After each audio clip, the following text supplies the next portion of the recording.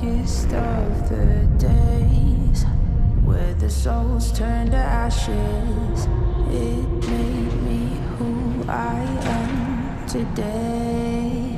I escaped from the latches of the shadows chasing me down. I'm not gonna run, I am standing my ground. Wherever I go, fear does not follow, even when the storm hits and hell is abound.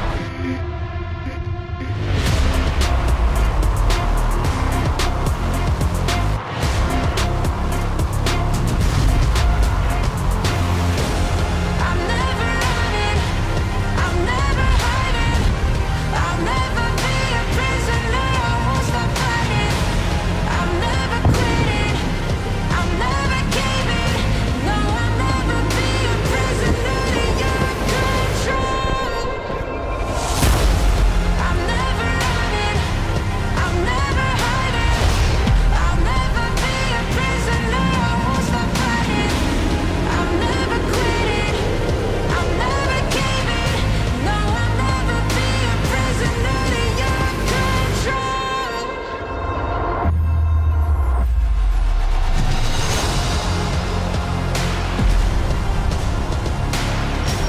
I'll never be a prisoner, I won't stop fighting. I'm never quitting, I'm never caving, no, I'll never be a prisoner to your control.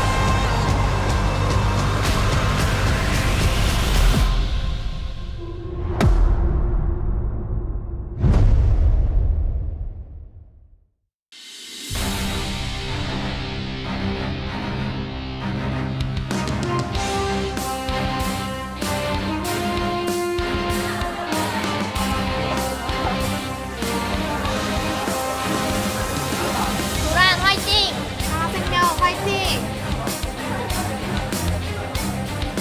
하나생명 화이팅! 하나생명 화이팅! 우리요 파이팅!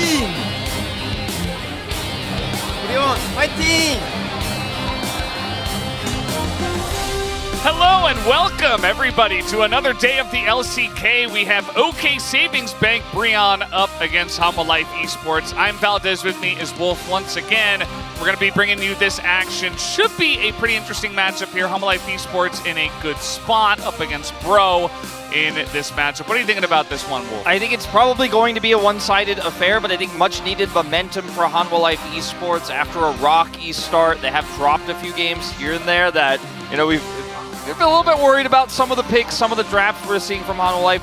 For Bro, it's just all around this team is struggling right now, and at least to a certain extent, you could take this series as a learning experience. If they take an upset win, because Hanwha has dropped a lot of games so far this season, it would be massive for them. As you can see, Bro have also won 2 games. So even though they went 0-2, they actually won a game.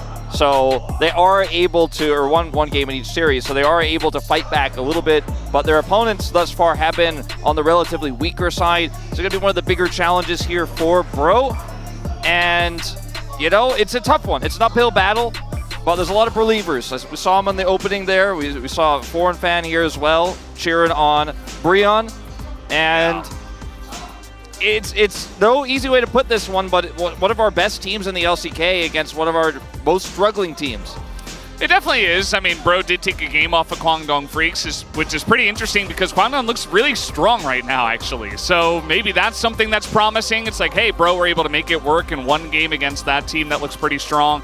On the opposite side, Humble Life Esports, they did drop to D+ Kia, but they did look very strong, D+ in that first match, and it was the first match of the entire season, so maybe getting some of the jitters out, maybe Humble Life Esports not playing their biggest and best game. We do have the reunion after almost an entire year, the matchup between Youngjae and Peanut. Yeah, Youngjae playing under Peanut when Peanut was Genji jungler back in 2022, so exciting to see them match up against each other. I think Youngjae's a player we've always watched cautiously with optimism, now loaned to Bro, so we can get done today. As Envy is starting here, we'll see if he plays the entire series because we have seen swaps between him and Samver quite heavily so far this season. Up against Viper, And as long as Viper's not playing Vayne, he's Yeah. had pretty strong performances himself when he's given the resources.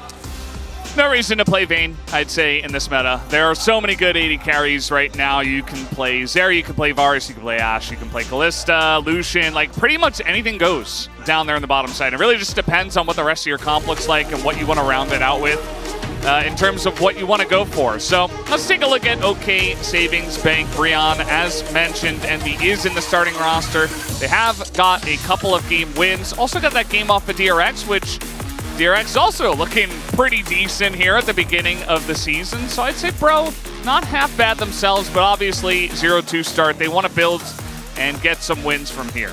Yeah, it's been in the eye test where we've been the most disappointed with this roster. You know, despite the wins, just hasn't looked that coordinated, but it's still early days in the season. Youngjae is back. They had to play with Doive last time around because of the lone rule. So it's the main roster this time. Samber on the bench, but I think playing to Envy's strengths is something they haven't really done that much this season, despite both Lucian and Zeri still being very meta. The Varus as well, being very meta that he hasn't played yet this season. This guy is going to the Army in 3 days. He came to watch Bro's first win. We'll hope they can get it for him today. Otherwise, he's going to be in the Army and not going to see one. Here's HLE Esports on the opposite side. Definitely highly ranked in our minds right now. Obviously, they started off with a 1-1 scoreline, but we're expecting bigger and better things from this roster. Yeah, definitely. I think Delight has had some rough ones, you know, compared to where his normal level is, which is top 3 in the LCK at worst, oftentimes. So I think he has to shore up that consistency, and this team can look great. Doran also has had a few misses in the top lane, let's say some weaker performances from him, but it's very common for Doran early in the season to kind of slowly ramp up. So looking forward to seeing what he's going to bring to the table here. Morgan versus Doran will be the key player matchup here. As you can see, Morgan has done a lot for his team, but at the end of the day, you know, you can't play around top as much as you can play around bottom side, and that's what I'm most concerned for here for the side of Bro, is that you're matched up against Viper, right, and Delight, and that's, I think, the biggest hole that we have. Depending on the matchup, the mid lane as well, where Zeka can absolutely get a huge edge too. Yeah, it does feel like a Zeka meta, although there is Corki in the meta as well. The Tristana is pretty big as well, has a nice win rate here on the new patch, and yeah, I mean, first damage percent for a top laner is kind of interesting. I mean, Morgan definitely can play the Renekton, he can play the Skarner, stuff that does do a lot of damage, but at the same time, you kind of want the rest of the team to pull up that damage number to actually get some wins. Yeah, it means the bottom lane just isn't doing that much damage. It's really what that's a symptom. Now, Morgan has played half of his games of top on Rumble, so those numbers are going to be reflected in the Leandri's burn from all of those equalizers and stuff like that. So just want to contextualize these stats a little bit, but Karis also, again, that matchup into Zeka could be a tough one for him. He has had a rough year in general, and Zeka, even though Corki is a champion that historically hasn't been great on, after the rework, I feel like it's a very Zeka champion. You get to be a lane bully, you get to harass with your Gatling gun, and same with Tristana, right? So I feel like on both sides of that matchup, he's going to feel pretty comfortable into Karis. And it's sad to come into this matchup so down on Bro, but maybe they could change the narrative, you know, and make us Bro-leavers again, because I know there's a lot of Bro-leavers out there, but I'm not one of them at the moment. Yeah. Even if you don't think they're going to win today, it's still good to be a Bro-leaver as thank you, LCK. France loves you. Yeah. LCK loves you too. There you go. There you go. Edgar going to try to lead the squad here. I feel like the drafts so far from Bro they haven't been my favorite, I'd say, out of some of the teams that we have seen here in the LCK and some of the drafting we have seen on the first couple of patches for Summer. So we'll see if he can turn it around here, as Bro will be starting on blue side. Yeah, they will. They have the opportunity to set the tone here in this first game. We'll see if that Skarner handshake comes through. Rumble and Skarner taken away. If Tristana gets left up, because Karis has played 6 games, 5 of them are Tristana, 1 of them is Corki. So he's definitely staying to the meta to a T right now. Hasn't played any games of Talia just yet. Where's the Azir? Yeah, when's Karis going to play Azir again? That's what he plays. That is Karis. Well, you know, we all got a little bit bored of watching Karas this year, so now he's turned over in the lead. As the Rumble is taken away from Morgan. Like we mentioned, it's been his best champion this season and his most played. It does mean that you could just pick up Skarner. You know, like they don't have Rumble now to counterpick it, so there's no Rumble Skarner trade. The Vi is also going to be taken off the board, so it denies a red side Talia Vi combo if you do take that Skarner first. Yeah, and so now if they ban the Skarner, you get the Tristana. Unfortunately for Karas, they ban the Tristana, and it looks like Morgan's going to be picking up the Skarner, so can be a high impact pick, but I feel like I'm in the minority in this, but I feel like Skarner has been quietly not as strong as his ban presence indicates how he is. I think in the hands of a very strong top laner and in the hands of a winning team, he has a lot more agency than a team behind. Just doesn't always do as much. We'll see what Morgan can get done on this pick as the Sejuani Corki will go the way of Zeka. Now you don't have the vibe for Talia, but we could see something like Talia Viego here for the side of Bro. Going down the tier list a little bit in terms of the mid picks, if you're not grabbing that one, I mean, I think it's just too good of an opportunity to pass up, especially into Corki and the Damn, you know, I really wanted to... Oh, it's actually going to be Yone and Talia. So the Talia goes to the jungle, and Karas is playing Yone. I mean, we've seen him pop off on melee characters such as Akali, mainly just Akali, but the Yone coming out for him. We'll see if this is a big practice pick for him in this matchup. Yeah, it'll be definitely really interesting to see as the Kai'Sa is taken here. Now, Kai'Sa seems to be right now at its strongest when it's with Tristana, but can work well with Corki too with his burst damage because you just really want to blow somebody up. Problem is playing this pick into Yone and Skarner and Tristana actually is putting the game into hard mode for Viper. Saw a fantastic performance from Teddy just yesterday with some really cool moves with his E and supercharging his way out of dodge, but will protect the pick now as well. And Kalista ban in the bottom lane. And for the side of Bro, you know, the picks like Cassante, maybe Cannon, for example, could be where you wanted to look to keep the Skarner safe in the top side, but they're going to take away the Alistar instead, which indicates we might be trading for Relban. Yeah. I mean, the Alistar nowadays does seem pretty strong, not in the lane, but just in general, can cause a lot of trouble, and especially if you do want to play that Rel, as you were mentioning. So they're going to take that off the board. Delight is a fantastic Alistar player as well. Kai'Sa Alistar. It just seems like a pretty good ban. Leona's taken away, and the TF that was hovered also going to be taken off the board. TF, the ones I didn't mention in terms of dealing with the Skarner incredibly well. It makes a lot of sense to take that from Doran here. You know what could deal with it maybe is the Vayne. I mean, it's not I don't want to Zeus. see it. It's not Zeus, it's Doran, so I'm a little bit concerned about how that could all I just wanted to all tilt pan you, out. 'cause I Aatrox is another pick that's relatively fringe right now, but can be strong into this. Doran taking a deep sigh with this, and almost as if he's not excited about, you know, just eating a ton of rocks in the top lane on this pick and then hoping to have mid-game fights. But it works really well with the Kai'Sa and the Corki. And it's going to be a Zeri lock-in, it looks like, here for Envy. Finally, we're leaning into it. A player who's got great late game on a lot of scaling picks. It's been pretty decent on Ezreal as well. They'll get the Nautilus too, so no opportunity for the Nautilus into the Zeri here for Delight. A great rotation here for Bro in this draft that, for me, kind of saves it a little bit here. Yeah, I mean, honestly, I'm looking at this Bro draft, and I like what I see pretty much across the board, especially if you remove some of the nameplates. You know, I'm not sure how Yone on Karas is going to go, but in terms of just the champions themselves, I am getting pretty excited about that, whereas we do have the Rel coming out here in response. But I really liked that Zeri Nautilus rotation there because obviously you denied the Nautilus from the side of Humble Life Esports, and it's just a top-tier pick in the support role right now. It's so good into Corki, it's so good into Kai'Sa. The point-and-click lockdown on these champions guarantees that even if Kai'Sa tries to supercharge away, you're going to be able to follow up on her. And the Talia here, I think, has a big role to play for OK Savings Bank Breon. If the clear is done quickly, if we could see Young Jay make an impact early in these solo lanes in particular, you know, Weaver's Wall is going to be quite impactful. You can set up a lot of stuff with Skarner with that, where you could push into the wall, set up an Impale. If the Weaver's Wall is placed correctly, it's definitely a high potential draft here for Bro. I think there's not really much we can criticize in terms of how Bro set this one up. It's all going to be about execution, and sometimes the better draft doesn't win League of Legends here in the LCK. Sometimes it's just about the better play on the day, but I think they have the right tools, Valdez.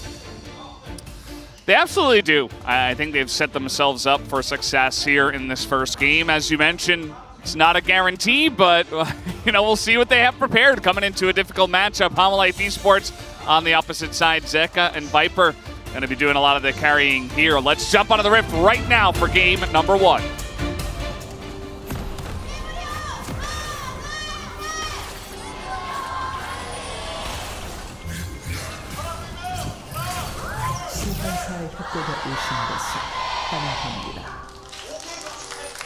All right. Okay, Savings Bank Breon up against HLE Esports. And we've already seen some of our top teams struggle a bit in the first couple of weeks. We did have KT currently on 0-3. Not really what we expected. Also, HLE Esports, another one of the teams, they dropped to DK, and they also dropped some games where they probably should not have. DRX. Yeah. Vayne bot. Yeah. DRX. T1 kind of got smacked down by Gen G as well. I mean, that's kind of to be expected just with Gen G's form, but also if you're a T1 fan, it's like, wow, this team is supposed to be one of the best, one of the top 2 at least, but it wasn't much of a contest. So it's been kind of a tumultuous back and forth couple of weeks so far for our top teams that aren't Gen G. Yeah, I mean, Gen G is the only one that looks perfect right now, basically. Everyone else has still got some growing pains here in this early part of the season. I said it yesterday, which was quite bold to say, but I think it's true. Like, we have a clear bottom 4, and then the top 6 is a lot of movement potentially there. We'll see if KT can bounce back because they had a tough strength of schedule. They might not belong in that top or in that bottom 4, but right now that's where they're sitting, and the performances have not been inspiring, to say the least. We do have double cut downs here for the Kai'Sa and the Corki, which will help a lot against this Skarner. I like the rune choices. I'm sure Ox will be pleased with that as well. As here's the level 1 between Delight and Palu, just looking at each other. Yeah. We actually saw Leaper playing the Zeri recently into Jiu, who was playing the Kai'Sa, and he took a couple of rough trades. So speaking of which, we do have a level 2 trade here. Palu getting in there, but he is Nautilus with Aftershock, just procs that, backs away. But yeah, it can be a little bit dangerous if Envy is left in a 1v1 versus Viper, but otherwise we do know what the potential of this Zeri is to carry late game team fights. Yeah, a lot of it can depend on, if you're set up to get the Plasma. If you can isolate the Zeri and there's no help whatsoever, usually the Kai'Sa will win, assuming the Zeri isn't massively ahead, but we saw some miscalculation, as you mentioned in that last Kai'Sa-Zeri matchup in the bottom lane. Saw, for example, Teddy punish a Zeri 1v1 in a team fight yesterday as well when the positioning was bad. Yeah, kind of getting a little bit too far away from his teammates, as that's not the trade you want. I don't know what's going on right now with Envy and Palu. I mean, these guys are top-notch players, but Envy's missing CS that should be very just taken for granted, and Palu kind of a weird hook there. Maybe just a little bit nervous here at the beginning of this one going up against Viper and Delight, but these guys are better than what I'm seeing in the beginning of this matchup. Fortunately for Young Jay, his lane is pretty pushed up. Now, can look for a shove into the wall into a flip with the seismic shove, but Peanut is also here, so... And now he's used his shove. Peanut not going to be able to steal anything here. Yeah, and they are going to see him, and I think he's just going to go straight to the bottom scuttle. And Young is just going to get an earlier reset. So some sneaky maneuvers in the top lane, but it doesn't amount to too much. A lot of vision up there for the side of Breon, as we now see Young Jay head bottom. Karis is trying to use his shield here to do anything he can back to Zeka, but Zeka is kind of wrecking him right now. The early levels could be very difficult for a melee champion to play into Corki, especially one like Yone that doesn't have that many base resistances. I get shredded. Even on this slightly nerfed version of Gatling Gun, it's really tough. The wave's always going to be pushing against you as well, so difficult to trade. And Zeka has fleet footwork, so he's just proccing that non-stop, harassing Karas now as he tries to hit these minions under turret. Saw BDD play this matchup really well, despite falling behind, and was able to get Yone back in to the thick of things and was able to maintain CS parity while losing lane. We'll see if Karas can do the same. Yeah, he was doing a good job of CSing under turret there, actually. I mean, you can take a big beating, but you do have the teleport for a reason, and eventually he will push this out, and he got the majority of the CS, so not going to be too far behind. Karis so far doing a pretty good job outside of that, but that's okay. Unfortunate timing, but, you know, nobody's perfect. And it does look like Envy's going to get a nice push in here as well. Viper did go for a back, so we'll see if Delight can hold on to this, though. If he can hold on to this, it should still be Viper in a heavy lead. That was really well played, using the crash down to grab shield to block some of that damage from both Envy and the minions, and then looking for the follow-up there as well on the Zeri, denying that, so he can actually save the minions for the most part. So clean from Delight there, and we'll give Viper the continued CS advantage. Paulo tried to hook the wall to catch up to Youngjae, did not hit the wall.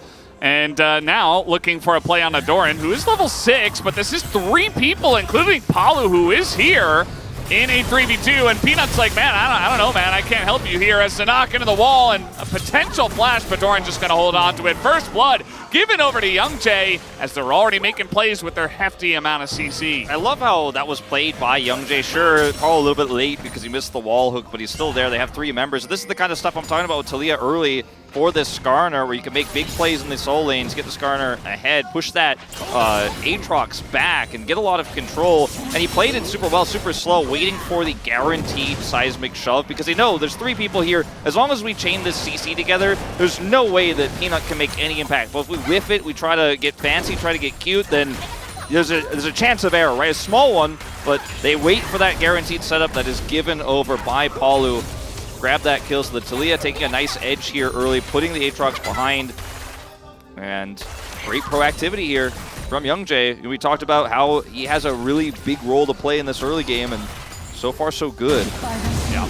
Also, on the opposite side of the map, we did see Viper and Delight able to push in and pick up a plate, and still Viper's ahead by 12 CS down there in the bottom side. So HLE Esports, they do lose against the First Blood, but they pick up some wins for their bottom lane as well. It'll be very nice for them if Viper can get ahead, hit some of those item spikes early, and be more of an impact than Envy will be in some of these early team fights, especially with Palu sacrificing a lot to come up here to the top side. Yeah. Youngjae literally just walking past the sweet spot, waits for the root to come through from Palu before he goes for the seismic shove, then Morgan pushes him into the wall. Very systematically done here from Bro.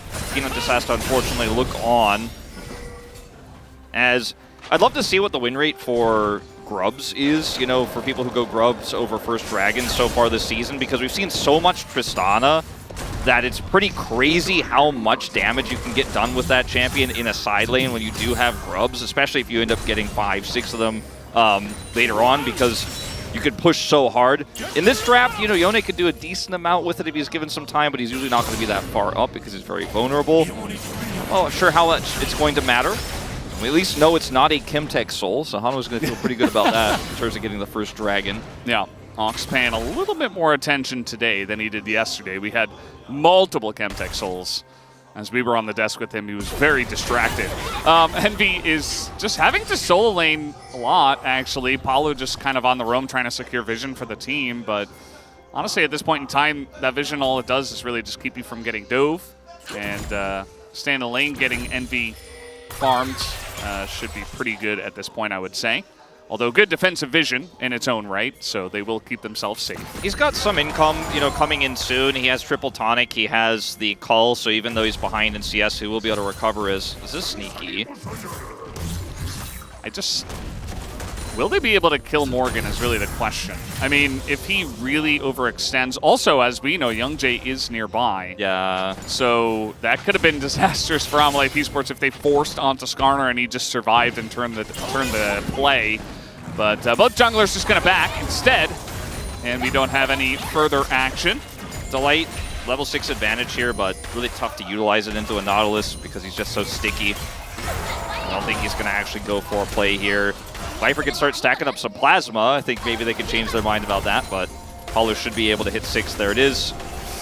Yeah, he is going to hit level 6, but now he knows he might be in a bit of trouble. The wombo combo comes in, and Palu will go down, and it will be a flash out of Viper just to get away, as Envy trying to go 1v3 here, but takes some damage from Peanut to push him back, and that will just be a straight-up kill going to HLE Esports. really good push vision control going to Hanwha there, knowing there was no way to identify that Peanut was there.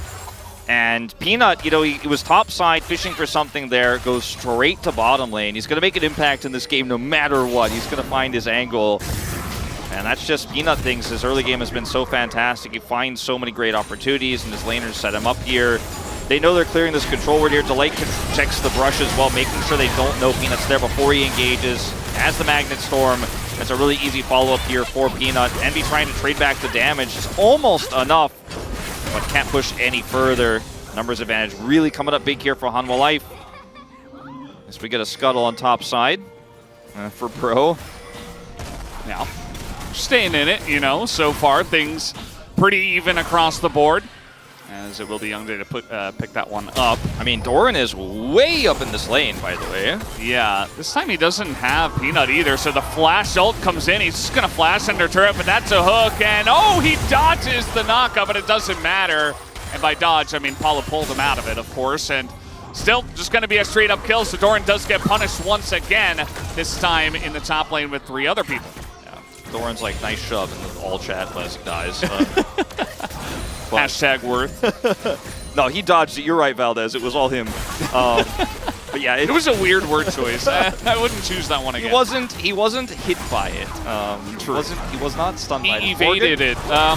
Yeah, this hail and flash. This is Skarner, but there's just way too much CC and damage. I mean, even with Peanut at this point in the game, able to burst through Skarner, who doesn't have many items at this point in time. So a nice dive from Hanwha Life Esports as well. No, I think this is definitely still favoring Bro, because Zeri's getting plates here on the top side, and you know she's able to pick up a kill. And okay, hold up. Well, yeah, he's just gonna have to flash. Now they do want to dive him again. Yeah, I mean, this is still good for Bro. I mean, Doran doesn't have ult. He doesn't have flash. That's another route coming in, and this time he is not going to evade that knockup, but nope, it's not going to matter. The passive doesn't keep him alive, and once again, Youngjae picks up another kill. So, I mean, Peanut showed bottom. They knew the timing of when he was going to be there. Skarner buys a decent amount of time. Like, right now, he's got bombies, plated steel caps, and he had a tier lead. I think he had that cloth armor when he was dove bottom side. But Envy's getting plates. He got a kill as Zeri. He's got that call about to cash in. Doran can't farm, is killed now a 3rd time. And Bro, it's only a 1,000 gold lead here, but 2 kills for the Talia, a kill for Envy. This is really favoring them right now in terms of what they got. On the bottom side, a few plates going over doesn't mean so much. As we'll watch this again. Doran way too far up in the lane, gets slowed by Extendo Beam, and that's, you know, weirdly enough, kind of the difference maker here because it allows Paulo to flash for the ult, then hits the hook here. Seismic Shove not connected, doesn't matter because they have the damage. And down here, obviously, they cross-map, and I think as Youngjae is doing the grubs during this, he realizes, like, okay, they're probably going to back. Peanut is not going to come straight top, right? He does, but it takes him so long. The timing here works out, so Youngjae is able to get more value top side, get that kill there before Peanut can show up. Yeah. It's also just showcasing the value of Talia and Nautilus. Like, you can't do this with every combo, but it's just so reliable. Like, you really can't mess that up, right? Like, yeah. If you have to hit a skill shot or you're like in Italy, you're throwing a spear and it misses, and you're like, oh, okay, well, we zoned him off. But this is just like, no, I just auto-attacked him, and then I hooked him. Like, he cannot move. And they're just able to utilize it once again. As now Youngjae is in a lot of trouble. He doesn't have flash, just gonna get isolated. Palu just throws in the ult as Carr is trying to ult onto Viper as well, but I think he's about to be turned onto by the rest of the team here. He's trying to take a Viper, and he will actually. And now Envy maybe trying to get something going. Palu trying to frontline for him. Some low health bars here on the side of Hanwha Life Esports, but Envy all alone, not sure. I mean, he's really going to try to push this one. The cleanse coming in, and he's just going to die. Triple kill over to Zeka by the end of it all. And I respect the hustle from Envy, but it's definitely a huge backfire here as now Corki has 3 kills, and every advantage you had moments before was just washed away, meaningless, nothing, as Zeka was already about to hit, you know, first item here, strong mid-game spike.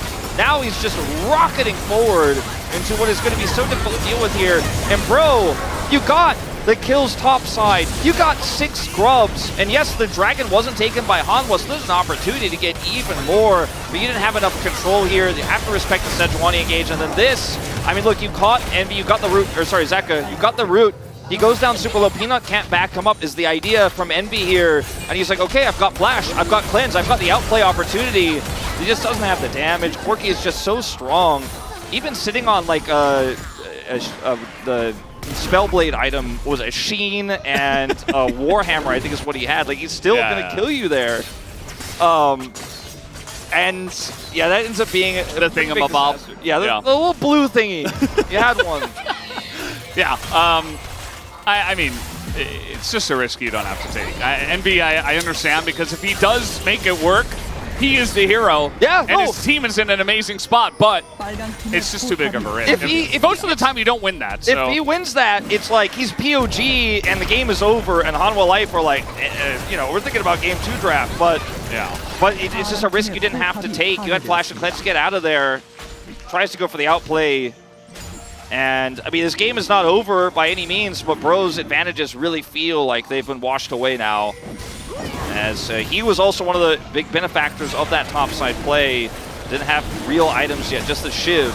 It's not really a huge power spike for Zeri. It is in terms of what you could do with the Prio on the map. But sadly, big backfire there is Ocean Soul. Ocean Soul. And Morgan's going to get a turret with the 6 grubs. So that's something. He's going to be tankier than he was last time they dove him. He might hit that first item in just a moment. So Hanwha Life Esports probably going to be pretty disappointed with the Ocean Soul, but at the same time, just happy to pick up that soul and just utilize your very fed Corki in this mid game before it does get to a later stage of the game, I would say. Yeah. I mean, like some drafts, we talked about the tools that Bro have. Like you mentioned how simple it is. The CC is, we're going to talk about this later. Well, they're going to do it again, but this time it's on Sejuani. And Peanut, you know, he hasn't died in this game, so he's very well fed. And he does have already the Zeeks and a Giant's Belt. So even with like full combo into a Sejuani, you're not going to do much. Yeah. So they just back off of that one. He's got Aftershock as well. It's really difficult to kill him. But, you know, like, the Nidalee we've talked so much about the last week and a half here at the LCK, that's a tool in your draft that's like a chisel. You give somebody a chisel doesn't mean they can make a sculpture, right? This one for Bro is like a compass. Like, even Bro can draw a perfect circle with this draft. And so far, they made some really good choices with this draft, right? The topside plays, punishing Doran repeatedly, was so clean, was so good, was exactly what they needed. And now trying to set that up again on the Peanut, less successful, but I think that those tools will still work as this game goes on. And as Zeri gets larger, if you end up killing Doran or Peanut first, or even Delight, if he's trying to look for an engage and you shove him back and blow him up, then the Zeri just becomes all the more strong in a 5v4 fight with half of that front line down. So Hanwha Life need to play really respectfully, even with this massive Corki now. Well, as you say that, they're trying to set something up, and this bottom lane turret is quite low. Peanut level 11 at this point in time as well, and Palu is 2 levels behind. He's just going to be isolated, throws the ult in, and he does buy a lot of time for the team. Peanut does get chunked out. The ult sent in, and they take out the Sejuani. It's a trade, and that's a good one for Bro. Envy, you know he wants to pull the trigger once again. He wants to get in there. This time he's not 1v3. He's taking a lot of damage already, though, and Hanwha Life Esports are backing up. They are respecting this, but can they get away is really the question. The knockup comes in, and the CC chain is there once again for Bro. It's just so simple. You hit one, you hit them all. And that is the way that Bro is now back in the driver's seat a little bit in this game. 2 kills, the better trade for them. And a lot of this setup by Karis, who's just on the chase there. To go back to the initial setup here on this fight, of course, there's no Skarner here initially on this play. Has to teleport in, so it looks like a great call here from Hanwha Life. Peanut goes super low, is just barely caught by Karis. Now that the Skarner is here, you got to hightail it out. The Weaver's Wall going to buy some, or get some space here for Bro, help slow the retreat. So then Doran slowed here, and here it comes again. Karis is like, oh, I got it. Lines it up so well. And unfortunately for Doran, this Aatrox isn't really hitting in this one. Went for the Eclipse build, the standard that we've seen on this patch, but he's 0-4, he's very squishy. He doesn't have Aftershock. Yeah. He doesn't have Gore Drinker. It's not that world, Valdez. We're not living in that Aatrox world anymore. Yeah, and you can see where Bro made the trade. They proactively traded some of their bot lane prio by sending the Nautilus up to the top lane very early just to make sure that Aatrox was not a factor in this game. And unfortunately for them, the Corki and the Kaisa are huge factors in this game.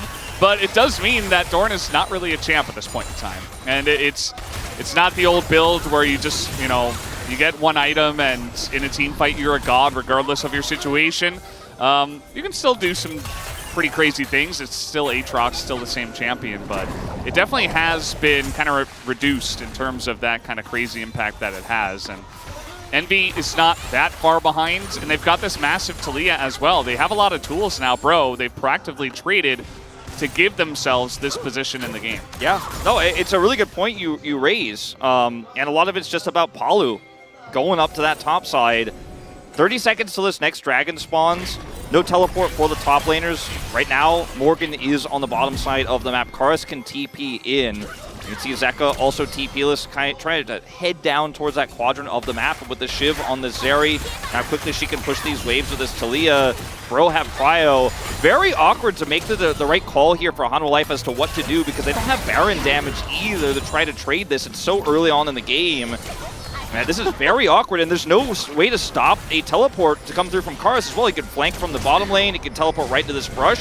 Hanwha have no control whatsoever, and they're walking into that Compass, the perfect CC setup. Oh boy, Morgan gonna flash that one and nearly hits Palu, and meanwhile, they're trying to force a fight because Karis isn't here right now. They're not really gonna force it. I mean, they do get the dragon, but they are gonna lose this top inner with those 6 scrubs you mentioned earlier. So Karis is getting some gold, and now Bro trying to set up some vision around this Baron.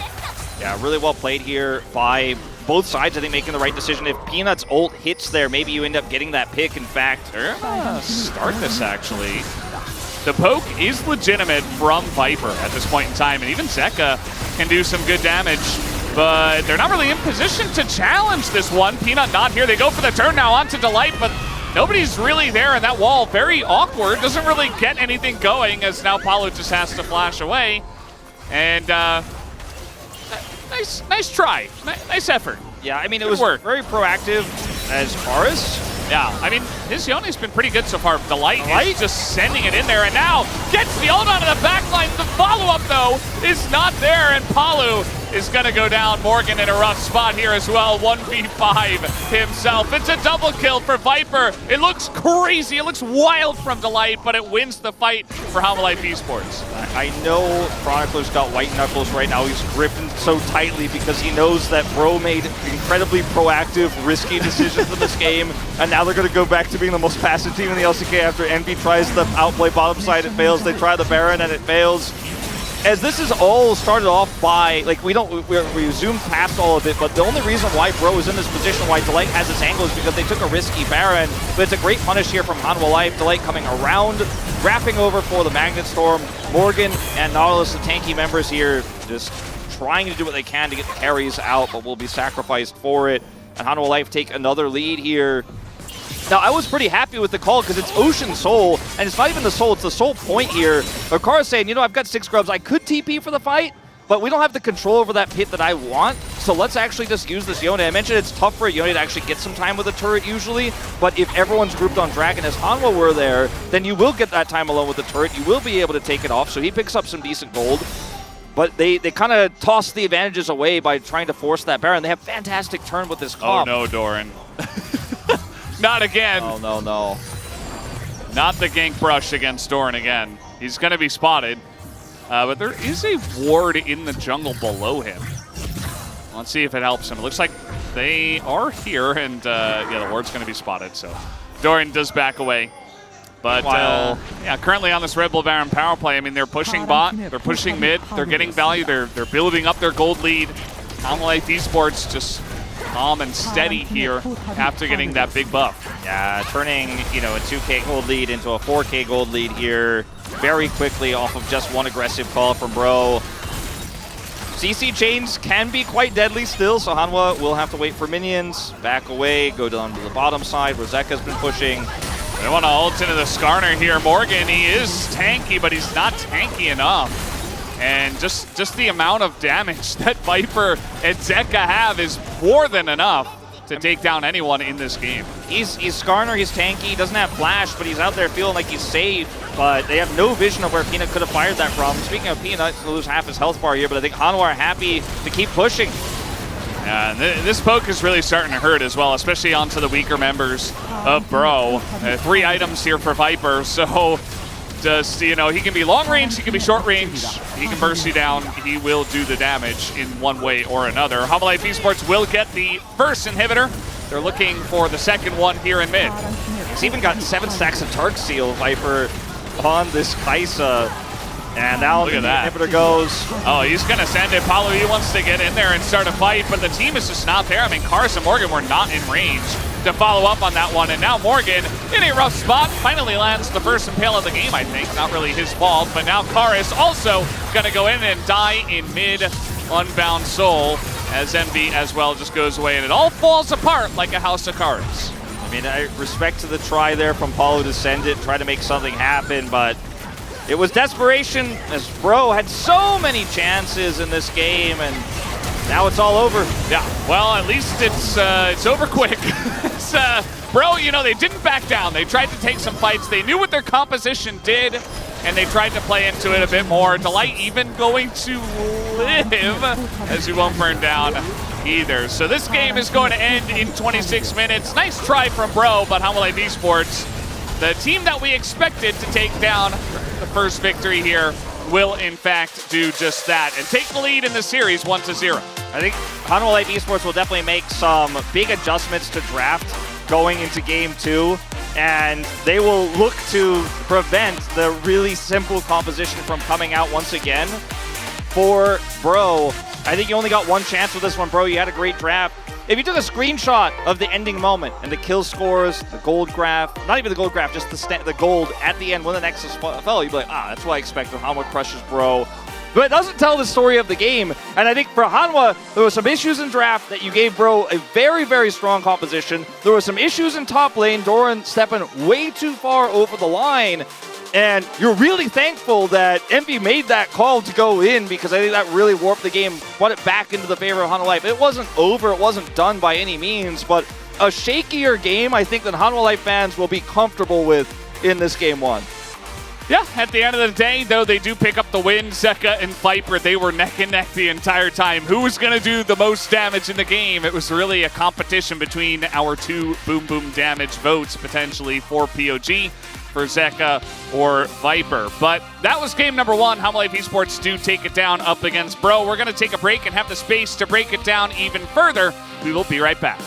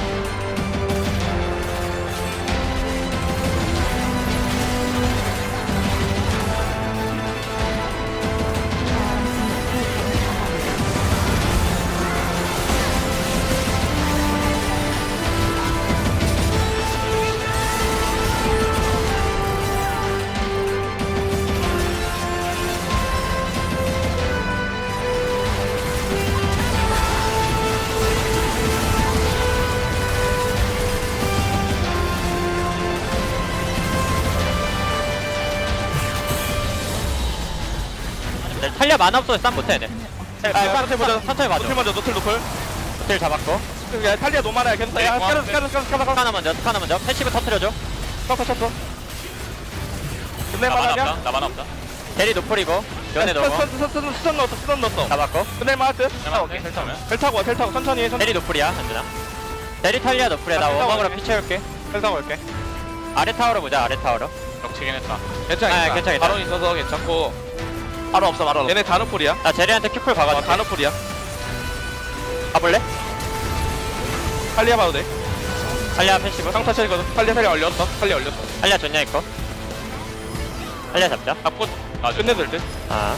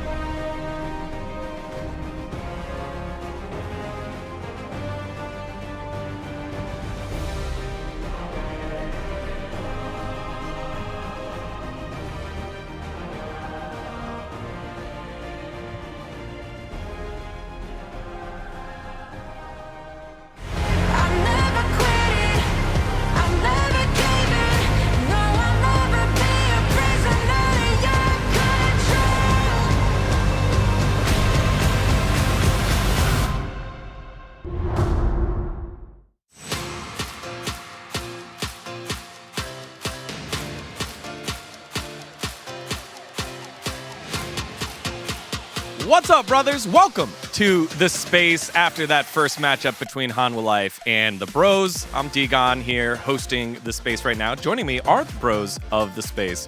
It's Ox and Chronicler. Game 1 definitively heading on over to Hanwha Life. And that was despite a draft Exodia. That was despite a pretty straightforward comp. What did you make of it?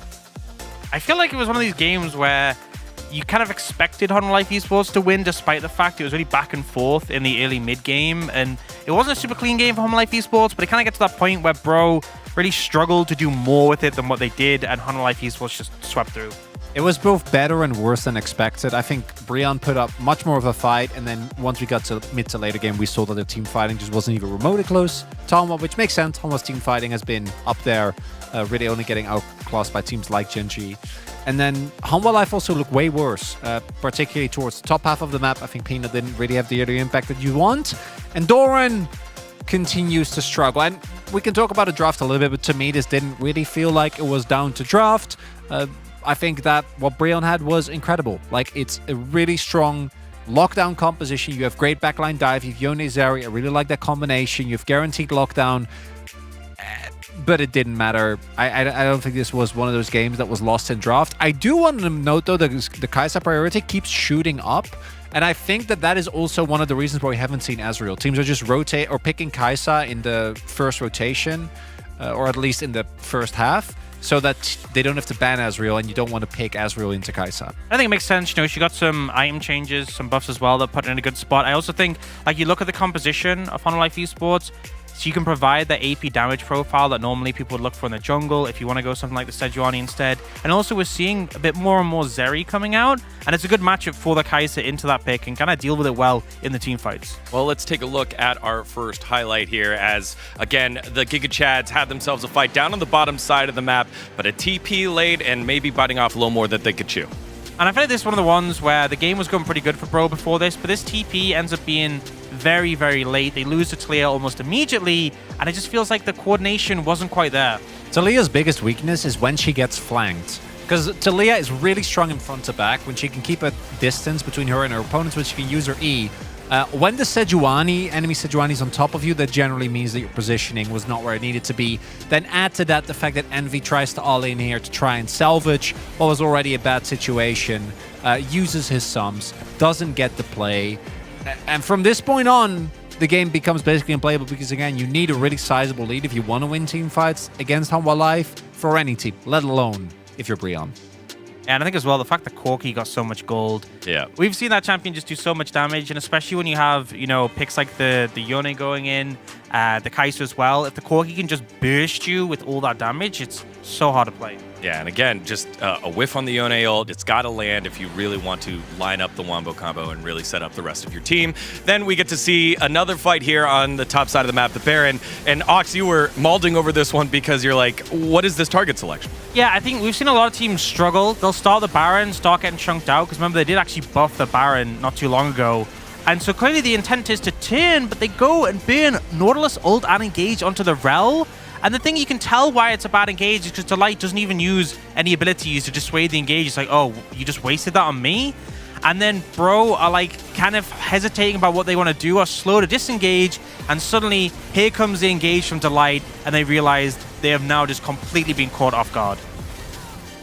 One of the big issues that Brion have as well is that normally if you keep continuing like this, eventually we're going to look down to challengers. Maybe you want to call up some people. We've seen Frog, for example, coming in. Actually, he's done wonders for DRX as a team.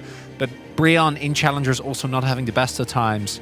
But I feel like if we keep continuing this way where they get some leads but they're just not able to close it out, eventually that's what they're going to have to look towards. All right, well, let's take a look at the player of the game for this first match here on Hanwha. Multiple ways to go, but it does go to support. It is support summer here in the LCK. Delight takes this one. 100% KP. We often see KP early, 100%.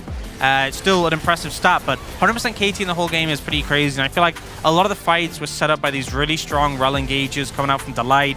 It felt like he had complete control of what he wanted to do. And honestly, Hanwha Life Esports hasn't looked too hot so far this season.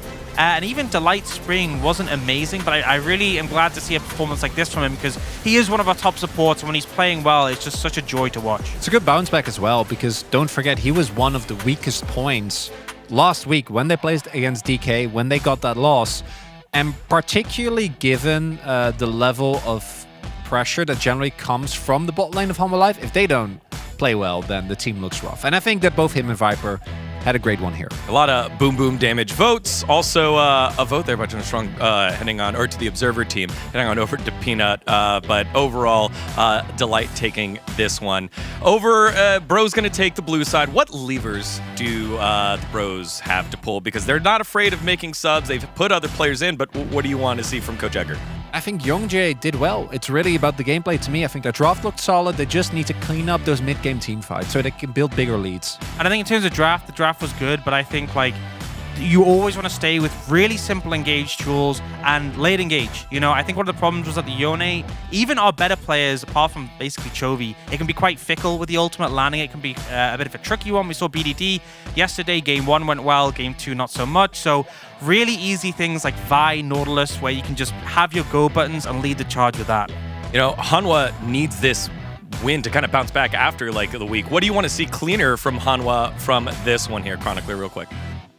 For Hanwha, it's going to be particularly Doran, right? You got to step it up. Can't be that much of a weak spot for your team. And Zeka, I think he did well after he got the early kill, so look to Mort for that. Okay, well, we'll be looking for both these things from both squads. To get into game number 2, let's send it over to the chiseled jaws of Valdez and Wolf.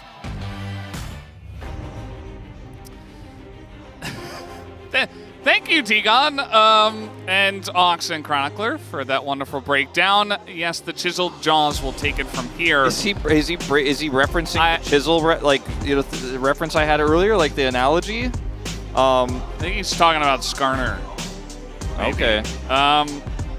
Yeah, so we're going to be going into game number 2. Bro, moving back to the blue side here.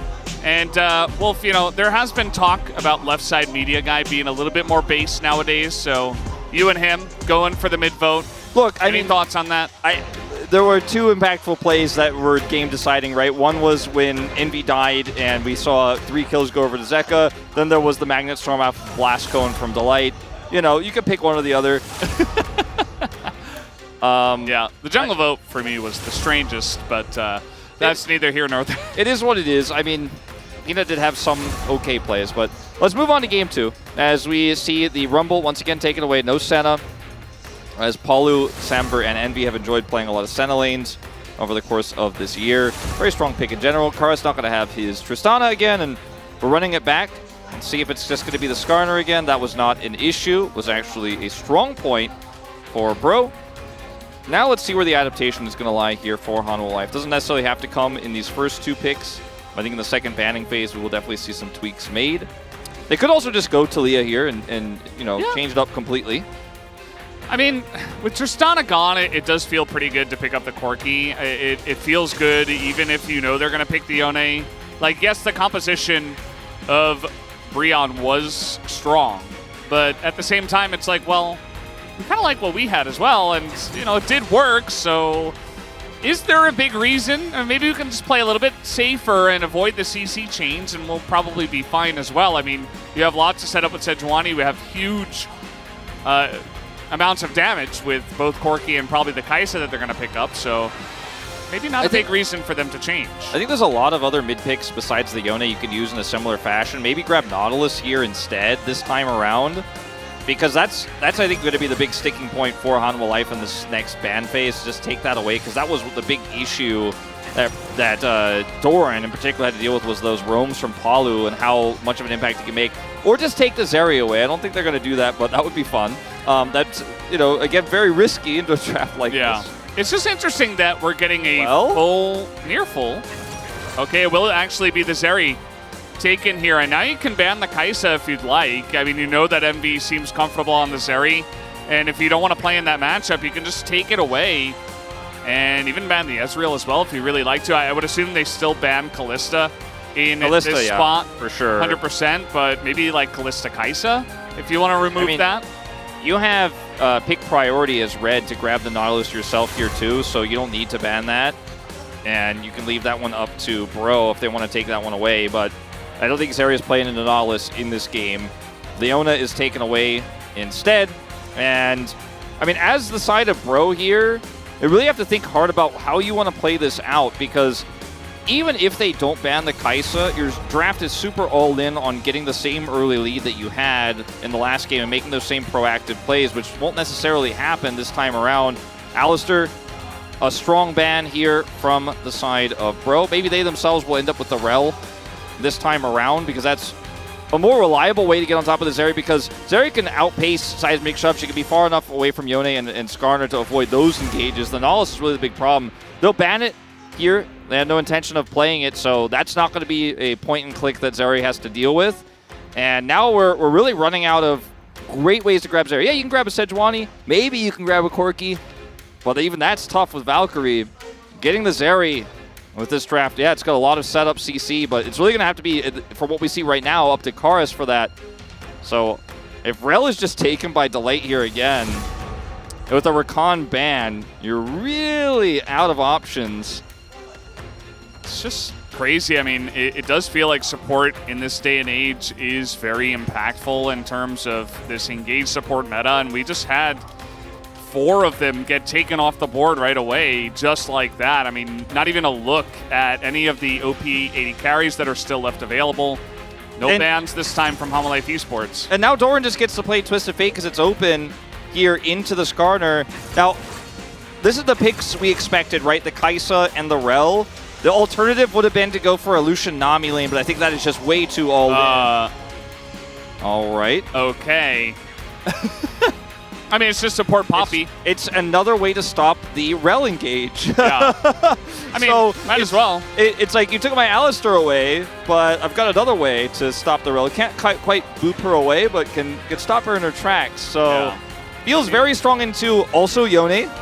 Pretty good at the Skarner. Yeah, I mean, realistically as well, like, it can fulfill a similar role to Alistair. Like, you don't need to stomp the lane, and I feel like she has, I'm not 100% sure on this, but I feel like she has a similar, maybe even better laning phase than the Alistair. And at the end of the day, you don't really need to farm. You just get the Warmogs, and then you just boot people away, and you press your W, and Rel tries to be a champion, and you just deny her from being a champion. Same with Yone. And so this draft here, I think these are the tweaks that we were saying, okay, what are the tweaks going to be? These are the tweaks that Hanwha have chosen going into this game too. And while I think in a lot of ways they ended up getting a similar level of draft to what they had in game 1, they've weakened significantly the ways in which, you know, specifically the enemy draft works out here for Bro. As some Bro leavers hoping, praying, because they got so close in game 1. And this draft, so much more all-in than the last. But will they even get the same leads is the real question. This draft here for Hanwha Life scales so incredibly well. This draft, this one looks much better, actually. Let's jump out of the rift for game number 2.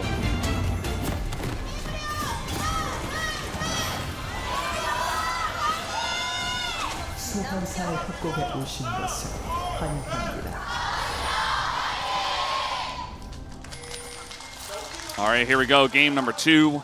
Homolife Esports, they deny the Nautilus. They just ban it away. The comp doesn't have this area anymore either. And now they're trying to punish Morgan at level 1. Doesn't look like they're going to be able to do that. So they're just going to back. Yeah, it should be fine. But it was interesting, you know, Chronicler talked about it. We talked about, you know, how the draft was nice for Bro, but at the end of the day, the drafts didn't really matter just because, you know, Bro got some leads and they made their draft work, but at the end of the day, it just came down to not being able to execute in the mid game and in team fights. That was really the only reason why they lost. So now we've got similar drafts, but it feels like Homolife Esports got some extra wins. The missing piece here is the Nautilus, right? That's the big change for Bro. Because obviously they had Zeri in the last game, and that could be incredibly strong when we get to later parts. But Kai'Sa, you know, arguably could have even been an upgrade for how Bro's draft worked last game around with all that CC. But now you don't have the ability to point-and-click lock down the enemy AD carry, and you don't have the ability to lock down this Corki, who's also very mobile with his Valkyrie. So both Zeri going over walls and dashing away is a problem for you. The Valkyrie is a problem for you. And Peanut, once again, Aftershock, right? So you have this Poppy, Aftershock. We'll have Warmogs, you mentioned. Poppy loves to go low on health and go back full to health.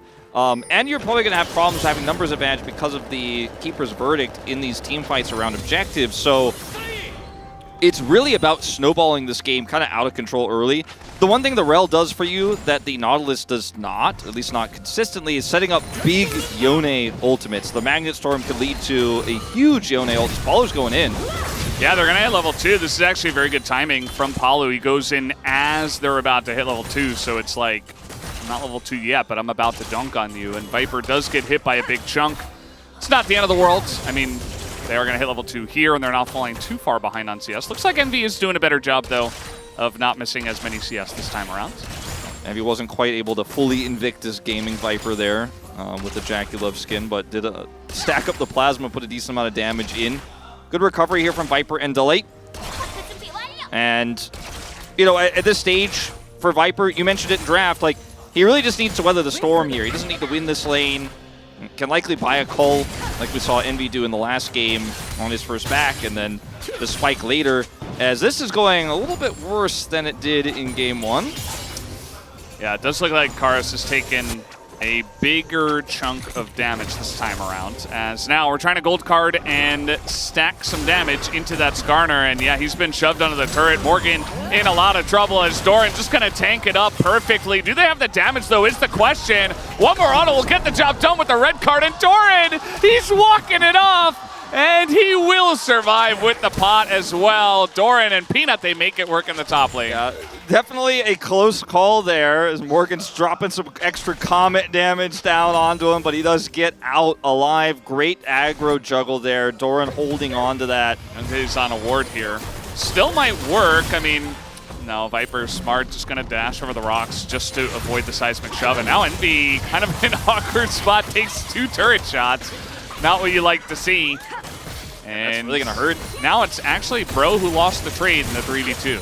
Yeah, that's really rough. Great play from Delight there as the mini waves thinned out, making him take those 2 extra turret shots by shoving him into the wall. Palu also losing half his health bar here, and that's going to be the end of that. So big reprieve here now for Viper, who can very comfortably CS this wave. Will find himself still, you know, a whole wave down on farm over Envy, but they got the successful play topside. Doran gets the kill, not Peanut, so very good here for Hanwha Life in this early game. We'll go back to this play once again as Doran, gold card, sets it up here, ghosts in, and holds the aggro here, steps onto the edge of it to drop it at the right moment. Peanut holds it here as they juggle. He gets the last auto, is not able to get turret aggro, so gets away, or avoids taking turret aggro there one more time as Peanut was holding it.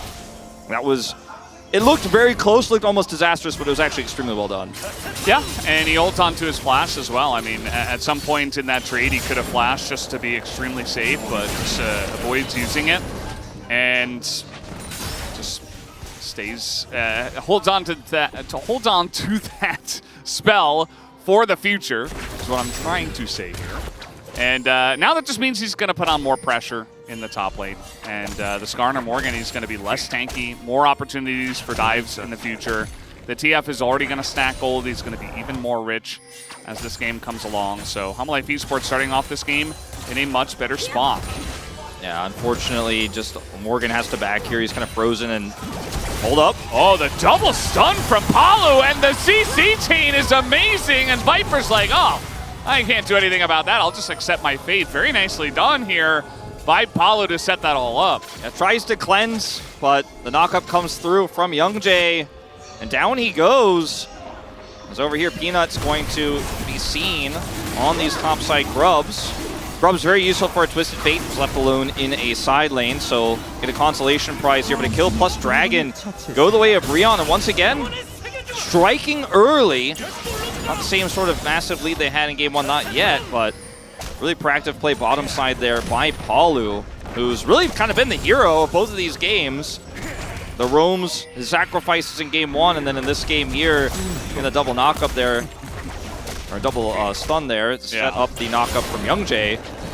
Karis is actually in a bit of trouble here as the Q could land. He's going to dodge that. Now the follow-up well comes in from Karis. He is eating a lot of minion damage, but still going to feel pretty good about that one as the Talia denied by the Poppy support.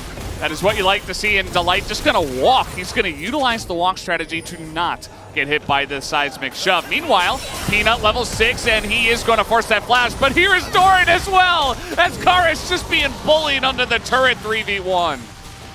And with how good Hanwha are juggling these turret aggros, it's just really easy to outnumber and focus down one lonely solo laner as Envy. And he's just kind of hanging out here 1v2. Thought he was safe, has to cleanse a slow just to try to get away. And now he doesn't get the farm under the turret. I mean, if it did get pushed in, there was a pretty good chance he would have to back away anyway, but that's not a good look either. And that's another plate over to Viper and Delight. Yeah, it's a cannon wave, so he ends up losing a plate here too. Really awkward stuff. We'll go back to celebrating Envy and Paulo though for a moment here. As he pings the Zeri, they line up for him for the double stun, calling for the Zeri. The instant pings on the Poppy flash there as well. Over here, good flash from Karis, but with a Twisted Fate gold card already preset here, there was nothing he could do. Peanut's holding the aggro the whole way through, and unfortunately those earlier trades really paying off for Zeka. Ooh, as they are trying to turn this one onto the light, but that is a level 6 Zeri who is going to force them back as Youngjae is here again as he is trying to punish onto Delight as the ult will come out, but he has already taken too much damage. And that one will go the way of Envy as well. So actually a pretty big win for Bro as they take down the Light and give Envy a second kill. Yeah, and I mean, the Poppy, the ultimate here isn't as useful as a lot of other support ultimates. It's shutting down these big dives. You know, you need some time to really knock people away, and it's just otherwise going to be a small stun, small knock up there from the Keeper's Verdict when these kind of plays come through. And you can deny dashes, but otherwise it feels like Delight's kind of been a ragdoll in this bottom lane this early game here, has plated steel caps only for now. And that's another kill going the way of Envy, who's been, you know, struggling in the lane, but finally baiting this opportunity out. Youngjae has made a huge impact in this game. Yeah, he definitely has, and I think he's decided, okay, well, we're not going to play around killing TF because that's going to be a nightmare. So let's just play around the rel. We don't have to bring the rel up to the top lane. I could just play around the rel in the bottom lane, and it's Delight that actually tries to set this up. Yeah, he denies a crash down with his steadfast presence, and then they keep pushing forward here.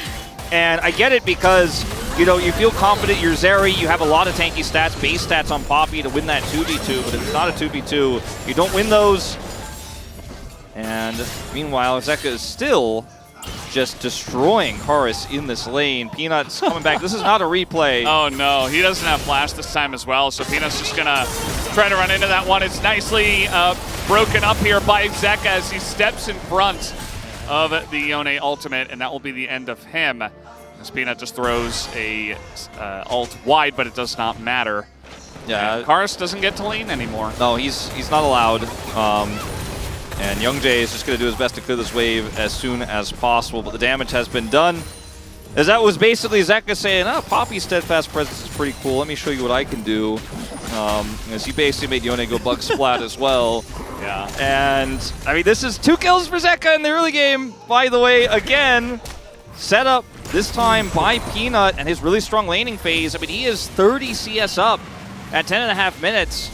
Karis is not going to be a factor in this game, very likely. He's an ult button alone. And when you're this far behind, I mean, you just kind of go in and die if you're going to try to commit to the Q3 as well. And so all of the eggs are in the Envy basket right now. Palu can set up the Yone maybe, but Hanwha Life in such a favorable position. And you can see, even though it's 2 kills to 3, and Bro made some really proactive plays, Twisted Fate gold is adding up, and it's a 3,000 gold lead still here for Hanwha as the second Drake spawns. Yeah, it's pretty gigantic. I mean, at this point, as you mentioned, like, Envy is the only guy who's got gold on your team. Your Skarner's not tanky. Your Talia isn't stacking kills like she did in Game 1. And speaking of which, Skarner ain't tanky, and the entire team's up here once again. Morgan is going to try to flash away as Viper is tanking the turret. The Impale comes in, and Doran actually will go down, so Lord Morgan, amongst all those things, will be able to trade a 1-for-1 in the dive. Yeah, on the other side of the map, they are going to be able to get a dragon here. And Karis might be able to pick up a little bit of plate gold since it is just him down here on the bottom lane. So ends up being kind of a big win here for Bro. I'd say big, small win, but definitely what could have been a pretty rough situation. They get a kill back on the Skarner, grab some plate gold, grab a dragon. It's Mountain Soul. So, you know, very strong for Skarner in particular. Poppy as well. Sejuani going to love that if they do end up picking it up. So significant that Bro have the 2 dragon lead in this game. Another wave going to crash here in mid. It's a lot of farm being lost for Genji in both bottom and top. See that gold lead thinned a few hundred by the exchange. As, yeah, this is just, once again, Doran holding aggro, and then steps back into Impale range. Definitely not really what you wanted to see there. It looks like Peanut, like, didn't attack him? So even though he was closer to the turret, Yeah. and I guess Viper was just, you know, one tick ahead on the damage and ends up taking turret aggro, so it makes everything pretty awkward. But if Peanut just goes in and Aftershock tanks the turret, then you just kill him and there's no issue. Yeah, really. and if Doran also takes a different path there and doesn't, you know, he looks for the damage but doesn't get into Impale range or flashes the Impale, there were a few things that could have gone better. Yeah, I think they just assumed they were just going to kill him. And the Scorpion would just lie down and accept it, but it wasn't going to happen. And it was a good play by Morgan to make things pretty interesting. As now trying to set something up on a Doran here, but there is a control ward that he just put down. He has learned from game one, and this time in control of the lane has to be a bit more careful of those ganks. Now, Delight here, somewhat of a predicament, but has flash and it's going to be fine. Celestial opposition on Poppy means that you can eat a pretty significant amount of damage as long as you're not chain CC'd through its duration. Then you have a problem, but he gets out no problem. As the next objective is going to be this Rift Herald spawning in 20 seconds, and I think Hanwha Life Esports, this might be their first real attempt at a straight-up team fight. The Corki about to have Triforce backing right now. Zeka to buy it, almost undoubtedly. There it is. Yeah, and he's just here in mid. It does look like with Palu showing up, Peanut's not going to commit. He throws an ult in just to be safe. And just says, I never mind. I'm sorry. I didn't want to fight that. This is going to get Just really kidding. awkward here for Bro if they really want to force the issue. Well, that's going to be an ult on Envy to get away, but that is a Kaisa. It doesn't matter, though. Palu's eating way too much damage, and he will flash to try to get away, but this is a Zeri after all. You're not getting away from that. So Viper picks up a free kill, and they will also pick up a free Rift Herald. It's the first big 5v5 potential fight of the game as Youngjae. No, flashing on him here as well, and really no hope for Youngjae in this one, as he's even going to get blue carded down. And you're not even worth my mana. Yeah, I'm getting my mana back to kill you. Thanks for the mana. It's just getting messy, Wolf. Yeah, well, I mean, so the last fight on Herald, Zeka, they should know he's got Triforce hitting at this point in time. It's going to be the first opportunity for Delight to get big ult value because it's going to be one of those group up fights. Zeka can teleport into the fight, and Zeka's like, they won't fight this, but if they do, I show up. They won't fight this. So he actually goes back to bottom lane after buying his Trinity Force. And then Delight's got this really cool flank angle, so they're kind of really, there's not much they could do here, like in general. Like they should not have been there. They didn't have any control whatsoever. And then the fact that Delight's able to just slip into the back line there and go, hey, what's up? Like, that's the disastrous setup. And then Youngjae's like greeting for a Scuttle Crab here. And to be fair, I don't think Edu Doran was anywhere near this, but just more salt on the wounds here for Breon as this game has fallen apart so quickly. Yeah. The issue is just like Youngjae, he just wants to try to catch up. He wants to be in a spot where he takes a risk and he gets some extra gold and, you know, sneaks that one away. You know, as a Taliyah player myself, I understand you burst that thing down so quickly you can smite it. It's like, okay, I'm just going to get this thing back off. But the issue is that if there's anybody there, you immediately get punished, and it's a way bigger issue than if you had just given it away and not gone for it. So definitely a bit of a rough spot there for Youngjae, but now it is Bro trying to set up for this first Mountain Drake. I think that Hanwha Life Esports will fight for this one, especially because they should feel very strong with 5,000 extra gold 16 minutes into the game. Yes, they are trying to engage here on Apollo, but that is just Delight for now. And when you see a Manamune with that few stacks, that's not because he's not stacking well, it's because he has too much money. Like, it just takes time for the tier to stack, and he's just got it so early. He's so big. And now Keeper's Verdict's back up as well for Delight. So Doran's just going to deny the Rift Herald. He's going to send it back. And it's still going to be killed. So no denial of the 25 gold on that one. Not sure about that. Maybe just took it and said, never mind. I don't want to send this into the turret. So it would definitely not have been the right call to go in. Definitely not.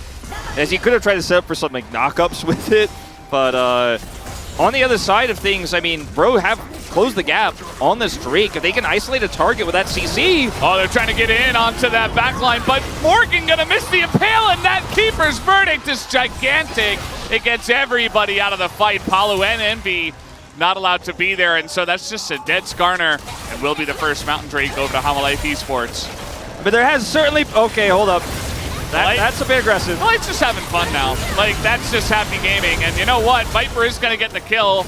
He does have to flash and cleanse for it. A very dirty way to pick up a kill and trade it with Delight's life, I suppose. Delight said, look, there's been too much bro activity in this game. I want some of that.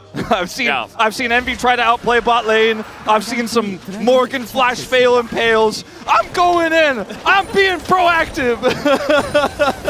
Delight remembers. Delight remembers. He's an ex-pro player. Exactly. He remembers his time. He just wanted to give his bros a big hug. And so he went in and then he went out into the gray screen. As this is a tragedy. This impale, I mean. He just aimed the impale towards his teammates, and Delight says, don't worry, I'll send them away. Yeah. And then this Delight's like, all right, let me give him a gimme. Because, I mean, he just walks straight into CC. Like, Envy's like, I press E, and whoopsie. And then this is a great engage here from Palu as well. Will die for it, unfortunately, because they're so far behind, but does force Viper to flash. And if they had caught Viper there, that would have been a huge win for Bro. It's a minor win as a result. Yeah. At the end of the day, I mean, Viper doesn't have flash, doesn't have cleanse. Maybe you can get something going, but in this game, Viper isn't really the issue. You know, the big issue is Zeka. In terms of, like, AD carry champs, you've also got TF, obviously. But there's just so many threats that, yeah, you might get Zeri, but you don't have anyone else. And now, taking a look at this, the CC chain coming in from the side of Hanwha Life Esports. They're really smacking them down with their wallets now. Peanut even emoting on his dead body. Might as well, I guess. Yeah, he did not have a good time with that one, I would say. He couldn't impale this time because he was CC'd. And not even for that long, his health bar just disappeared during the interim. So not much play that Morgan could have done there. And, I mean, Hanwha Life just has so much control over the map. They're 7,000 gold ahead that we're seeing Weaver's Walls try to delay taking inner turrets because that's all they can do. I feel like we really want to get a look at this gold. Like, production is like, bro are losing. I'm like, I know, come on. Like, it's also it's just stop so sad. moving, so it would be crazy if Peanut was somehow able to maintain a 3 gold difference for over a minute, but I think we'll get that fixed in just a moment. Pull up the replay, we can fix that, we'll fix that. He's just a little bit of chain CC, a little bit of boom boom coming through. This is, this series has not made Skarner look very strong. I feel like Skarner is, oh God, put it away. Oh, it was gone, please. Like, okay, we did it. All right. In case you forgot, it's 9,000 gold lead. I'm like, I'm aware. All right, well, the Impale comes in, but let the minions get it done. I mean, this is just, even the Destiny just for vision in the brush, like there's a control ward in there too. He's like, dude, I pressed my R button. Like, I don't need to be denied by a control ward, okay? Yeah, this is just, it's getting a little bit sad for Bro. I think Hanwha Life Esports definitely, there was some whoopsies in game one, but it's fine. We did go from Giga Chad to Giga Sad real quick. Yeah. Giga Sad plane. Yeah, it does go for the Giga Sad JPEG. I'll post it after this. Because there were so many great moments in game one, and then in game two there were some angles, and a good recovery, some good macro calls, some good punishes, but ultimately Karis was put out of the game early by one person, and Morgan was put out of the game early by 2 to 3 people repeatedly until he wasn't a champion anymore, and that's the story of this game. Like, that's it. The solo laners weren't champions, and then Youngjae tried to put out fires, but they were too big.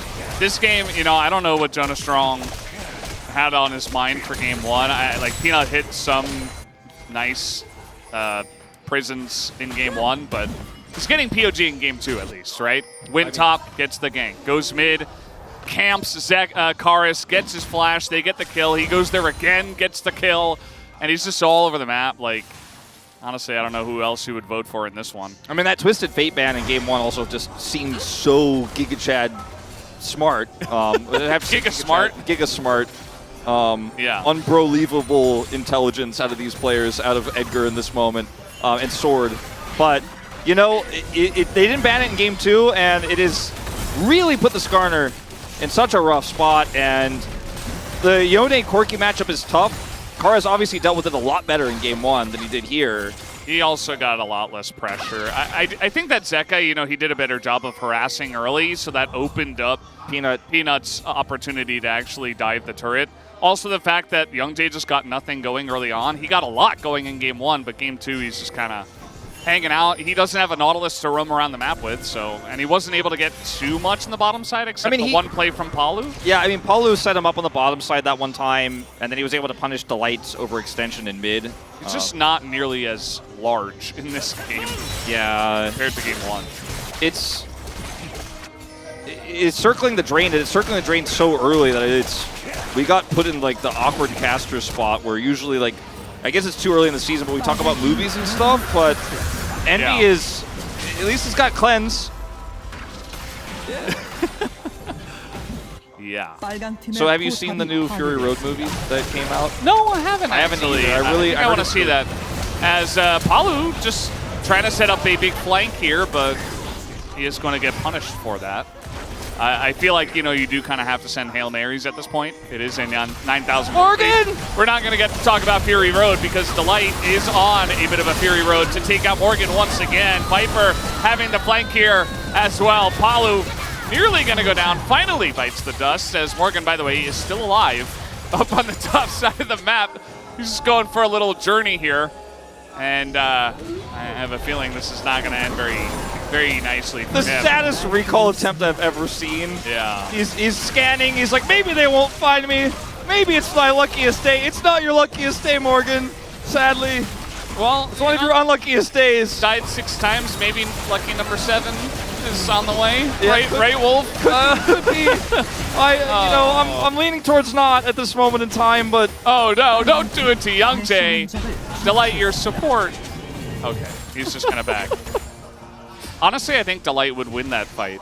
Not because, you know, it's just because Poppy at this point in time without yeah, no, I mean, he's... well, I mean, look at the opportunities here. I mean, the shove with the impale staggered is kind of wasted, and then the missed ult from Karis as well. It's... like, that was one moment where it could have been like, oh, Hanwha Life walked onto one tiny brush with all of this AoE, and then it wasn't used, unfortunately, as well as it could have. But they're so far behind it, I don't know if it would have mattered anyways. As Youngjae's got the safety item now, he's got the Hourglass. Palu. Delight knows something's up. I mean, they know something, and they are going to check the alcove, right? Wait, right? Morgan's what? Like, teach me right? your secrets. How did they not find you, but they found me? So, okay, he placed a ward. Now they know, and now he's dead. Well, I guess they're surprised actually, but yeah, now he's dead. Yeah, well, nice try, Palu. Well, I mean, look, I'm struggling to keep it together. Yeah, I mean, this is a rough one. They were like so shocked that he was back there. They're like, hold up, wait, everybody stop. Why is he there? They couldn't even Are we about react to get Yone ulted or something? away, Like with yeah. this, like everybody's like, oh, hold on. Oh no, he's just back there. Like, okay, kill him. Yeah, it was kind of like that. Like they expected something more, and then it's just like Palu galloping by on his horse. Kind of sad, but the wall is going to come down. One last attempt. Delight still has his flash, and at least this game has lasted for longer than the previous one, which is kind of impressive. Yeah. And you know what? With the Baron buff, they still have a minute, but they're not going to overstay. They're going to wait. They're going to push in mid and try to utilize this Baron buff for a little bit more in the mid lane. Look, Bro Leavers vote no on surrender on this one. Yep. All right, big ult. All right, nicely done. And now you just don't have a front line. Peanut going to throw that in. A very nice zoning ultimate to zone them away from this inhibitor, and that is 2 inhibitors down. Life Esports 14,000 gold ahead at 27 minutes into the game. I feel like this is one of the biggest stomps we have ever cast, and because it isn't ending, it's like seeking into my soul, Valdez. Yeah. And This is that the meme from The Simpsons, right? Like, stop, he's already dead. Yeah. Like, it is that. well, you know at this point in time. you know who's not dead is Envy, and his KDA is not going 3-0. He's Yeah. looking great. Like, He is- don't look at the rest of the screen. Yeah, he is not taking any hits to his KDA. If this is actually a positive for him, net positive for Envy. Rip Samber. He's gonna have sick damage percentage in this game. Yeah. You know, the damage percentage does not take into effect how much damage, like the actual number, right? It's just the portion. Yes. So That's helpful. he might have, yeah. Thank you, Wolf. That's helpful. Yeah, so he could be upwards of like 35%. Maybe that will be the next point of the match, like coming into their next matchup. Oh, Keep that in mind. Don't do it to him. Don't do it to him, Valdez. Well, we'll see. I mean, are we really? keep my mind on that. What do Bro do when this dragon spawns? Do they just wait in their base for their inhibitors to respawn? Well, it's I not think they the wait in soul. their base and hope for their inhibitors to respawn, Valdez. Yeah. They can't push the side lane. There's bounties up, but they can't get to them. It's mean- just, They're just gank brushing.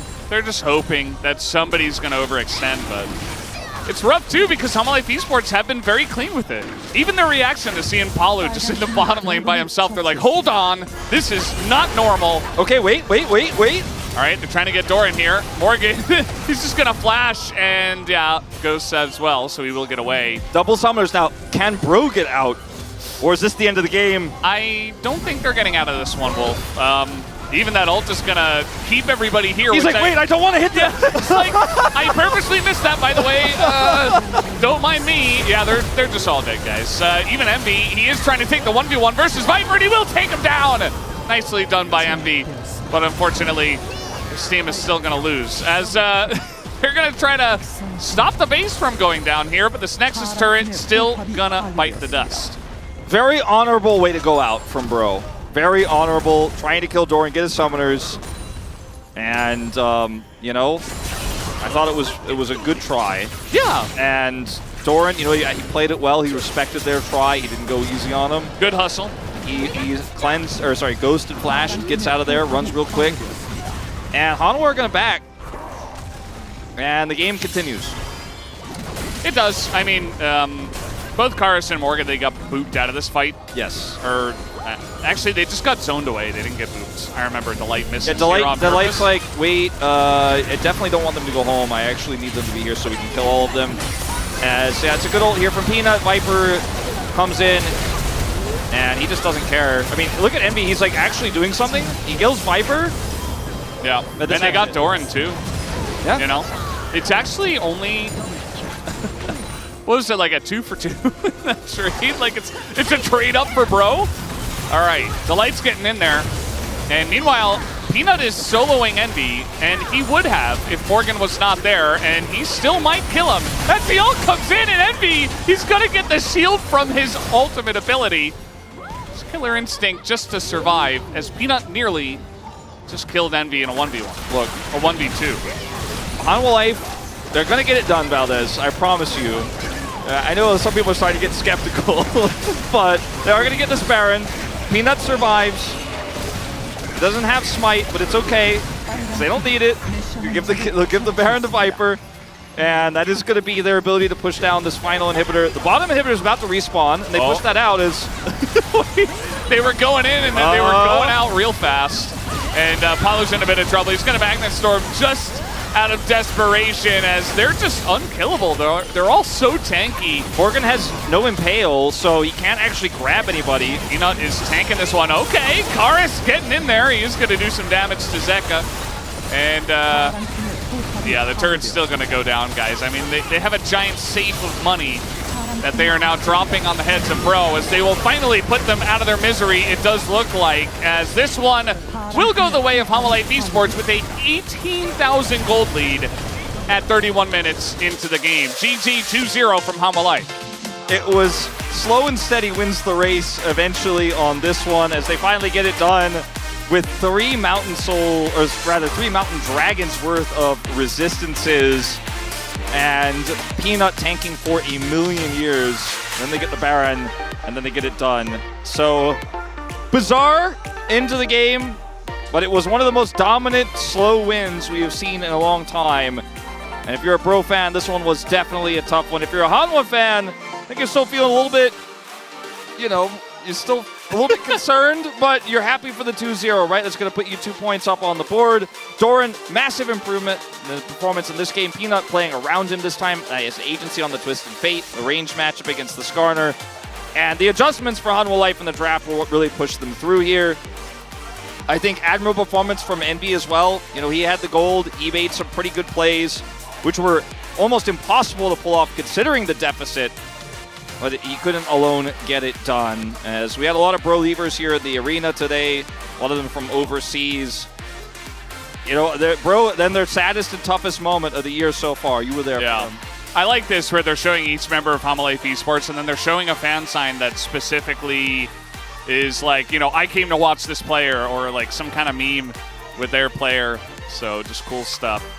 And Hanwha Life Esports get the win. You see there's no big overreaction. They as you mentioned, good sportsmanship. They don't do anything crazy. Peanut did have a little bit of fun, but besides that, they just get the job done. Yeah, we don't have Mercy rule in Professional League of Legends. We don't allow surrenders, so it's one of those games where it is just going to be a little bit uncomfortable for everyone, but sometimes League of Legends, because it can be snowbally, just ends up like this. So a lot to learn, I guess. Yeah. The Bros, they're still at the office. They're still watching the replay. Stuff like this, the Bro activity. Exactly. These are the kind of plays we want to see. And the one big takeaway positive-wise for Bro for me is that Young Jae looked really good today in terms of what sort of impacts he was able to make early. He and Palu are clearly very linked up right now. And it looks like Bro have also decided they're going to be running Envy as their mainstay AD carry. So they've made a decision there, it seems like, so far right now. And they drafted towards him, right? They gave him the Zeri in Game 1, which is one of his best picks historically. Is Kaisa looking very comfortable here so far? I don't want to see it. But Bro looking like a team that knows how to make early game plays, not just going to sit back and try to play safe around objectives. So a bit of a change up for Bro. And then also when they were behind, they kind of did look for huge angles. They were great and quick on the punish when Hanwha Life got a little bit sloppy. So that in itself is a small win, but I think in the long term, if we could see a trend of this, maybe Bro comes back. Maybe it's the return of Bro. Yeah, I mean, you got to build a foundation. I think the space said it as well after Game 1, where Hanwha Life Esports are just very far ahead in terms of team fight ability at this point in the year. And so, Bro, they definitely have a lot of work to do, but you got to start somewhere, and I feel like this game wasn't so bad, especially game number 1, in terms of trying to build up that confidence and trying to make plays. Just, trying to call it appeal when the members of Bro were going in on this very last moment. 카이사 칼린지 없어. Just calling out cooldowns. 못 돌아가. 카이사. Very systematic calls here at the end of this game. Want to kill Envy, but they're sad they couldn't. Unlucky, he lives. Envy doing 17,600 damage in this game, despite the loss, playing very well. And he was the only one who had the agency. Karis was turned into paper in the early game and unfortunately wasn't able to make a big impact this time around. Some good things for Bro. Big bounce back for Hanwha Life. Yeah, Doran this time in game number 2 as well was more of a factor. So they had not only the double threat, Viper eventually came back on the Zeri, but also the triple threat with Doran on the TF in the top side. So better draft from Hanwha Life Esports as well in game number 2, and they get the job done 2-0. So we're done here for the cast of the first series. We're going to send it over to the space to break this one down. Thank you very much to our casting bros of Wolf, Valdez, and Wolf for game number 1. And the bros did their best, but we're coming up short here. Digon on the space breaking it down alongside Oxen Chronicler. Guys, just tough for your Bro. Pretty systematic win here for Hanwha Life. I felt more optimistic after game 1. This one was a little bit rough. This is kind of what you expect when it's It just kept going. It kept going. They were up 15k gold and not ending. Yeah. Yeah, I don't have anything to add to that. It was a rough one to watch. We should look at the draft, I guess. I'm a little sad. that first game, there were moments where you're like, man, the pros, you know they're not going to win. Most likely, right? This is Hanwha. They'll get it together in mid-game, but there were no moments here. Actually, There was one. The one. There was that Yeah, Polu the engage. Polu. Polu engage. And He had a this- bad game 1 and he popped off. This draft, the adaptation from Hanwha was great. I think the casters noted it already. I really like it. The fact that TF top is still a legitimate pick after everything. Just, I want you to remember how good he was and how broken he must be for the fact that he's still being played. I think Doran in particular had a really rough game number 1, so him bouncing back the way that he did was great.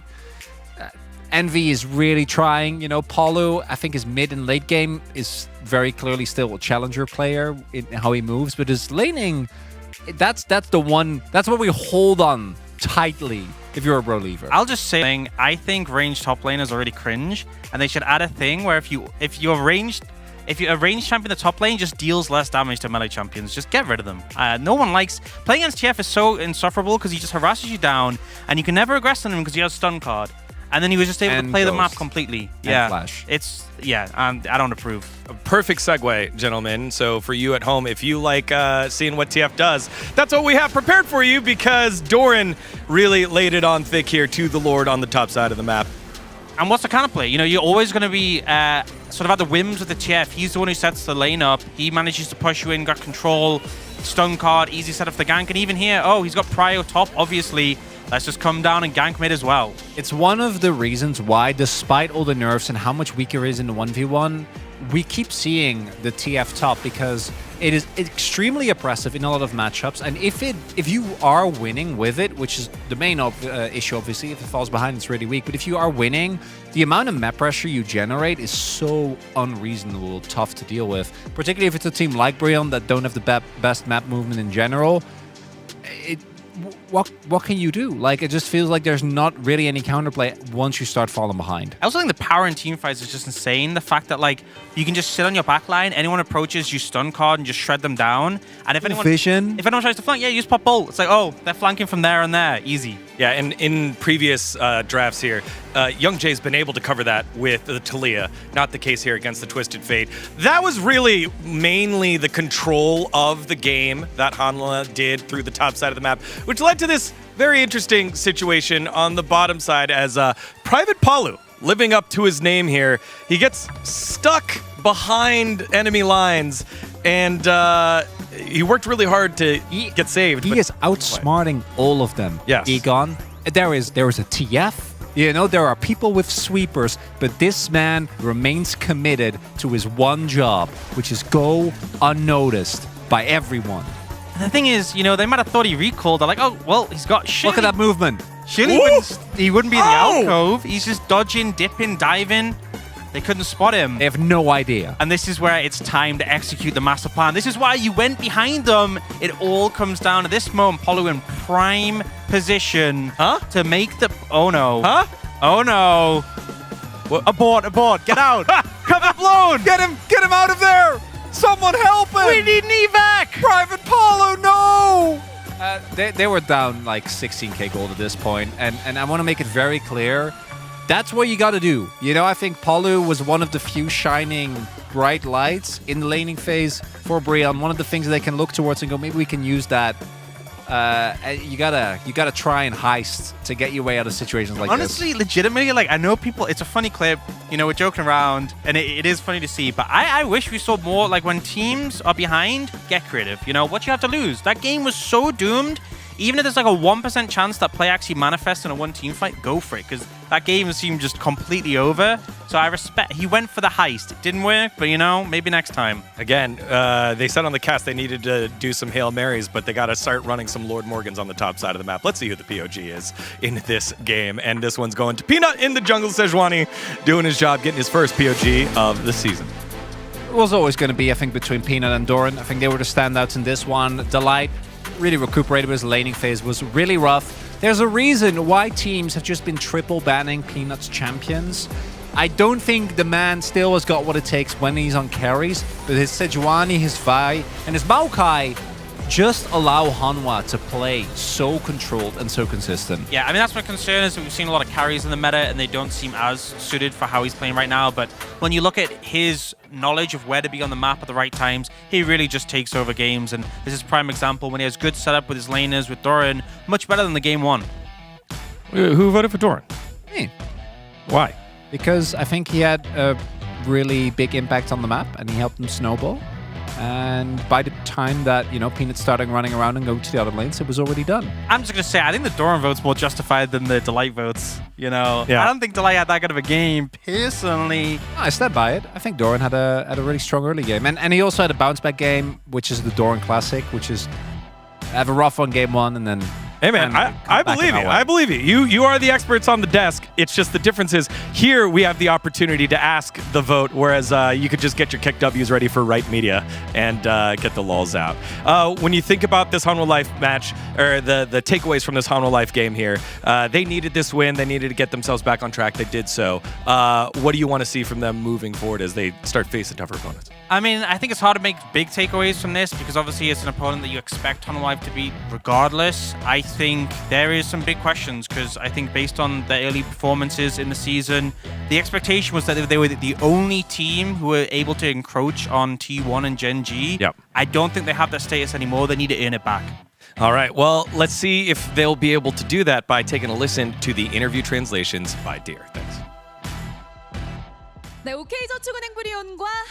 you very much, guys. This is Deer for the POG interview translation, joined by Delight and Peanut on the side of Hanwha Life Esports, who just took another victory against OK Savings Bank Brian. Congratulations! Delight, with your second victory, Hanwha is now on third in the standings. How do you feel? I think we're able to execute everything that we were preparing and practicing. That makes me really happy. And Peanut, yeah, with our 2-0 victory, makes me feel really good. And in spring, Delight, you've gotten several POGs with the Rel, and yet again you got another POG with Rel today. And her win rate this summer has been on the lower end, but it looks like you're proving that she is still a good pick. I just learned that she has a low win rate. I think just being able to do my job and play out my role, I think that's probably why I'm able to play Rel really well. And you had an lots of insane engages. Let's take a look at this replay. Please walk us through what happened here. We were just chasing, and we had Kaisa, so I just saw the angle and went with a pretty aggressive engage. So in game one, you got 100% kill participation. Helios from the analyst desk, after watching you play, he said, Delight is like a back scratcher. He gets all the itchy areas at the right time. Are you a fan of this compliment? I feel like that's just the right mindset that a support is supposed to have. So I'm very happy. Anything you'd like to say to Helios? Thank you. I'm fighting for the analyst desk. And in games 1 and 2, Peanut, you took Corki and Sejuani for jungle. What kind of synergy were you trying to amplify with this comp? Since Corki doesn't have CC, I thought that being able to have a CC jungle would actually work really well, so that's why we went with Sejuani. And with lots of support bans in Game 2, your ultimate pick was Poppy. What strength are you looking from Poppy? The Poppy's role was basically just to deny the Rel and the Yone from engaging, and I thought that Poppy would be the best option there. And Peanut, your opponent also kept a similar draft as well. They took Skarner, Talia, Yone again. So what were you trying to achieve for each lanes during the laning phase? Considering that the opponent had pretty good picks, they're actually not as strong in the early phase. So as long as we're able to play out stably during the early phase, that we thought that we would be able to win steadily. And the enemy jungle Talia kept focusing down Hanwha's bot. So how did you manage to stay on the same page? Jungle kept, I guess our jungle just kept going the opposite way, so I just tried to do what I could do and try to warn my bot lane. And so yeah, I'd have to keep track of where the enemy, the jungler would be, and I think it's most important for me to focus on the laning phase. And your next opponent is KT Rolster. Since Hanwha hasn't dropped a match against KT, you might be quite confident. What mindset will you have head in with? We'll make sure that we are prepared for the next match and show you guys a good result. And Peanut, we'll make sure that we are ready for another third victory. And that's the end of the interview from Delight and Peanut of Hanwha Life Esports. Congratulations again, and back to the space. Thank you. Back, Scratcha! Thank you, dear, for that translation. I feel like that was a very hard thing to translate, so I wanted to shout that one out. Hanwha Life now moved to third place, 2-1, moving up 3 spots there. As the Bros, you know what, guys? 15-3, still possible, Bros. Keep your heads held high. I mean, the main thing is they're still above KT, right? It could get worse. They're still maintaining that advantage over KT. That's the big takeaway from this one. Why KT taking strays, man? They're already going for enough. You know, KT fans, they don't have an easy life. Don't kick them while they're down. Yeah, they're going to have a tough matchup later. All right, y'all. We have a big matchup coming up next at the top of the table with T1 versus the Guangdong Freaks. Who would have thought that was going to be it? But before that, check out LCS, Huni, and the rest of the Secret Boardroom with some content in between. We'll see you in just a little bit.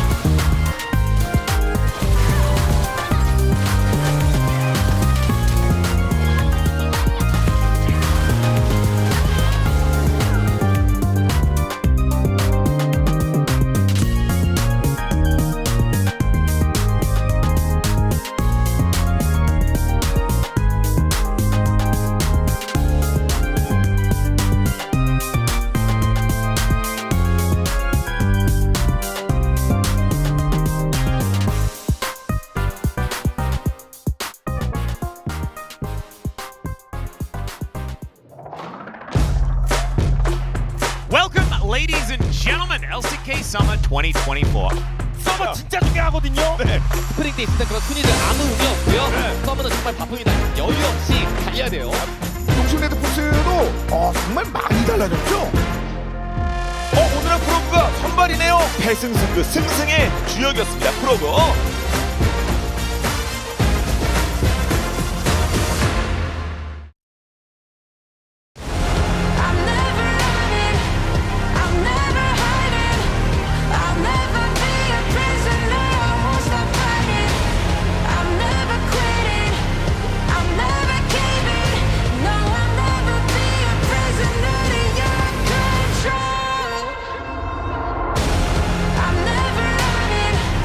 I'm never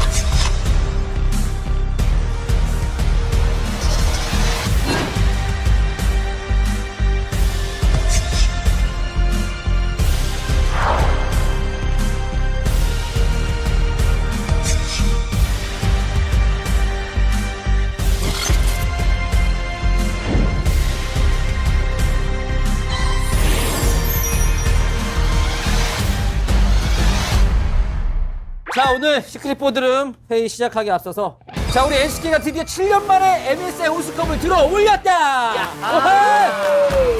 아 대단했어. 나이스. 너 뭐야 이거 이 자식? 아니 너 뭐하냐?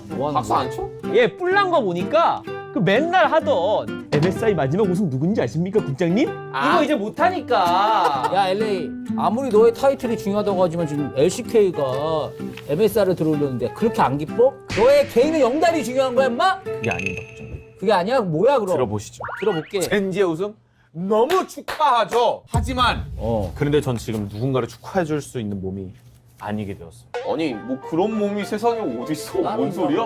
그런 얘기를 듣고 보니 표정이 약간 심각해 보이기도 하고. 평소에 좀 뚱하긴 해. 무슨 일이야? 뭔 일 생겼어? 막 얘기를 해봐. 편안하게. 형 동생 사이니까 또. 저 에이전트 LA 진짜 요원으로 부름 받아버렸습니다. 너 설마 국가의 부름을 받게 된 건가? 맞습니다. 에이전트 LA가 아닌 이병 허승훈이 됩니다. 아니 어떻게 이런 일이 세상에나. 이제 누가 LCS 얘기 단톡에 올려주나? 이거 비상이구만. 이게 LCS보다 이 LCS 담당 요원이 먼저 사라지게 생겼어.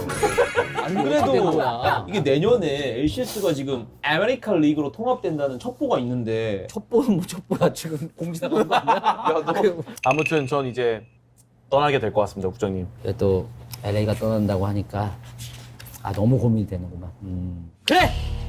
결정했다.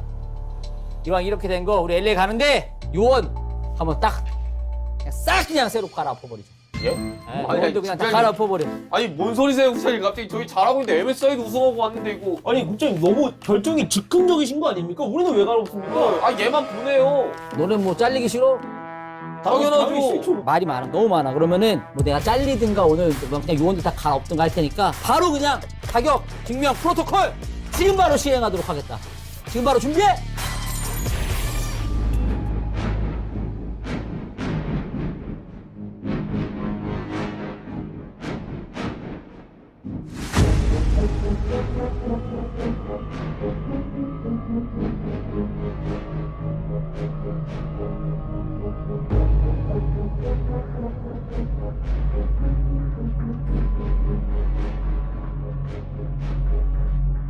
자, 자격증명 프로토콜 첫 번째 단계 시작해 보도록 하겠다. 너희가 70% 이상 수행률을 기록해야 통과를 할 수가 있다. 다들 질문 있습니다. 잘 해낼 수 있도록. 뭐지? 통과 못하면 어떻게 되죠? 통과 못하면 잘리는 거지. 너희는 이제 특수요원이기 때문에 이 선수의 조그만 특징만 보더라도 이 선수가 누구인지 한 번에 알아챌 수 있어야 돼. 그렇기 때문에 얼굴에 변형이 조금 있더라도 바로 알아야 된다. 이번 서머 스브리그를 통해서 해외 리그 팀들에게 많은 변화가 있었다. 새롭게 이적한 선수들의 사진이 나올 거야. 단 중간중간 이적한 선수가 아닌 사람도 나올 수가 있으니까 주의해서 보도록 하도록. 잘 맞출 수 있겠나? 네. 자신 없으면 나가. 지금 나가 그냥. 자, 그러면 첫 번째 문제 바로 가도록 할게. 정답을 아는 사람은 정답을 외치고 말해주면 된다. 알았지? 네. 자, 첫 번째 문제 간다. 근데 사진이. 몰라? 야, 이거는 그냥 아니 이걸 몰라? 그냥 바로 나와야 되는 거 아니야? 아니 한국 사람 같은데? 야, 이거 난이도 되게 낮은 거야. 빨리빨리 나와야 돼. 지금 문제가 많아. 아니, 뭐 하는 거야 지금? 칸나 아니야? 얘기를 하라고. 맞네. 칸나 맞네. 변형을 줬다 그러니까 뭔가 어렸을 느낌이 때네. 칸나로 가자. 내가 책임질게. 좋아. 미움받을 용기. 네가 들어. 정답 칸나라고 적었어. 까라민 꼬프의 깐나. 공개하겠다. 칸나. 와. 정답. 아니 이걸 이렇게 고민할 일인가? 야, 너 아니 잘한다. 요원들 지금 뒤에 어려운 문제가 많은데 지금. 국장님 요원이라면 심사숙고. 자, 그러면 다음 문제 바로 가도록 하겠다. 두 번째 문제 간다. 이거는 내 분야다. 몇 적이야? 보자마자 알았어. 진짜? 보자마자 알았어. 어딘데? 자, 일단 유니폼은 아마 디그니타스 쪽으로 추정이 되고요. 저와 진짜 많이 겨뤄봤던. 누군지 알겠어? 아니 알면 우리가 맞췄지. 야, 너가 한번 해봐. 아니 적으라고. 싸우지 말고 얘들아. 니들 싸우지 말고 적으라고. 왜 싸우는 거야 도대체? 아니 진짜로? 리코리스 감초용 아니야. 기인의 대적자라고 얘가? 그래. 리코리스 맞나? 리코리스. 정답 확인해 보겠다. 리코리스. 정답.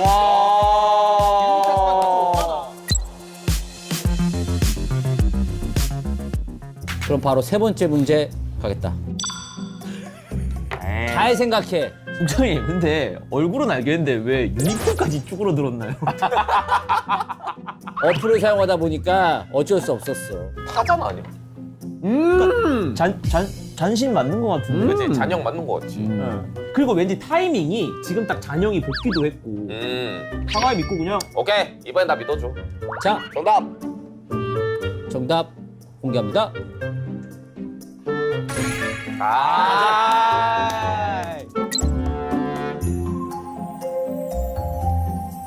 너 한국인은 맞춰야지. 이건 좀 쉽긴 했어요. 지금부터는 좀 어려워지기 때문에 고민을 잘 하도록. 2단계인가요? 그렇다고 볼 수 있지. 좀 난이도가 높아진다고 볼 수가 있지. 자, 네 번째 문제 간다. 어? 알아. 아는데. 나 보는 친구인데. 캡스? 그러니까 나도 약간 처음 보자마자 캡스 느낌 나긴 했는데. 캡스 아닌데. 아니야? 캡스 아닌 것 같은데. 누구야? 아 얼굴 낯 있는데 이거. 아 얼굴 낯 있는데 이거 본 사람인데 본 친구인데. 나 유럽애 같아. 그럴 것 같아. 난 캡스 같아. 아 캡스인가? 근데 넌 누구야 그럼? 몰라, 얘 그냥 혼자 오바. 안돼 아니 캡스보다 더 잘 어울리는 얼굴이 기억이 나는데 이름이 기억이 안 나. 옌슨? 아니야. 힐리상? 아니야. 일단 캡스 해봐. 자, 그럼 정답 적었으면 들어주도록. 자, 캡스라고 적었다. 과연 아, 아닌 것 같긴 하다. 아까 캡스 아닌데 유니폼이 왜 골프 칠 것처럼. 아 캡스 아닌 것 같아. 캡스일지 아닐지 공개한다.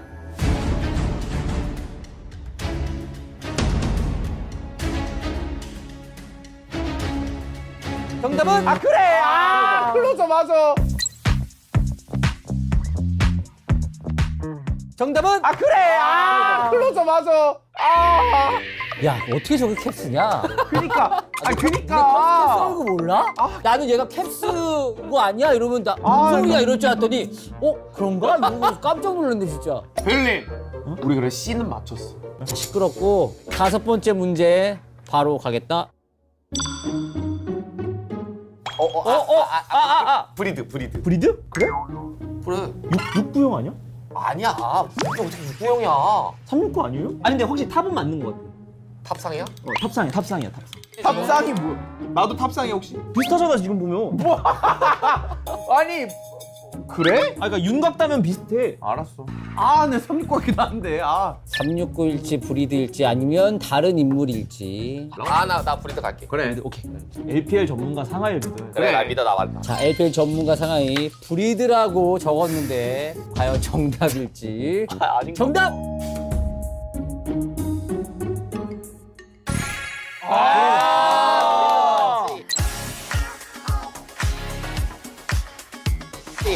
체면 좀 세웠구만. 좋았어. 낯이 있더라고. 역시 상하이야. 여덟 번째 문제 보여주세요. 라헬? 방에 있는데 이거 지금. 자, 라헬. 정답 라헬. 자, 정답 공개하겠다. 정답! 그리고 상하이가 오늘 활약이 좀 괜찮은데? 좋습니다. 상하이야. 나 느낌 있다, 오늘. 오늘 살아있는 안면 인식 기계야. 이제 정말 어려운 문제. 난이도가 더 올라갔어. 이거 맞추면 내가 인정해줄게. 자, 일곱 번째 문제 나간다.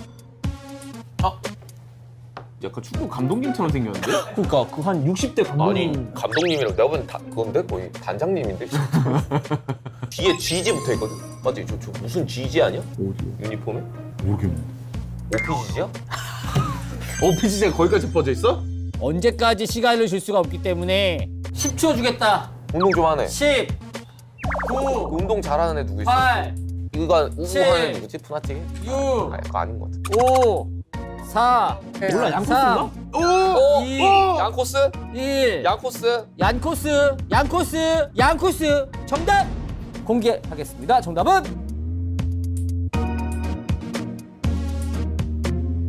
에라이. 링카스. 스까지 맞춰. 자, 마지막 문제 보여주겠습니다.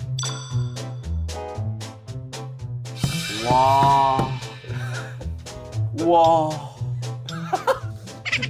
비포지? 근데 너네 이거 틀리면은 조금 위험할 수 있어. 위험할 수 있다고요? 위험할 수 있다고요? 너넨 진짜 이거 맞춰야 된다. 틀리면 안 된다. 우리나라 사람인가 봐. 에이 아니야. 저 어떻게 우리나라 사람이야? 저 어떻게?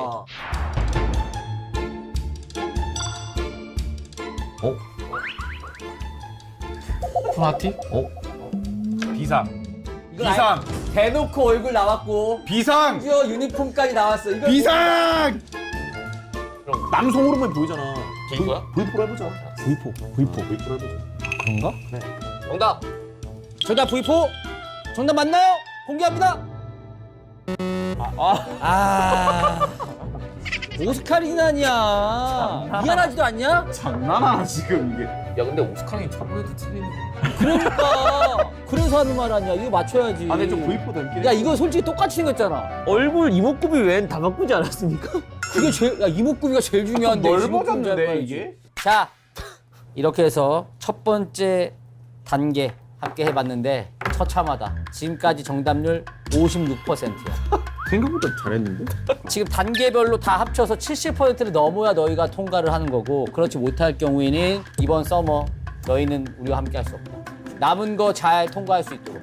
자 여기 너희 3명 지금 팀워크가 굉장히 안 좋아. 서로 물고 헐뜯고 욕하기 바쁜데 2단계 넘어가 보도록 하겠다. 2단계는 너희들의 팀워크가 굉장히 중요한 그런 문제를 준비를 했다. 뭔가 내가 질문을 하면 하나 둘 셋 하고 동시에 같은 답이 나오면 정답으로 인정한다.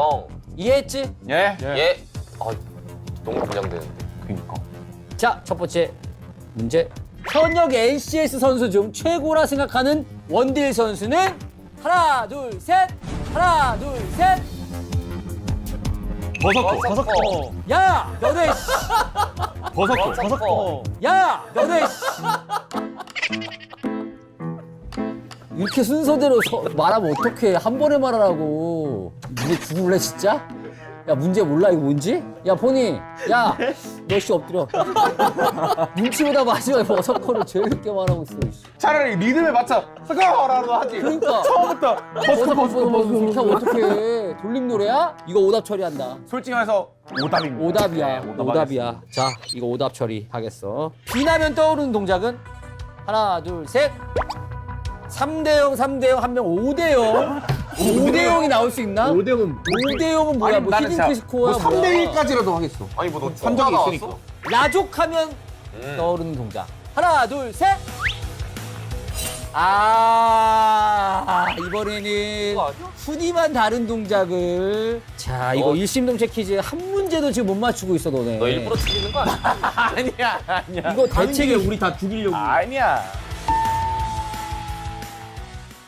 이제부터는 그런 순발력이 아니야. 정보력을 맞아. 진짜 이거지. 이거는 너네가 진짜 해낼 수 있는 것들이야. 내가 보기엔. 오히려 이게 더 편할 수 있어. 그래서 3단계 가도록 하겠다.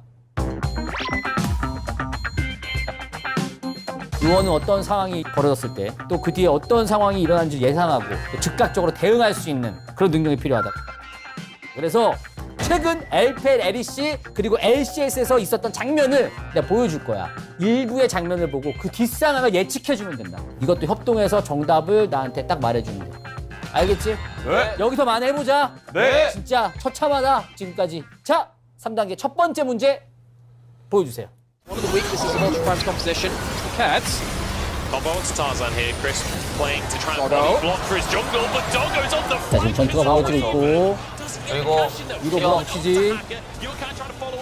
위에서 궁극기로 이미결이네. 그래.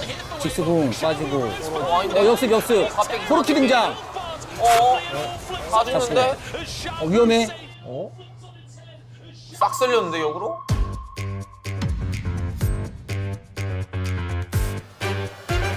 저는 알고 있습니다. 근데? 하지만 저희 동료들이 봤는지 궁금해서.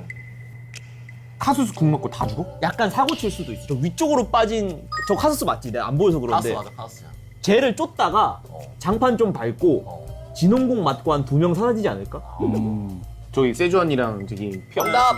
샹하이 정답이라고 외쳤어. 정답은? 몸에 두르고 있는 전령을 푼 뒤 전령을 타고 탈출한다 아래로.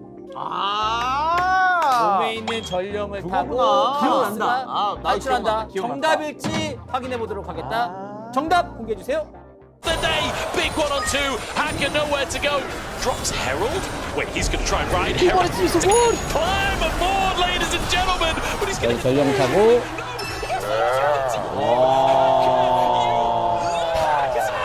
2 HP in a dream. 샹하이가 없었으면 이거는 틀릴 뻔했어. 다 됐습니다. 백호 형의 천재적인 탈출. 이런 식으로 문제를 맞추면 된다. 어렵지 않지? 네. 자, 그럼 두 번째 문제 바로 보여주세요. Get excited, so they need to be careful not to give this over. You're looking for a wall in. What can Griffith do? Oh, he's very low. Gets the damage onto Hope. Doesn't get excited in time. Now Suen can get to the backline. They're just dead though. As the Mika cut. 이 이후에 벌어질 상황을 예측하시오. 근데 바론 피가 꽤 많이 찼는데. 그러게. 그래서 악의적으로 좀 편집을 했어. 바론 피가 안 보이게. 그러니까 내가 보기에 이거는 웃으라고 놓은 장면. 바론 치다가 죽는 거 둘 다 죽겠지. 바론 치다가 둘 다 죽는. 코르키만 죽는다고 할까? 누가 이거 아니야, 나 알았어. 이거는 둘이 핑퐁하다 둘 다 죽는 거야. 형이 맞아, 아우가 맞아 하면 둘이 나눠 맞다가 그러다가 이제 뭐 피해와 구석으로 하다가 둘 다 죽는 거야. 그렇지. 정답. 둘이 억지 바론링을 하다 둘 다 죽는다. 억지 바로를 하다가 지금 레렉톤과 코르키가 둘 다 모두 전사를 한다. 그쵸. 코르키 만화도 없고. 정답 보도록 하지. The Mika cold and a ruthless predator or two still remains on the 반 roof. 3분의 2 정도 남았네. And Shanks and Arla will be left alive. Two-man battle. 맞는 거 같은데. Might actually be a difficult situation. Although Shanks also has no about it.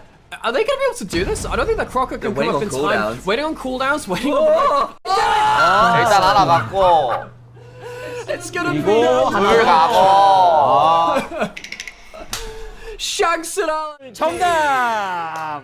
확실히 이런 또 상황 유추에는 다들 유리하고. 근데 샹하이가 활약이 오늘 좋은데? 좋습니다. 세 번째 문제. 지금 굉장히 좋거든, 여기서는. 세 번째 문제 보여주세요.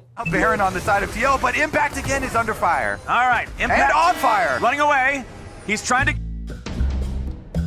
누가 봐도 그냥 이거 웃으라고 맞는 문제잖아. 이거 사실 박치기를 했는데 벽에 안 맞아가지고 캔슬을 못하는. 그러니까 내가 보기엔 한 명이 아닐 것 같아. 옆에 있는 애들 다 같이 CC기를 다 썼는데 다 빗나가는 거 아니야? 그렇지. 자, 그럼 정답을 누가 말해줄래? 태산 임팩트의 테를 그 누구도 끊지 못했다. 그렇지. 자, 정답 공개한다. Get out with the teleport before they can interrupt him. Oh no! Busio banged his head on the wall too soon. Oh! 정답! 아우설공 떨어졌네. 아웃설구도 썼다니까. 어쨌든 이번 그 유형의 되게 정답률이 높기 때문에 아주 흡족스럽고, 이 유형의 이제 마지막 문제다. 세 번째 프로토콜의 3단계 프로토콜의 마지막 문제 보도록 하겠다. Say take Black and below her third I mean, HP. if the chain had hit, that would have been 75% of his HP gone. Baron is there. Yanko's about to have smite up. 8K. Wonder with the ulti. There are tools to stop this play from happening, but Vitality more than happy to just start the fight. Photon in the midst of the.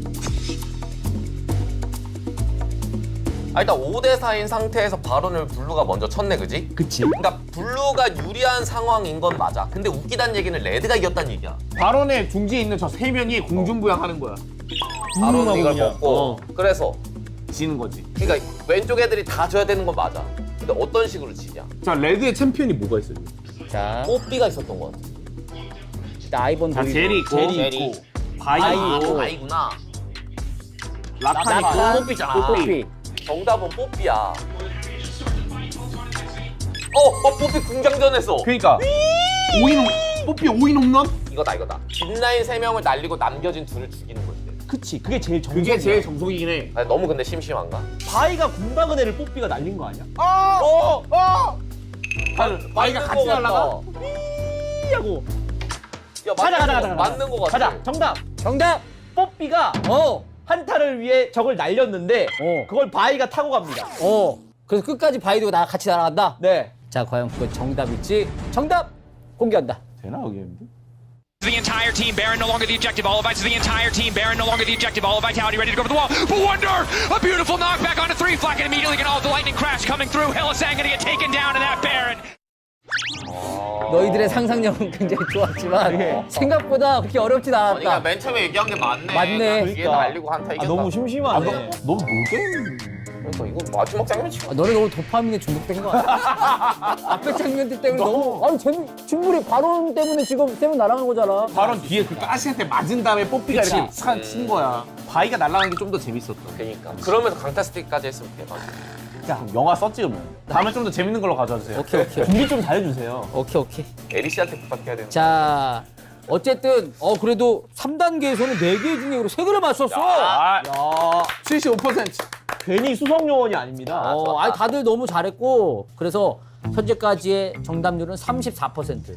많이 올라왔어 그래도 20%대에서. 자, 이제 4단계다. 이거 진짜 맞추면은 좀 섹시할 수 있어. 진짜로. 땡기는다. 자, 관찰력과 그리고 이 소리만 듣고도 어떤 상황인지를 파악할 수 있는 그런 능력까지도 요원들에게는 필요하다. 너네에게 지난 MSI와 월즈에서 나왔던 명장면을 오로지 오디오만 지금 들려줄 거야. 너 혹시 그 음성이 한국어인가요? 중계 음성은 당연히 없고 그러니까 막 게임 음성만. 게임 음성만. 게임 음성.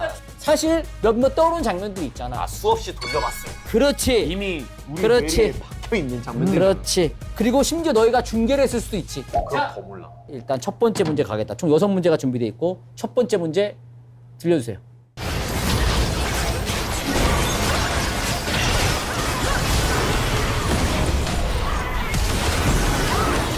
자야 카이사야. 자, 끝났고. 몇 번이고 다시 들을 수 있어. 야 근데 자야대 카이사 하면 이번 MSI는 아니잖아. 그러니까 이게 좀 태엽을 많이 월즈네.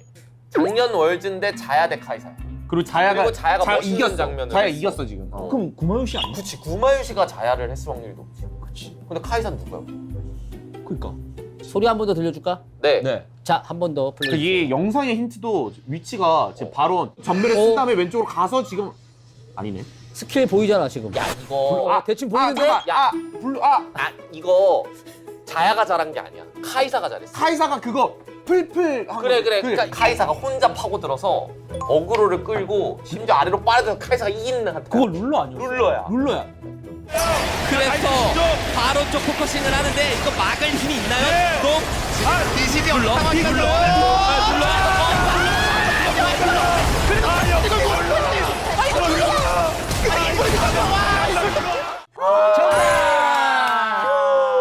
와, 이건 박수.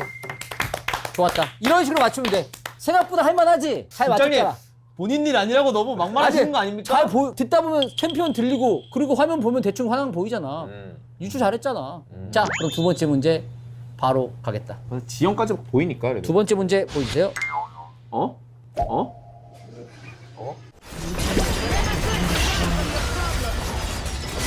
소리 잘 듣고. 이거는 어디 뭐 납치당해서 보고 있는 건가?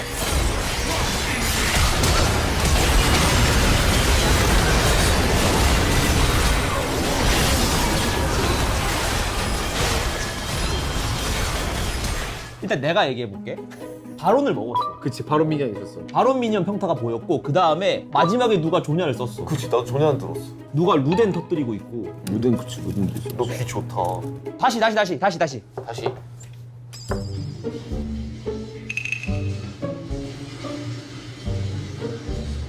어휴.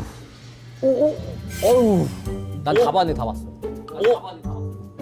이거 그냥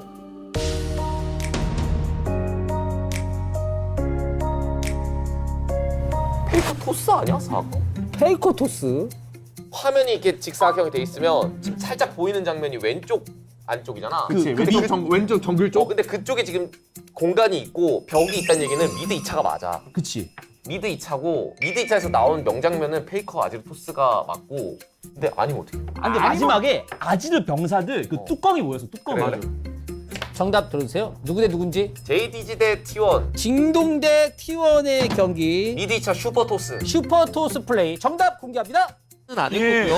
아주 미싱이. 그리고 진동의 대응이 참 비슷하다고 생각이 되는 게 진동이 그동안 한타가 때리면서 한번. 네, 순간 또 텔로 두고 오는데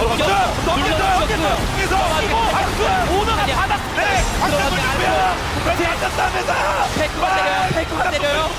쭉 때리고 위쪽에 나가요. 번째 문제 정답. 잘했어. 아, 잘하는구만. 자, 지금까지도 오디오 퀴즈 아주 좋고. 자, 세 번째 문제 다 맞추겠는데? 이 갈고리 풀. 정답. 아, 좋다. 렌즈 대 TS. 푸나틱과 팀 리퀴드의 경기. 자, 오디오 퀴즈의 마지막이다. 그래도 지금 하나만 틀리고 다 맞추고 있어. 마지막 문제 보여주세요. 자, 이런 화면이고 오히려 이거 뭐 좋지. 약간 옛날 그 명화 같다. 블루투스 탑 1차. 벨 타가지고 땄어. 오자마자 커블 초반인데? 뭐지? 자, 소리 힌트 많다 지금. 포탑 철거 터졌고 텔 들어오고 뽑아찍기 소리 같은데? 초반 커블이면 여기서 나오는 게 라인 수압인가? 그런 거 같아. 왜냐면 포골 뜯기는 소리가 났거든. 그치? 라인 수압이면 MSI. 나 바로 알았어. 젠지가 BLG랑 할 때 2시에 대기하고 있다가 카멜 텔 타고 온 거 블리츠 그래브 맞아. 저 위치 리엔주고 넘어오자마자 슝 그치, 해가지고 카멜 그대로 그냥 뚜껑 따버리고 모든 게 여길 가리키고 있어. 정답!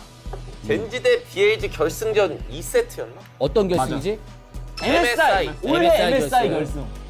그렇습니다. 저게 지금 저렇게 대기를 오래 해주면 그러니까 서로 좀 마찬가지인데 걸린 거예요. 온다. 대기하고 있었어요. 비가. 정답! 자, 이렇게 해서 우리가 지금 4단계까지 문제를 모두 맞춰봤는데 그래서 현재까지 정답률, 총 정답률은 45%! 2단계 빼곤 2단계를 빼도 69%! 일단 너네는 단합이 안 돼. 그리고 선수를 몰라. 너네는 보니까 시력이 나쁘거나 아니면 좀 안면 정말 그 선수를 잘 못 알아보거나 다만 좀 경기대 정보를 가지고 분석한 능력은 정말 역시 현역 분석가들 그리고 해설자이다 보니까 뛰어난 것 같아. 자, 이 자격증명 프로토콜에 다른 이름이 있어. 바로 유언 단결 프로토콜. 너네 자르려고 한 게 아니라 서머도 시작했으니까 우리가 더 단결하자는 그런 마음으로 개인전이 아니라 팀전으로 한번 해봤어. 좀 단결력이 생긴 것 같아. 어때? 국장님, 저는 오늘을 기준으로 상하이와 더 끈끈해진 것 같습니다. LA와도 형제가 된 것 같습니다. 너는 실제로도 형제 같아. 저도 곧 있으면 이제 군인이 되지 않습니까? 그렇지. 군인의 생명 또 단결력 아니겠습니까? 그렇지. 미리 좀 맛보고 가는 것 같아서 기대가 됩니다. 전혀 달라 이거랑. 이 단결은 아니니까 오해하지 말고. 알겠습니다. 어쨌든 몸 건강히 잘 다녀오고. 샹은 어땠나? 네, 저도 저희 같은 요원들끼리 사실 이렇게 친밀하게 교류할 시간이 없었는데 너무 좋은 시간이었던 것 같고요. 나쁘지 않네요. 그래. 너도 맨날 그 집에서 그 역캠 영상만 보지 말고 나와서 이렇게 요원들하고 같이 단합도 하고 그렇게 하란 말이야. 자, 어쨌든 MSI 먹었다고 다들 너무 배부르게 한심하게 또 이렇게 마음 놓고 있지 말고 월즈가 또 남아 있잖아. 나는 아직 배부르다고. 배고프다고. 배부르신 거 아장님. 근데 우리 오만해지면 안 됩니다. 항상 도전자의 자세가 있어야 돼요. 그래, 오만해지면 안 돼. 우리 무조건 이제 월즈까지 먹는 거 알았어? 네. 자, 오늘 다들 고생 많았고 더 파이팅 해서 달려가 보도록 하자. 다들 해산!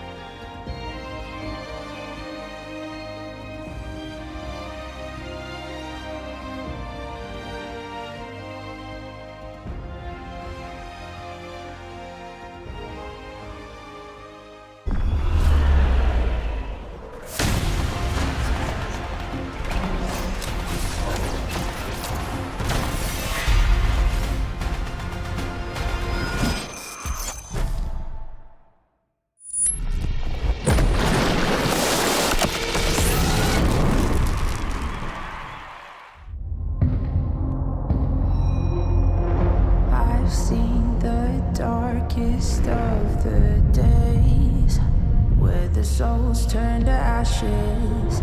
It made me who I am today. I escaped from the latches of the shadows chasing me down. I'm not gonna run, I am standing my ground. Wherever I go, fear does not follow. Even when the storm hits and hell is abound.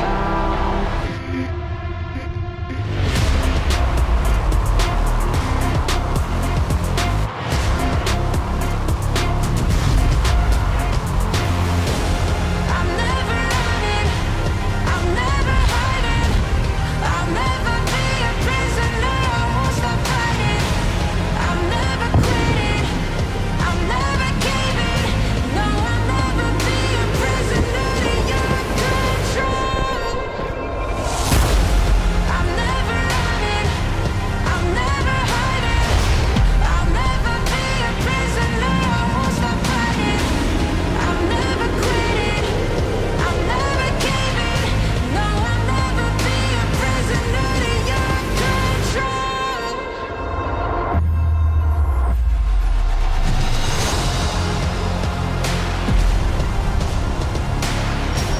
I'll never be a prisoner, I won't stop fighting. I'm never quitting, I'm never caving. No, I'll never be a prisoner to your control.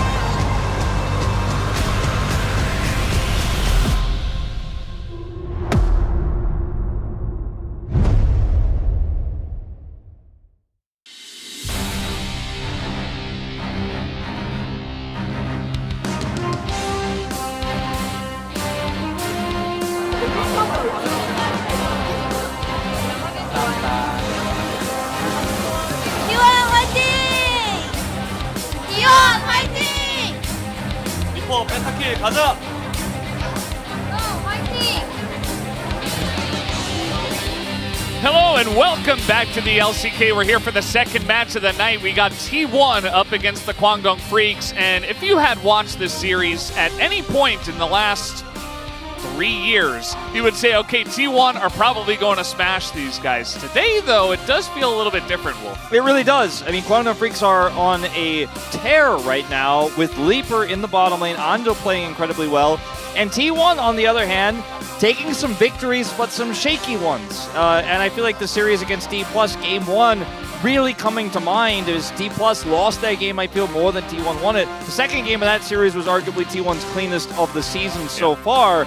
I predicted T1 coming into today, but I don't feel very strongly about it at this point in time. Right now, Kwangdong Freaks undefeated. Strength of schedule a little bit tougher for T1. Oh, yeah. But I mean, if you're facing Gen G, you're going to take a loss, including T1. That was a swift 2-0 from Gen G. T1, I think, are still a strong team, but like you're saying, you know, up against some strong opponents that T1 generally are the big favorites against, it wasn't super one-sided, whereas Kwangdong Freaks, they took down KT like it was nothing pretty much, and their last couple of matches, although they were easier opponents, still were very one-sided and very strong. is the fierce Kwangdong wind enough to devour T1? T1 is, as you mentioned, over the last several years on a 7-match and 14-game winning streak. Yeah. How about the Kwangdong Heart? Go Planet! I mean, it's like they chose a random word and just stuck it in there. I mean, it's fair. If you think about it in Korean, you know, like it does make more sense. But it's fine. I can feel it because the wind is blowing in the sails of Kwangdong right now. Is Leaper playing against Gumayusi, and Gumayusi and KDF have had a bit of a tougher time of things in their last few matches. Haven't been able to dominate like they have over the past few seasons. So we could see an upset here in the bottom lane, even if it doesn't end up coming up as a Kwangdong win, as KDF will be the second support to reach 500. We always talk about Gorilla. He was one short before retirement, and KDF is finally going to pass him. Yeah, it's he's at least going to tie him today, right? Because he'll get 2 games at least. If it does go to 3 games, then hey, KDF gets a bonus little milestone in there at the end of the day. So congratulations to KDF ahead of time in advance of that milestone. Definitely one of the best supports we have had here for a very long time. Ever since his debut, I've been following that guy and saying he's going to be great, and he has done great things. Big shout out to Keria. And it's crazy his longevity as a player as we'll walk him and T1 out, because you look at some of the other roles and how many players have hit those 500 wins milestone. Right now, Barrel behind Keria will also likely hit the 500. But Keria has had such a long career compared to so many other supports, as support's been known to be a role that has worst salary, lowest value in terms of team and roster building. I think Keria has really changed the narrative about that across his career here, but it isn't his best season so far.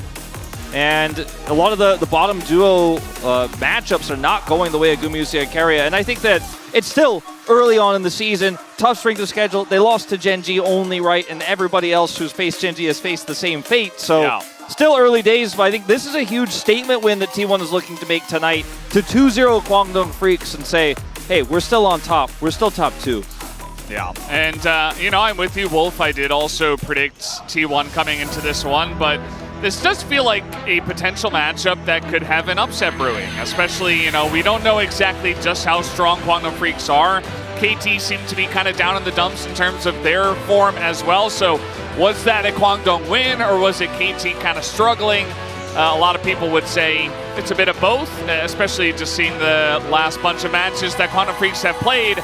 And Leaper and Andal, it's been about them. Every single time they do MVP interviews, POG interviews, it's those two on the stage every time. Every time. And again, Kwangdong fans super loud for this team again today. They were there to cheer for them earlier this week as well. And the team has looked so good. Now, Leaper versus Guma, this is the stat that you want to look at. Goal difference at 15, as Guma and Keria for the longest time were considered by a large margin the best bottom duo in terms of duo kills, in terms of getting advantages in lane.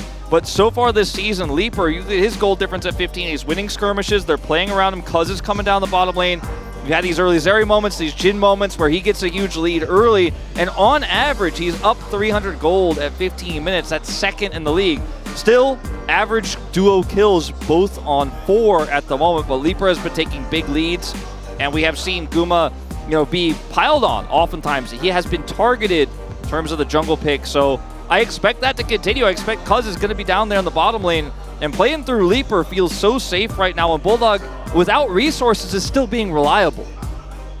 Yeah, I mean, that's kind of the dream scenario. You're never going to have all 5 players popping off in a huge way every single game. So if everybody can be reliable, and then you just kind of get that one carry that everybody can kind of surround and keep safe and play around, then you've got a working formula going for the team. And Bulldog's reliable, Cuz is reliable. Dudu also, I feel like, starting off the season pretty reliable. He had kind of a struggling spring, so good to see he's a bit back in form.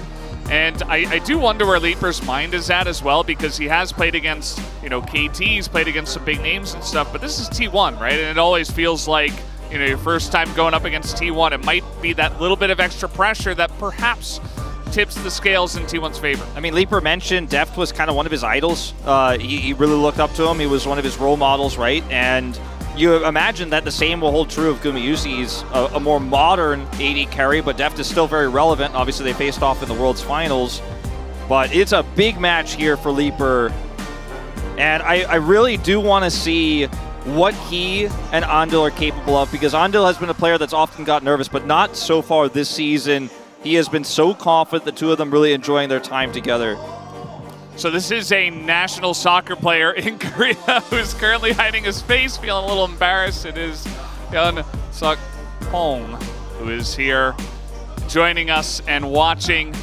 And he's got the fan. He's got the fan hide the face down. Yeah, he knows exactly how to do it.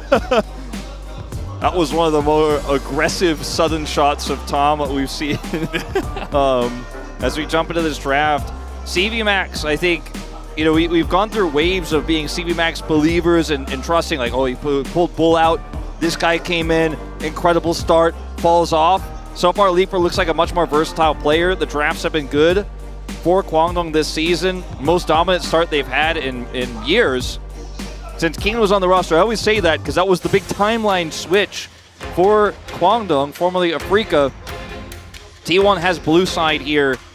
Yeah, I think Kwangdong selected red, right? I believe so, yeah. Which is not the meta. Generally not the meta for many a year.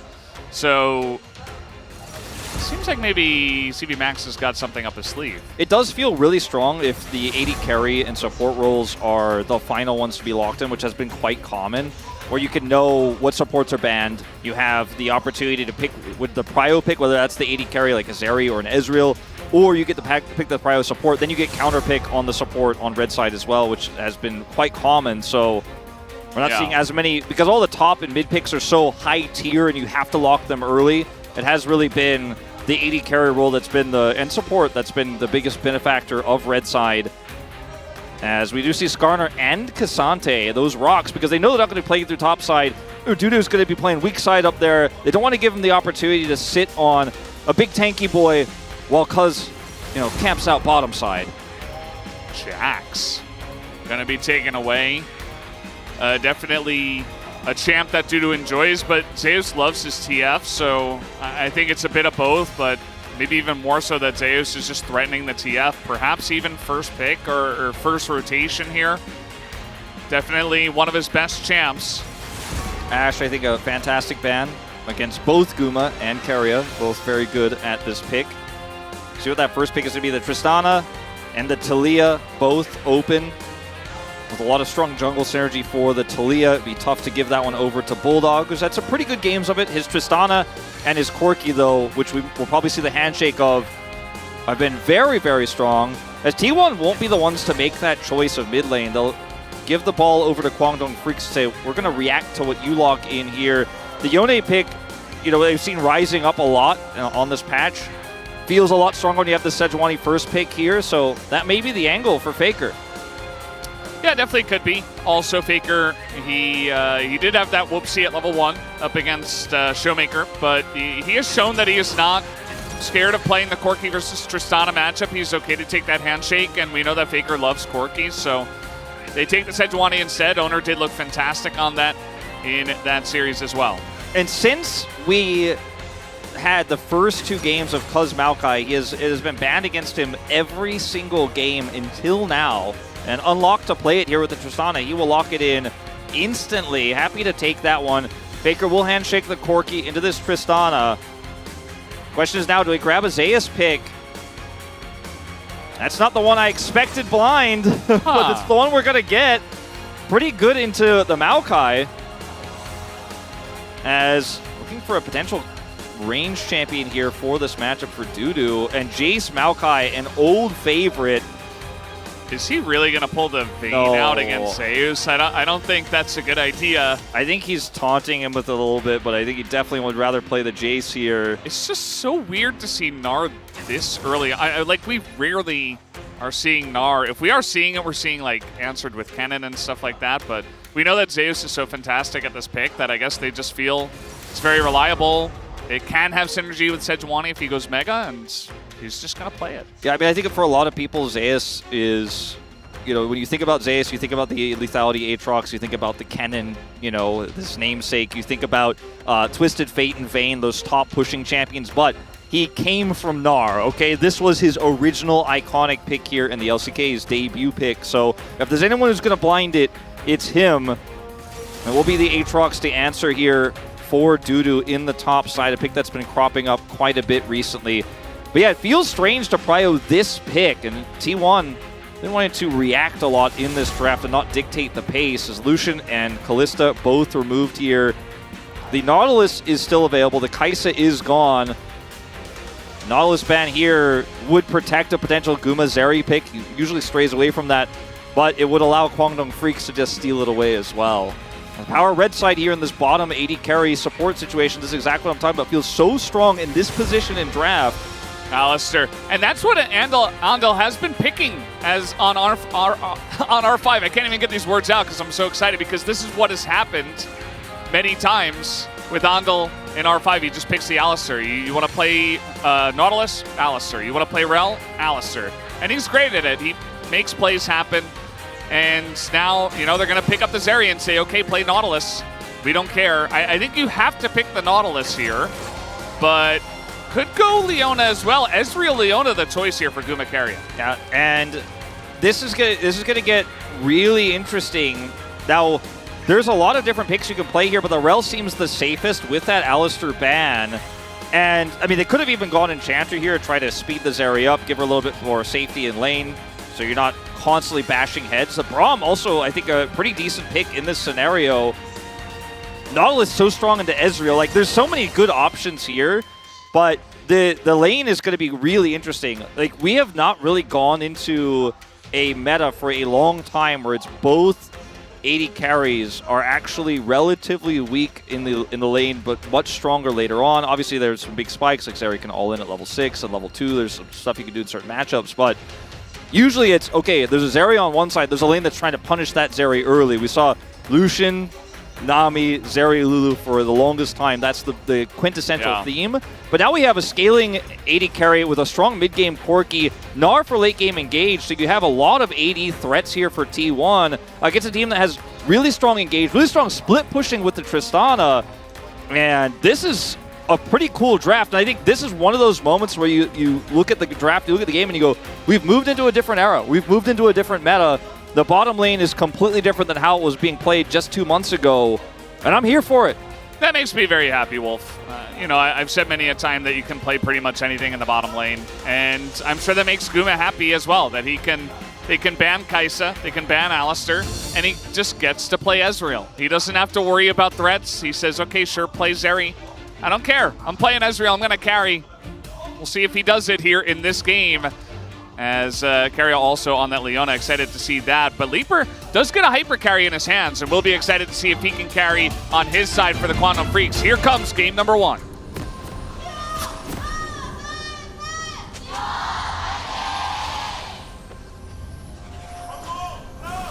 소환사의 협곡에 오신 것을 환영합니다.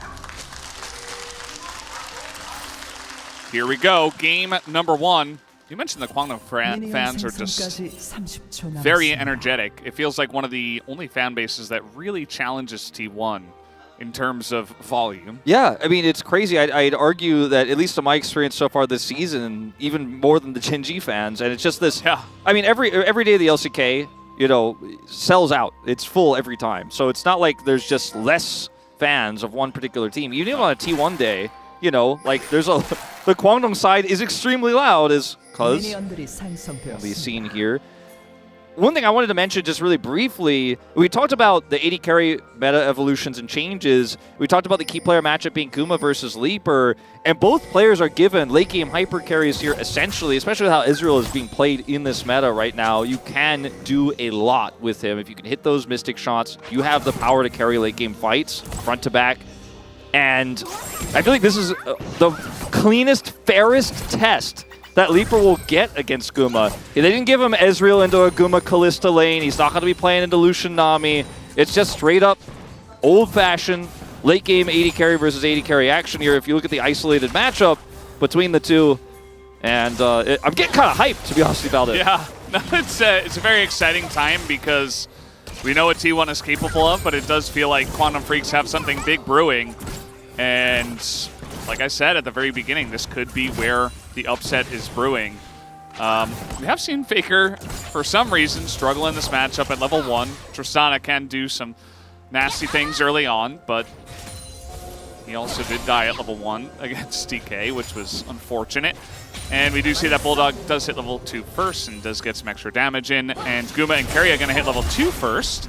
Down here in the bottom side, Leaper and Ando will respect. Yeah, really a lot of respect coming out. Guma weaving in some Mystic shots onto Leaper, though, and has the health advantage right now. As that was a close call there. Might not have wanted to take that one. Nearly on the edge of that turret range. As this is going to be a push advantage for Guma right now. And at level 1, there's not much Leaper can do about it. Top side here, you got range advantage as the Gnar gets the Mega. Will be very annoying to deal with. How has Zeus already played 48 games of Gnar? That's just an insane number. I mean, feels like only yesterday he was debuting. Obviously, it has been a little bit now, but man, that's a lot of games of that one champ. It is crazy, and he's played so many of them, you know, when Nara was strong, but also oftentimes just as a counter pick to Cassante and stuff like that. And it wasn't a crutch for him. It was just a strong point. His owner is here, and Cuz is a little bit behind on this, so this is classic T1 blue side. Get bot side prio and take away the blue buff. Whoa, Cuz gonna win on that trade, and now Bulldog's coming over, and you see the team on the bottom side trying to 2v2. Owner is gonna flash and Arctic Assault away. Arctic retreat there over the wall, but a very tense trade between the bottom lane, Bulldog coming over, and now Cuz just gonna come on over here and try to take the top scuttle and maybe stop the back of Faker. Yeah. Right? I mean, you should. Yeah, okay, well. He's going to stop it without wasting any mana. Yeah, or much time. He nearly took a straight line directly to it. Now, Zeri can get back to lane pretty quickly with her wall ride, but still going to lose out. It looks like maybe a minion or two here on the bottom lane. As Cuz will grab this scuttle. Faker pretty far up here, but I don't think will be punished by a flash twisted advance, right? I mean, he might, but Valkyrie is pretty strong. I said he might, you know, not 100%. You fish for him, you know, you go for it. You miss 100% of the twisted advance threatens that you don't walk towards. Yes, thank you, Wayne Gretzky. Dudu is in kind of a rough spot. You mentioned the range versus melee. This does make him a prime dive target, and you see that ward. Owner might just be on the very edge of that one, but a lot of pings are coming down, and Cuz is trying to get up here to try to help him, but will he be on time is the real question, as trying to turn here on Owner just going to respect, as Cuz will show here on the vision, and they will not commit to the dive. Yeah, I think somewhat ill-fated there. Free 6 for Zeus as Faker's going in. He is going in, but Bulldog is going to get that jump in, and a fully stacked E for that explosion, and Faker is not going to win that trade and will be pushed away. Bulldog, once again, is going to punish Faker in this matchup. Yeah, it's you know, Bulldog very confidently knowing he has the damage if he could stack that charge, and Faker once again pushed out. Now it's not too significant because they're both just going to back and TP back into the lane, but one of those moments that gives you pause. As down here, another Zenith Blade. Yeah, trying to go on this one. You see that Andal does a great job of peeling, immediately turning on to Keria and just kind of ignoring Guma, making sure that Keria can't stick to the Zeri. Yeah, Libra dodging that Mystic Shot, very important as well. And we'll get a small level advantage here just briefly before these minions go down. As it feels like I'm holding my breath watching this lane down here, as Andal's been doing such a great job with instantly hitting these crash downs onto the engaging Leona, trading those aftershocks and allowing Leaper to just kind of peel back there. It's been really fun to watch. And at the end of the day, I feel like, you know, it will come down to the, well, we do see a bit of a trade here in mid. Bulldog at level 6 was considering continuing on the trade. But, you know, outside of the Leona getting some big engages, I feel like they're not going to have too much pressure. I really like the call pickup from Leaper just to say, okay, we're not going to win in the lane, but I'll have this to kind of catch up and stay in parity with the Ezreal. Doesn't even go for the boots to dodge some Mystic Shots or anything like that. Now, we do have a big rotation up here as they are trying to get on top of Bulldog, who will just push Faker away. Andal also matching the roam, so there's no numbers advantage here for T1, and great moment there from Bulldog, no panic. Zeus has Mega, he's fine here. Meanwhile, level 6 hit by Leaper. He's going in, but the Extendo Beam is going to miss. Leaper continuing, still up a level. He's not going to be able to get the kill, and he immediately does back off of the all-in. But Guma playing with some fire here. Some extra bounces will give him the wave push here, and Guma will likely have to just back off entirely. Will be hitting level 6 shortly himself. Owner is going to be able to secure this grub, and that's pretty significant. Taking any sort of grubs away from Tristana always feels nice when Corki is not going to have the same sort of side lane pressure that this Tristana is later on. So keeping the numbers advantage on that one is big. With how much control they've had on the bottom side, no Drake to go over either. So Cuz kind of coming up empty on this one. Only the single grub, which is the important one for experience, but you know, with the changes to grubs, it's actually really important to get those. This is Meganar, and dude is playing right into it. Not sure if he really wanted to take this, but now he's going to continue on the trade. Does go for the World Ender here on Zeus. Knows he doesn't have his ult, and now Andal is here. Just level 4 roaming up to the top lane. And Zeus I mean, he doesn't even have to flash. He just walks it off, and now Owner is here. And maybe trying to get the kill onto Dudu by himself. He does have full combo available. And I think he might just go for it. Zeus going to show once again. And Owner decides against it. Notice there's no vision. Cuz has his ultimate as well. You know, if he was lurking around there, they could have actually ended up in a bad situation without Meganar. So thinking better of it there, ultimately, at the end of the day. Will be a little bit of lost time here for Owner, but no huge consequences from the play. But it was a potential opportunity there, not seized upon. Yeah, I feel like if he just sent it, like sent caution to the wind and just goes in, I mean, Dudu does have flash, but as Sejuani, I think he just barely has enough damage to full combo him down. Yeah, I mean, you get his flash no matter what, that's for sure. Yeah. Maybe even Zeus could like hop over a minion and help with a boomerang or something, but there's better safe than sorry, as you mentioned. They tried to sell that last play so hard as well, as Dudu going in when the Ondo was coming up. I think Zeus read that extremely well and then was a little bit, you know, suspicious about any more lurking members there of Kwangdong Freaks. As just see the continued bottom pressure. Guma is winning the matchup super hard. Has Keria just launching these in. Good dodge on the true shot. But it's just going to be more and more of Cuz's jungling disrupted. Starting off the Dragon. Cuz is just getting full comboed here. There's not much he can do as First Blood will go to Keria. But yeah, he's just clearing a ward and immediately gets his head taken off. Yeah, I mean, they're doing Dragon. He feels fairly safe, but that's long range engage. They've got Solar Flare. You have Glacial Prison. And if you don't flash that, you are dead, Cuz on vision. And that is the end of the Maokai. That's the Dragon to go to T1. Faker's starting to get a lot more control over this matchup here in mid as well. No longer the bullying Tristana. He's starting to take a huge CS advantage here. We'll grab a plate, it looks like, here in mid off of this wave as well. Lots of money in T1's pockets off of just one passage of play. Almost 2,000 gold the advantage here. Now Faker is getting all ins here. Looks like Valkyrie is down, but it's not a kill. It's just a denial of a back, and Bulldog can push very fast with the Tristana.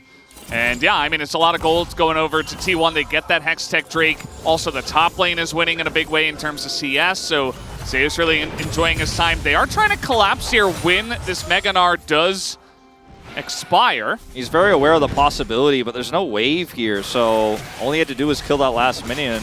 He's safe. Good to go. See if Bulldog can push a plate here. He should be able to. Faker doesn't have teleport still from that earlier back. And Keria's over here, but should be at least a plate going over to Bulldog in return. As you can see, Dudu is also pushing plate advantages topside. So some of that gold diff going to get worn away here a little bit as Kwangdong pick up some plates in top and in mid. Yeah. And I mean, this game is super close right now, but T1 just really playing that initial fight so well around the Dragon, setting a trap there for Cuz, putting pressure on, putting that deep vision in, using the bottom prio so incredibly well as Keria's coming over for a contest. Yeah, they want to fight this. They want to punish potentially. The first grub does go over to Quantum Freaks, but now a trade in mid, 1v1. Faker looks like he won't win that one, and Quantum Freaks just going to back away. They say, okay, we got our second grub, and that's it. We don't want any more. We don't want to fight you right now. So that will be 4 grubs over to the side of T1. They will get that buff. There's just too many T1 members there. Zeus having his ultimate back online. It's a really risky fight to take. Even though Faker was kind of cut off, he should have been able to rejoin with his team. A chance here on the Bulldog as Faker is going in there. He is going to miss the big one and gets ulted away. Owner is going in. I mean, he's got vision, but that is a Tristana, so yeah. Not going to amount to much. Maokai was not here. Had he been, that could have been very dangerous for Owner, but great game sense on that. Knows he has the space to try to threaten. Doesn't get Bulldog's flash, because as you mentioned, Tristana doesn't need that to get away from a Sejuani in that situation. Faker's just taking all these resources from his team, and Bulldog is getting pushed away repeatedly, and so he's, you know, edging out big advantages. A chance now. If that missile hits, I mean, Bulldog is in kill range with just a couple of autos and maybe another missile. So just like this, I mean, Cuz is nearby, but it's a second plate over to Faker, a bigger CS advantage, and it seems like he has stabilized quite a bit here in mid. Yeah, definitely. Bulldog will teleport back now, and this cannon wave will be eaten up by him, so he'll shore up some of that deficit. But the early control here by Owner has been so unreal. I mean, now, again, Leaper and Andal denied farm here. He's going in. I mean, they want to take this fight. They say, yes, thank you very much. But Andal will be able to flash away. Leaper still chipping away. But at the end of the day, it's just Andal going away. And now that turret will go the way of T1. Yeah, I mean, it's the whole turret. It's all these plates going over. Cuz is coming over to try to salvage this play. But Leaper's already ulted. Well, that ult did happen. They have some damage into Owner, but there's really just no follow-up, and that's why, I mean, I guess they saved the turret this way, and so they are going to push T1 back. I mean, so some good value in saving that turret, no doubt, but at the end of the day, T1's still getting huge amounts of gold out of this play.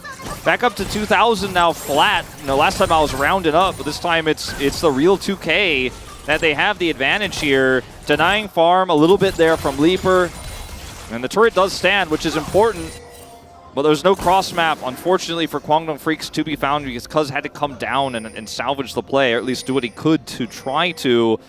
And the item value of these two players at the bottom side, you know, between a Trinity Force finished for Gumayusi and his stacking tier versus Leaper just having the Shiv, the Ezreal already with these buff stats is going to be feeling pretty good, but once you have that Triforce, it's really hard for Leaper to compete with him. He's outranged, of course, as well by those Mystic shots, so as long as Guma keeps hitting those and he has some pressure with Keria, really hard for Leaper to play that one out. The Shiv is going to help him wave clear and help him get the rest of his key items, give him some prio on the map, and then when they move to mid lane, as he is now.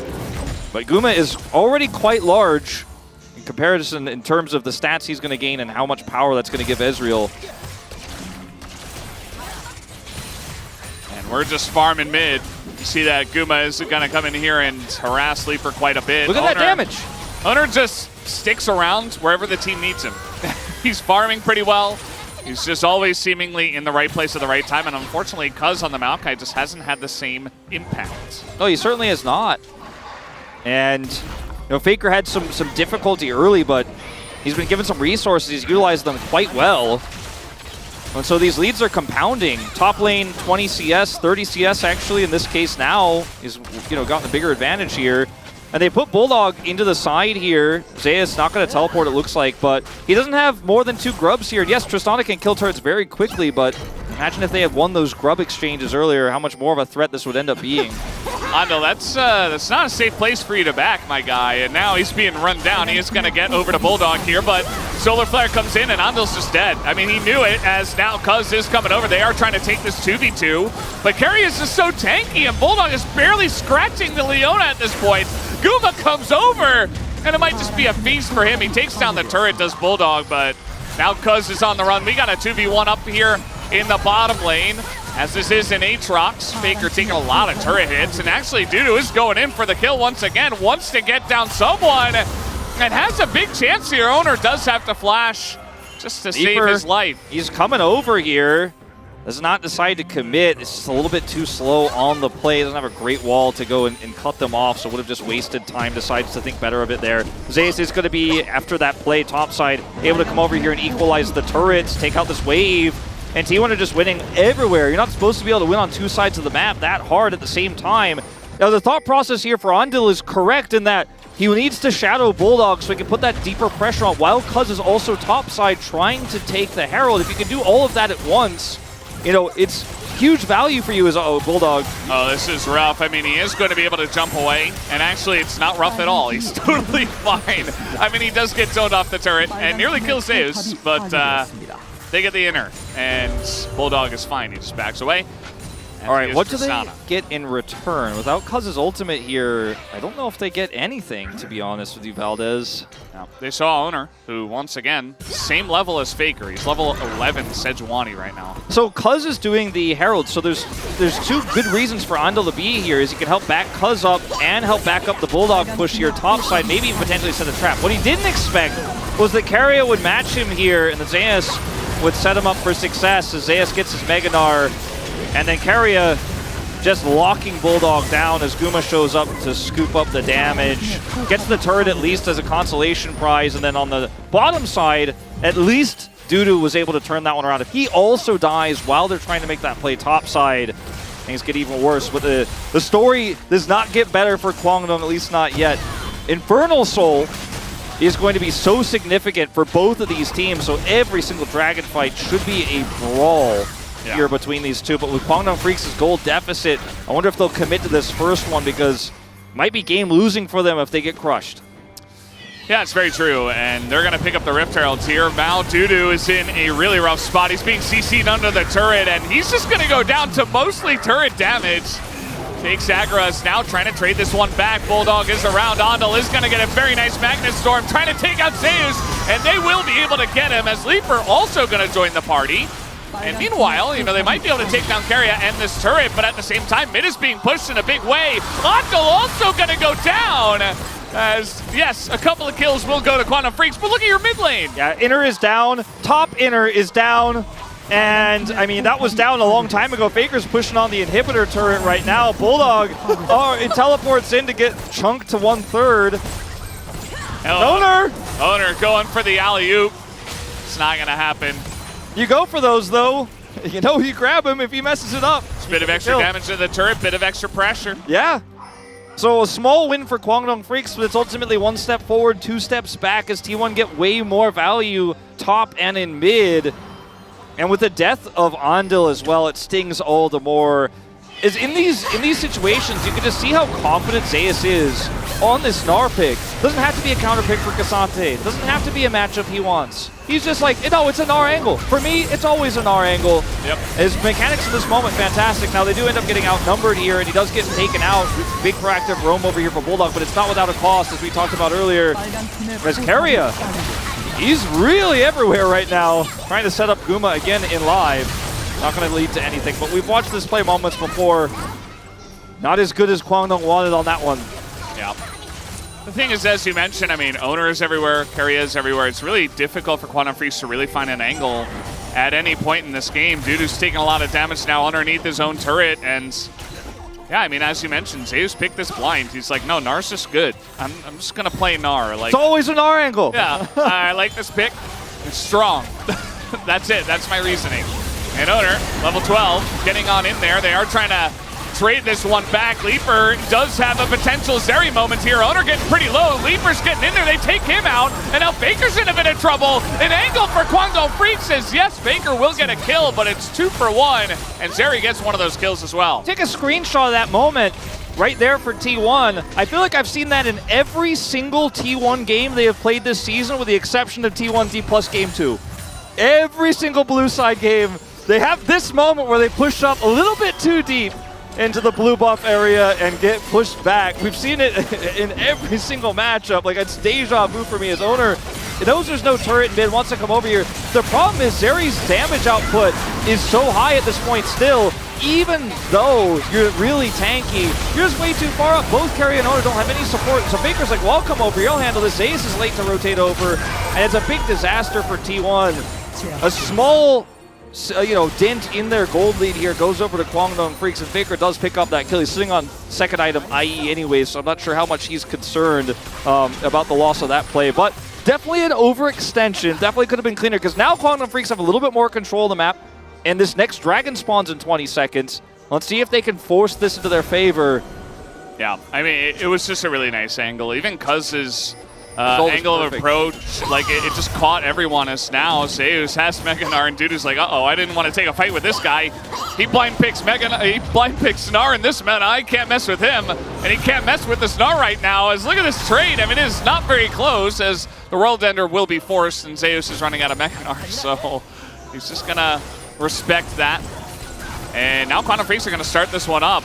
A lot of damage on this Tristana straight towards the dragon. Good zoning here from Cuz, who still has his Nature's Grasp. Owner trying to get close. They're just going to take it down. And T1 do not commit to that, as very nice buffer here from Bulldog. The Solar Flare not going to hit. And now the Nature's Grasp you mentioned, going to zone them away. But Kwangdong Freaks, it looks like they want to fight. I'm not sure about that one. But Keria going on in. It's such a back and forth trade. It's now Zeus on the flank, going to take him down. But look at Owner getting extremely low. Leaper's still alive. Owner is going to go down as Bulldog gets that kill. And now 4v3 here for Kwangdong Freaks, but Guma looking to take the 1v1 versus Bulldog. Faker coming over, making it unfair, and Bulldog is going to back away.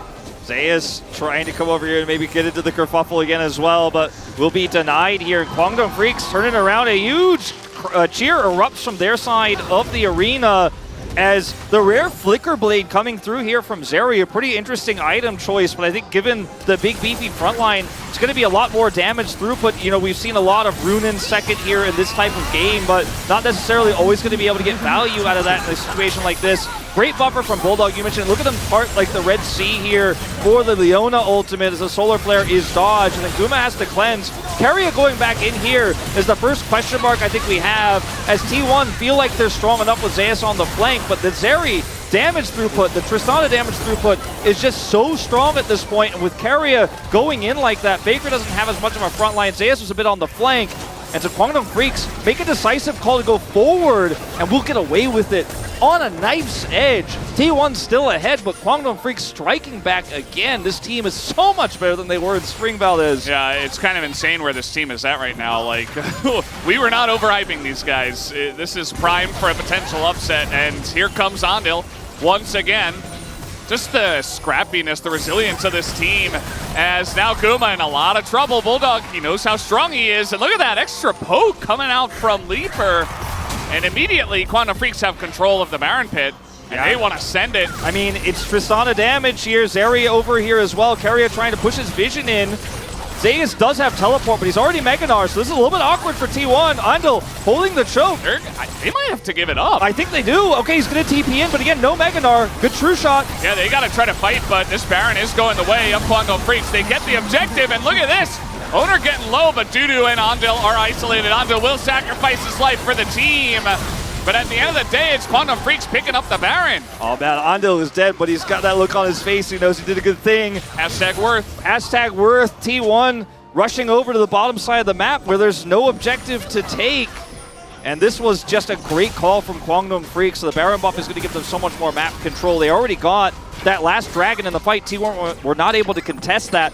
They may be able to utilize this Baron buff to guarantee the prio they need to get a second Infernal Dragon here. Guys, this angle is so awkward. No Meganar. The True Shot barrage is a lot of damage, but with the ult from Cuz, you just can't close the gap. Keria is trying to, but the ult from Cuz just buys enough time. The Nature's Grasp keeps them at bay, and when it looks like, okay, maybe there's an angle on the Dudu there, maybe we can start to turn this one around, Andil says, I'll take one for the team. 4 Baron buffs remain. And Kwangdong Freaks, that 2,000 gold lead that T1 had early on, they pushed it up a little bit more, but it's kind of been around there, and that's not necessarily enough to win you these games if Kwangdong get prio out of this. T1. Got a couple of fights here. Once again, trying to go in onto Leaper, and Keria's alone. I mean, he's being chased down, and he might just die here. He doesn't have flash, but looks like Kwangdong Freaks don't want to overchase. They do have the Baron buff still, and it looks like they want to get some value here in the mid lane. Can't blame them, as now Dudu trying to fight here against Zeus. This is a 1v1 for now, but we do have some members roaming on up to the top side. Zeus is buying a lot of time, though. Yeah, he's against the Baron buff. Exactly, he's wasting Baron buff time here, but he's not going to get out with his life, I don't think. Yeah. Has the crush.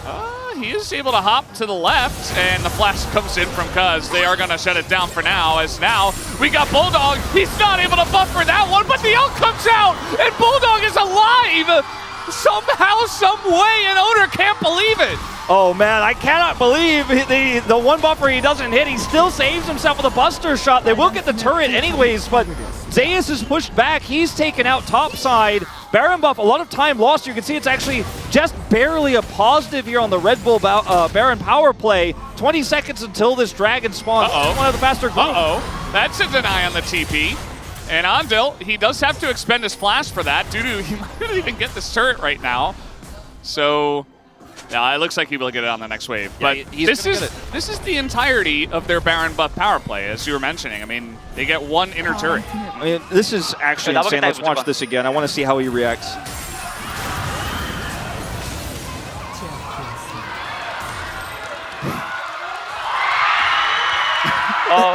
점프만은 못했다. 야, 이거 역할 안 돼. 이거 buffer. Reaction was slow, but I mean, you could see in his vision there how little time he had to react. He still almost got it. Now, Zeus up here loses Meganar. Cuz goes through. Dudu locks him up with a sweet spot. Looks like maybe he's going to get out, but no. Cuz decides to use his Nature's Grasp here. Now, T1 did not get the dragon initially. Because of the teleport deny, they're not actually able to save Zeus, and then they're kind of awkwardly grouped there while Kwangdong Freaks has prio, so they give it up. in live, which we missed, Kwangdong Freaks actually secure the second dragon, and the lead for T1 is significantly diminished. It definitely is. I mean, 2 Infernal Drakes. There have been some nerfs along the way, but still, like, that should be enough for 2,000 gold at this point in the game. Might even be a lead here for the Kwangdong Freaks. Now, Bulldog, a lot of question mark pings. Faker just going to let him go. He is alone for now, as Nature's Grasp going to secure a red buff. And that's about it. Yeah. Might as well. I guess it's not that long of a cooldown at this point. Yeah, really, you know, I mean, at this point, just they're safe than sorry, let's say. You know, forcing fights over these types of objectives could be disastrous. And T1, in this lull state, they don't have a very strong split-pushing champion. Like, Gnar can be very annoying to deal with on the side, but he's not so ahead that he... Oh, goodness, we're fishing for Bulldog here. He's not so ahead that he can just push this Aatrox out and start getting value. They already got their inner turret's worth of gold as well. There's like nothing for T1 to do on the map right now other than to fish for picks. So that's exactly what they're doing here. There's no inners for them to take. There's no Dragon. There's no Baron. There's Baron Vision, which they do have. As Kwangdong Freaks will just take this lull between the objectives to sit back and farm. Leaper, the only person who has a gold lead here with a lot of additional stats from the double Infernal. And if he gets the Infernal Soul, I mean, that is going to be huge. LDR done for him as well. He will chew through that Sejuani health bar. 4th item just picked up for him. He's got the BT. And, yeah, I mean, he's essentially the carry. Not to mention that Bulldog has been doing quite a lot in this game. And they have a pretty decently fed Aatrox. I mean, I think Zeus is pretty comparable, maybe even ahead at this point. As now it is Cuz caught in the top river, just trying to clear some vision. He is extremely tanky. There's no damage threats here for T1, and he just walks away. Yeah, and he's got Warmogs too, so he channels it back. He's like, actually, I don't think I need that. And now he's just gonna head back over here. Leaper running towards T1. And I will say it's much easier to hit all of Leaper's damage. We talked about the late game 80 carries. He's level 18, Taguma's 16, and he just queues towards you. His carry is in trouble. Yeah, he has to flash, and he doesn't have Solar Flare, and they're going to use this Nature's Grasp. They want to get any pick they can, and they'll take the Leona, sure. Right before Baron spawns, T1 no vision control here whatsoever. Zeus has teleport, so he can come in here and try to fight with them. But look at Leaper just rip through this health bar of the Baron. Now, Nature's Grasp can't be used defensively here, but I just don't think T1 can get inside this pit. And they're just simply going to back away. They have no vision. There's no entry. Owner trying to clear, but it's just too late. It's gone, Valdez. Yeah, Owner knows he's on vision, of course. He's just going to let that one go. And that's a second Baron over to Kwangdong Freaks. And at this point in the game, you can say they are definitely in the lead. And they're looking to extend it from here. They're looking to push in mid. Yeah, I mean, this is a massive lead for them. They still have that Tristana pushing power. Zeri pushes turrets pretty quickly as well. And the Baron once again links up with that Infernal Dragon. This time, the Soul. And T1 running out of options quickly here. And with a Zeri, with this build, she has a lot of lifesteal. She's very survivable. Like, it's hard to kill her. She does a lot of damage. It's much easier. She doesn't have to aim and land skills. She'll be technically, yes, but it's quite simple compared to Mystic shots. Ezreal's gone for a tanky build. You're sitting on 3 items to her 4, one of those items being a defensive item. Where's the poke really going to be here? Faker also does a lot of damage, but to get into range, it's so risky. You've got a Maokai to deal with, you've got an Aatrox to deal with, the Rel. It's hard for Faker to carry this game. It's hard for Guma to carry this game. I really think if T1 is going to wrestle this one back, it's going to have to be a huge Gnar from Zeus on the teleport flank angle. They don't have enough vision to set that up right now, though. As you can see around the Dragon Pit, only 2 wards to the left of the pit. No setup really for T1 to get Zeus in the position to make a big play here. You could try to chain CC the targets together, but Zeri's so slippery, Tristana's so slippery with these buffers from Bulldog. Timing of this as well. I mean, Zeus just ran out of Mega Gnar. He's not going to have it if they started it up right away. This Infernal Drake, it's obvious that T1 do want to fight over this one, but as you mentioned, there's just not a lot of good angles here. Yeah, I mean, Kwangdong Freaks in such a good position. Bulldog can soul this while Dudu holds the angle. Yeah, they're just trying to zone Owner away here. Dudu's taking the brunt of the damage, but Owner is not going to get in the pit. It's Infernal Soul just given over to the Kwangdong Freaks. They are so in favor of winning this game at this point. I mean, the positioning was so fantastic for Dudu there. He's just denying them entry. I mean, the Megadar was so close for Zeus. He has Flash Megadar, but he just can't get in there. There's nothing he can do. There's no prio. There's no teleport angle. Yeah, and Quantum still at Baron. Yeah. So. And you can see the second the Dragon's done, Bulldog's like, I'm over the wall. I got Infernal Soul. You guys think you could be anywhere near me? You can't. Well, they absolutely can't. This push is coming in from the bottom side. Still 40 seconds on this Red Bull Baron power play. They're looking to potentially push into this inhibitor. Bulldog is going to take quite a bit of damage, but you can see still they are looking to push into this one. No Sejuani ultimate. Dudu kind of in an awkward spot, but actually it's Zeus potentially in the awkward spot of the flash on the Gnar, and now Zeus is on the run. Dudu's just going to say, okay, I'm looking to push mid instead. Yeah, I mean, if he can push Zeus out, you know, and push mid, that's exactly what you want. It's going to force this awkward timing for Zeus for East to back, but that's further map control. A red buff globally denied here. Again, T1 not going to be able to pick that one up. Baron expires. All they got was one inhibitor, but the biggest prize of all really is that Infernal Soul they picked up, as that is going to be relevant for the rest of the game. The Elder spawning in 5 minutes, maybe where we have our final fight if T1 can delay. But with this Tristana at level 18, it is scary times. I mean, Elixir picked up for Dudu as well. Like, this team, I feel like you could see it on their faces, Ando's face there as well. It's like, they're like, we're doing it. we were losing this game. It seemed unwinnable. We had a few clutch fights. Yeah. A few overextensions from T1, and like, we're doing it. It's one of those games where everybody's like saying, okay, calm down. It's all right. We're in the lead, but just stay strong. Keep playing your game. At least that's what the shot caller probably is saying at this point, just trying to keep everybody calm, because Quantum Freaks have not won a game against this team in a very long time. Not a single game. It's been 2-0s all the way down. 14 in a row, I believe it was. Some insane number, and closest they've ever been, it feels like. Yeah, 7 series, 14 games. And now the poke is coming in. There is no Baron. Bulldog is not going to buffer that. Not sure if on purpose or not. He is totally safe regardless.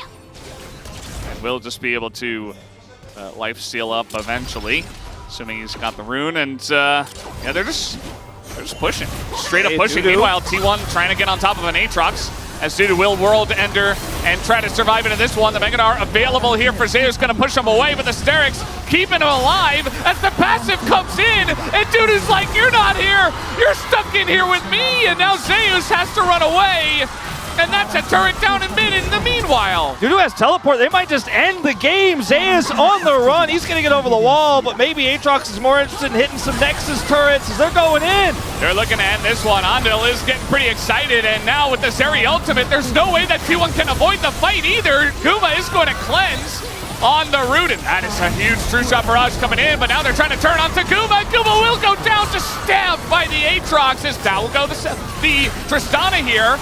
And potential for Faker and Zeus to try desperately, but it's not looking good. Quantum Freaks will take game number 1. The streak is broken, and Quantum Freaks stand tall against T1. We saw some upset wins from this team early on. The streak was there, but there were naysayers. There were people saying this team had an easy strength of schedule. They're not strong enough. There were doubters like me who said T1 win this. It's only game 1, but they were behind nearly, I think, 4,000 gold at peak in this game, and they brought it back. Look how hyped CVMAX is. He gave Dudu a huge hug after that one. This is a Quantum Freaks we haven't seen before, and that's what's I feel like I got a new top LCK team. I've been asking for that for a while, and it's my birthday tomorrow, Valdez. Yeah. And I gotta pick POG.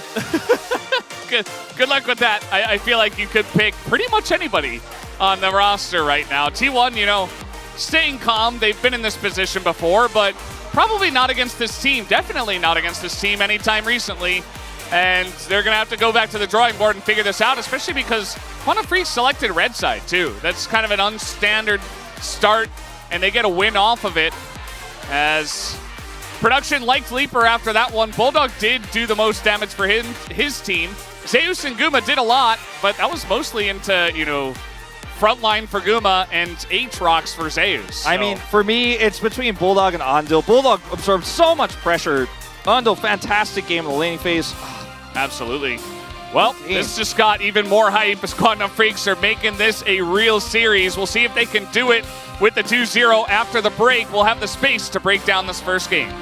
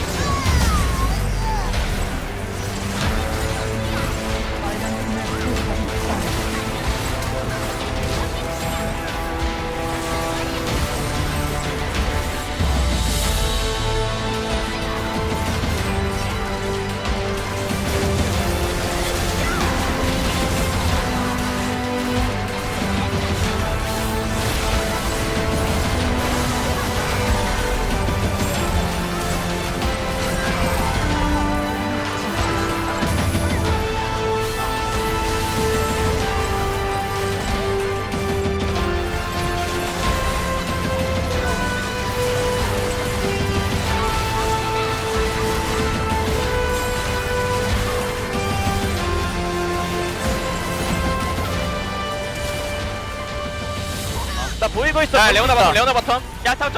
나 괜찮을 듯. 타워 잡을래? 젤이 너무 쫄아 있는 것 같아, 지금. 좀 앞에 제일 쫄아. 오케이. 야, 미드라인으로 오면 될 것 같아. 상황 세게 보자, 그럼. 나 안 죽어. 야, 미드. 레오나 노플. 야, 근데 제가 바워데 이러면. 야, 미쳐. 미드. 야, 자, 우타지 나 마우국 다이브 하자. 아, 기다려봐. 타워 칠 때. 아, 웨이브 직경. 이번 웨이브에 뿌려 쏘게. 지금 뿌려. 아래 거부터. 이런 타워 칠 준비. 아래. 세주려봐. 아야, 박지마. 타워. 괜찮아. 일단 이제 한번 볼게. 오케이, 이제 노동아. 타워. 야나 피었고. 나 가해. 야, 오케이. 세주 높을. 잡자. 야, 타워. 타워 줘야 돼. 나이스.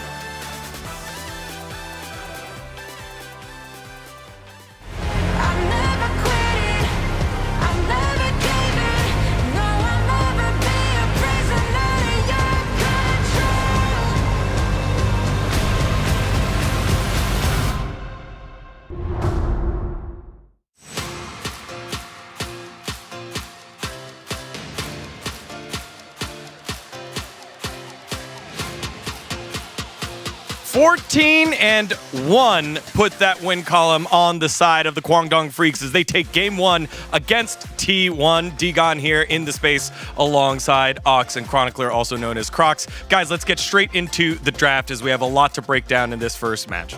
I gotta say, as well, I'm so impressed by Kwangdong. I'm so happy. This team is legit. It's the summer of Kwangdong. We kept waiting for the moment where we could truly say this. We're going to go for the draft very quickly because I feel like both teams got great drafts here. You get a lot of power picks. The Gnar was the most surprising pick, but it ended up working out very nicely. I think T1 played the early game the way that you're supposed to, very heavy on pressure in the lanes. But I don't think this game was about the draft one way or another. Yeah, I will say that, taking the Ezreal and the Corki, both leaning on the power like a Triforce, it was 3 Triforces across the board, and T1 got that early lead. The mid game, they felt really strong, but when you're playing to this Tristana Zeri, and Tristana mid's been a pick for a while, but I feel like with the recent AD carry item changes, her late game feels so much stronger. You really cannot afford to fumble with this T1 composition, and they did. And I feel like fumbling against what Kwangdong Freaks had gave that opportunity for them just to outscale. Because if you look at the early to mid game, I think they played a really clean game, right? Like they had pressure in every single lane. They were up CS. They were getting a ton of plates. So that's kind of the T1, the T1 railroad. You start off in the early game, build big leads, and then go from there. Win lane, win game. And they won lane, but they didn't win game. Yeah, and we were saying earlier, it felt like this is exactly what T1 needed after some early matches where they struggled a little bit. You wanted to see some of these players step up. I thought Owner was controlling the jungle early on. That wasn't exactly the case. Again, they weren't able to, I guess, tighten the screws and really close out the game like we've seen them do over and over again. As we take a look at our first highlight, 22 minutes in around this Drake fight, keep your eyes on Bulldog. And I feel like this is a big one because they don't get the dragon. They don't feel like they're ready to engage at that time. They try to go for it. They don't really connect on anyone. And the thought process is they have Zeus coming down, but again, they go for the re-engage a bit early onto the Maokai, and suddenly you're dealing with this Tristana and this Zeri who can start to really overpower the fight. And again, with these picks, if you lose the fight slightly, it's so easy for them to clean up and chase kills. You see Bulldog flashing in there to secure one, and this was really the turning point in the game, where I went from, T1 have been in control the whole time, to, wait, Kwangdong Freaks really have a chance. There was also the mishap in the jungle where they overchased, trying to get on deal, where they started giving over kills. And I think that this is such an important moment for Kwangdong, because obviously everyone's going to be like, oh man, can't believe that T1 lost. Let's not forget, Kwangdong have just really looked better and better. And I feel like they're starting to get to the point where Dudu becomes really the powerhouse that he was last year, and the rest of his team is there to back him up. Yeah, again, one change so far, Leaper on the bottom side of the map. It led to, this Kwangdong Freak squad looking so dang good. Let's take a look at the second highlight, though. And we start with the pick on the top side of the map of Carry around Baron. And I think, Kerry is trying to get Vision to contest the Baron, but it just shows what a stark contrast to that really controlled early game T1 have, to either having to send Kerry on desperation missions to try and secure Vision control around the Baron. I think part of this is the power of the Maokai being able to throw down the saplings and get that level of control. The Baron secure, they also picked up the Infernal Soul, and this is when T1 are like, okay, we really need a miracle to make things happen, so they try and make this play onto Dudu. I actually love the concept of it, but they're just not able to actually take him out. The healing is too much. That's with Mortal Reminder as well, on Zeus, right? Like, they built to try and kill the Aatrox, but especially with Infernal Soul, you're just not going to make it through. The fact that Kwangdong simultaneously was able to maintain composure after they fell behind early, out-teamfight T1, and then calmly execute is... it's monumental to me, the development that this team has made, and it's on deal. Obviously Quantum was there for a little bit lost, but being back and looking better than he has in times, it's cause having the big impact on that Maokai, we see why it's been banned so many times. And then Leaper, we talk about him a lot, and we have to, and you see the vibes. They know the series isn't done, but this game alone, I think we can't overstate how big of a deal this is, that they got this win. And we've seen loads of times in the LCK, teams manage to have an advantage against T1, and it feels like they'll just find that way back in the game. It's like, we're winning, and then suddenly T1 pull off a heist and win it, and they just never gave them the opening. Yeah, well, let's see who wins the POG of game number 1 as Kwangdong Freaks are learning how to run, and it's the man in the mid lane, Bulldog, getting his first POG on the Tristana. Yeah, and I think all the team fights, he was really sharp, was just basically untouchable. And this Tristana pick, I really feel like is such a strong pick from the current patch. Obviously, has a lot of power in these team fights and scales up so well, but it felt like his target selection, his DPS, his buffering, when it came to CC going down on him. I remember that play towards the boss side. We had 2 people jumping on him, managed to disengage from it. So just a really solid game all round from Bulldog on this carry. Wouldn't be surprised to see a wide split of votes. Ironically, I think the only one that probably won't get votes is Leaper, even though he had a really good game. Just game wasn't really about him, but the impact that he's had on this team is incredible, and it's actually a lot more lopsided than I thought it was going to be. But the Bulldog votes, obviously, we're all in agreement. I think Dudu also had a pop-off moment, and he also is, again, slowly getting closer and closer to the peak Dudu that we saw over the last couple of years. Yeah, again, we'll wait to see what the T1 Tide selection is, because now these guys are going to have to bounce back. Probably a surprise for them. Yes, they'll go to the blue side. Probably a surprise for them, especially given the fact that things were going so well early on, and everything started going and unraveling for them when Kwangdong Freaks decided to multi-man tower dive the bottom side of the map at the tier 1, and they took 2 towers from that. But then the pushing started to happen, and as Wolf called out in the broadcast, it feels like they push a little bit too much and bite off more than they chew, and they get punished here, Ox. Yeah, definitely a mistake we've seen them make quite a few times. I also think, as much as we didn't think draft was the issue, maybe a little bit more reliable scaling in the composition, because it felt like as it got later, when they did make those fumbles, it became hard. Especially, it feels like the Ezreal, really strong pick with the buffs he got, but I think in the late game doesn't quite have as much punch. Can't give up those dragons either. Need to make those go to your team. Well, Kwangdong Freaks on the cusp of making some recent history. Again, it was 14-match loss streak for them. They're on a 1-game winning streak, trying to make it 2 here in match number 2. So let's send it back on over to our casters. Thank you so much, Spacers, for that awesome breakdown. And yes, this is a big moment as both of our mid laners are rebooting in preparation of game number 2. In game 1, before the series, we had the shot of both Faker and Bulldog, and it was Bulldog who was doing the reboot and Faker was not. And it was quite interesting. I didn't mention it when I saw it, but it was usually Mom's here. Said Bulldog, hard carry, please hard carry, and well, he kind of did. He did, yeah. I mean, it was a team effort, right? And I think that T1's mistakes, as Chronoker was saying, it's like just Quantum Freak's able to stay calm, wait for the mistake, play a very solid game, and then swing it home. Hit the home run right at the end. That's some serious development, and this team is not a team to be overlooked anymore. I mean, this is a big win over T1. We'll see if T1 can put an end to that, and they're going to start by banning Leaper Zeri. Yeah, I mean, there's other ways to deal with the Zeri, but they're just going to give him the ultimate respect, and just going to take that away. Also, we note this a lot through the last few years where Zeri has been extremely prevalent. Guma generally avoids the pick, even though he has a great win rate on it, and he looks very comfortable on it in terms of the eye test. The drafting kind of speaks otherwise, as that's part of why T1 just decided to toss that one out early here. Ashe taken away again. Skarner and Rumble, the big question marks left in this draft.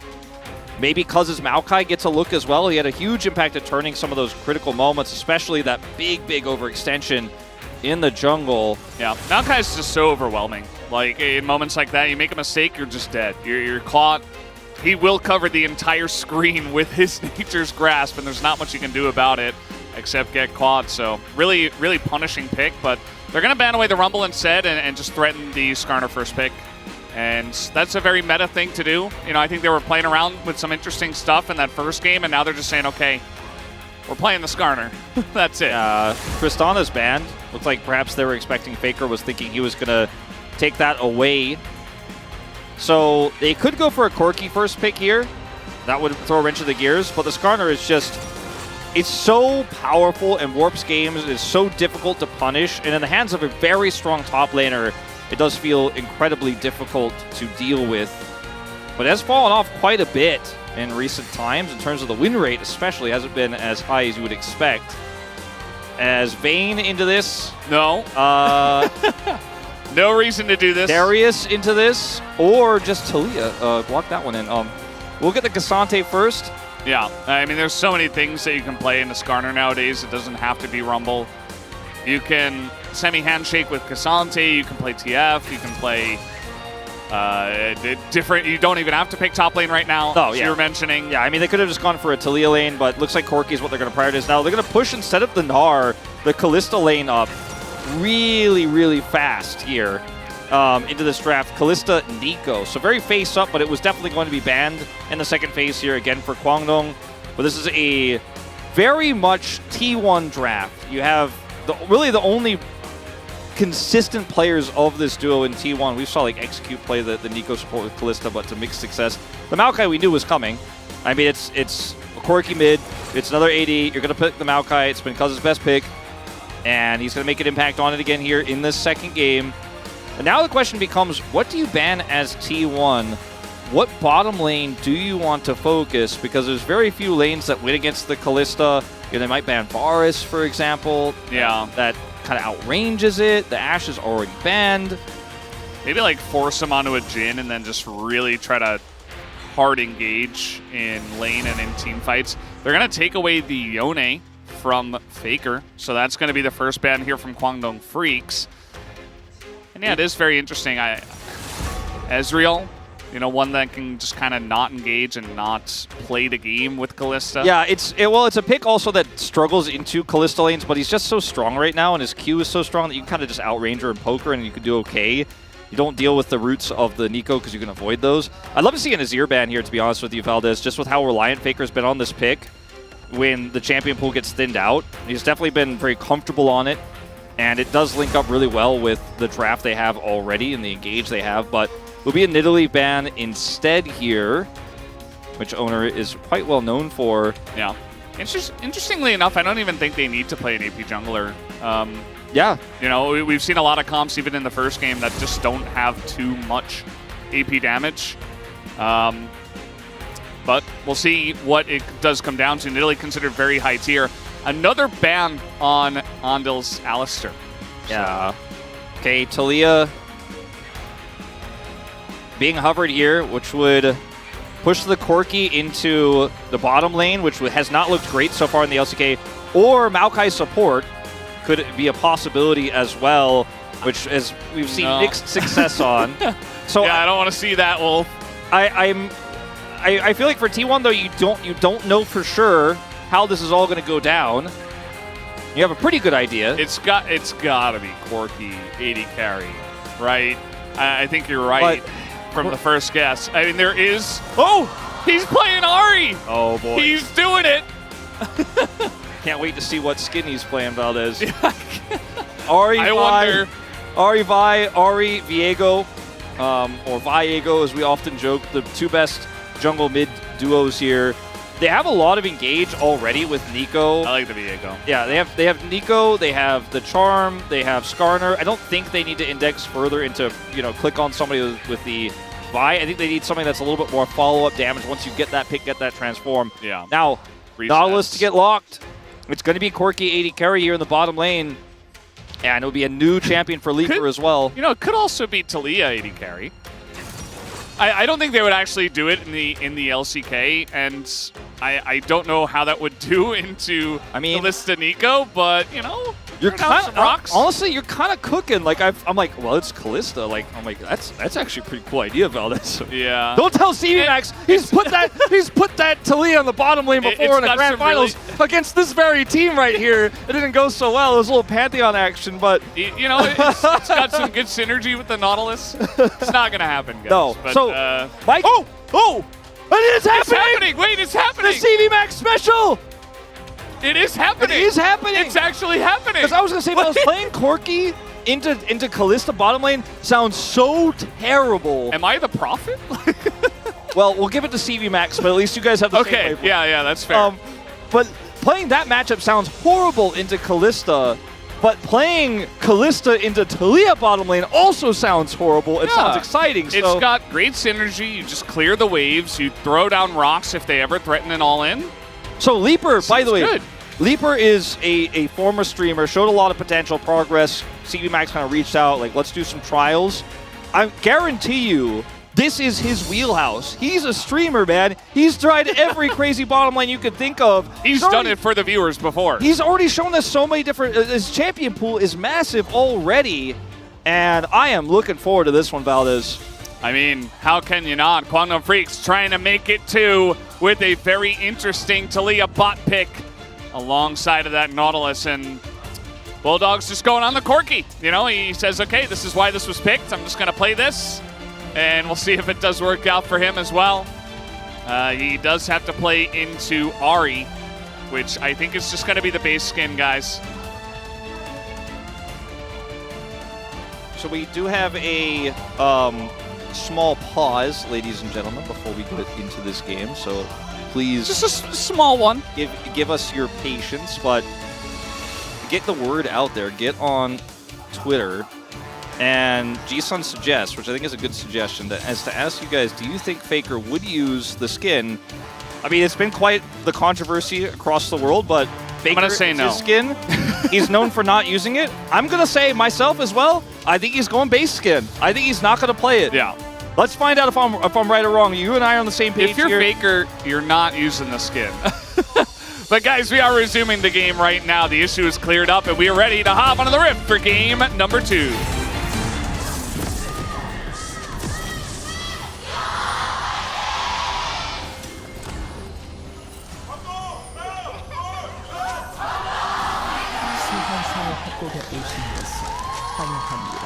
All right, here we go. Skin, baby. Guess what? A huge groan from the crowd. Who could have seen this coming? Oh, no. Look, if Barrel wasn't going to use his, do you really think Faker was going to do it? Hey, look, it's a broccoli. He's laughing because Faker loves broccoli, and it was in that Ignite Worlds opening, you know, it's a reference. Yeah. And Cassante thought that was very funny. It was. Eat your broccoli. Lots of vitamins and minerals. It's very good for you. Yes. 미니언들이 생성되었습니다. All right, Valdez. Taliyah bottom lane. The CV Max special dating back to 2019, I want to say. The SK Telecom Griffin finals. Taliyah Pantheon.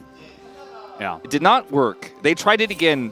It didn't work. Yeah. The thing is you don't even have to, you know, Taliyah Pantheon is kind of that's a lane that is very all in. And the Pantheon is there to go in, right? Nautilus can kind of do a bit of both, where he's tanky enough to, like, take trades in the back away, and doesn't always go well if the Kallista's just hitting you and you're trying to run away.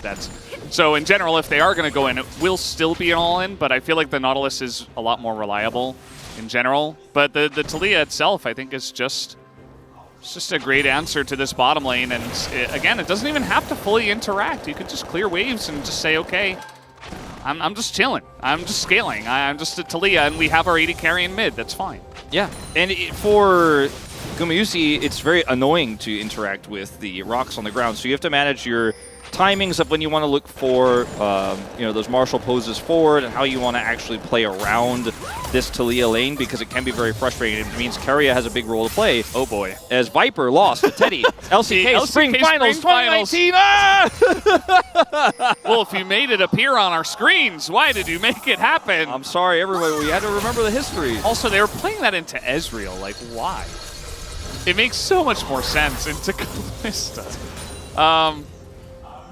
But that did happen in 2019, which was 5 years ago. Yeah, no, I mean, you know, Last Shadow was casting that finals, and he was explaining some of the reasons why Taliyah Pantheon bot lanes were kill lanes and why it was a strong pick in its own isolation back then. But in this draft, it's quite cool how it comes out in this way, because it's a flex pick. We talked about the flexibility of the draft, as Keria is doing a great job here, which is what he needs to be doing to keep this, you know, Kalista able to keep the lane pushing. But in this case, they left the Kalista came in faster, right, before they get banned in second phase, but they already had an answer prepared, which was really cool. Feels quite strong into the Kalista. You already have an AD mid, so, you know, damage profile-wise isn't going to hurt you too much. So I just really think it's quite an intelligent move. Now, that's all in theory. We haven't seen this just yet, but you can see in the lane that Kalista, especially modern Kalista, is just going to poke you down as well. So that is one thing that Leaper is going to have to deal with. Like when you... Okay, might have to hold that thought as Bulldog is going way too far forward. The flash charm, the charm flash, it comes in and Bulldog's just dead. I mean, there's nothing, you cannot get away from that unless you flash first, and that is an excellent setup from Faker in mid. Such a good Ahri player, sets it up, puts him into a basically impossible scenario. And like you said, I mean, we've seen some crazy good reaction time from Bulldog in the last game was caught out that one time, unable to buffer the Glacial Prison, but this one is just so tough, and Faker so confident to pull this one out, will be successful there with Owner. Very strong mid-jungle duo. Chain that CC together, high damage output. Bye-bye Corki. Bulldog will teleport back to lane. In terms of the CS, you know, it's going to be fine here for Bulldog, but Faker getting some additional gold. Already has that core item set up here, so feeling really nice right now if you're Faker. The timing of that, too, is actually just too perfect. Yeah, that's always the best feeling. You go back, you just buy a lost chapter. You're just in your elements, hydrated, feeling great about yourself. That's it's an awesome feeling. Yeah, he's looking at the tier on the other side saying, well, that's going to take you a little while to stack. I've got my mana built in every level, baby. So, yeah, this is just fantastic. Now, look at this, too. Like, he knows that the way that Bulldog was walking, there's no way a minion could disrupt this play. Like, it's just 100%. If he presses E towards him and Bulldog does an insta-flash, it's a guaranteed kill with Viego there. Worst case scenario, Bulldog flashes, trade of flashes. So, really kind of checkmate there by Faker. Absolutely. And I was saying earlier, you know, modern Kalista definitely does a lot more poke damage. You know, you get lethality, you get that early Dirk, you are putting in damage, and Talia doesn't really have a good way to trade against that. So early on, it is not going to feel great, and you're just going to try to be clearing waves. Zondel is going to hook a minion. Well, if he hit Keria instead there, that could have been a huge play. Yeah. Leaper had used his combo, but, you know, definitely some follow-up could have come in with some extra rocks being thrown.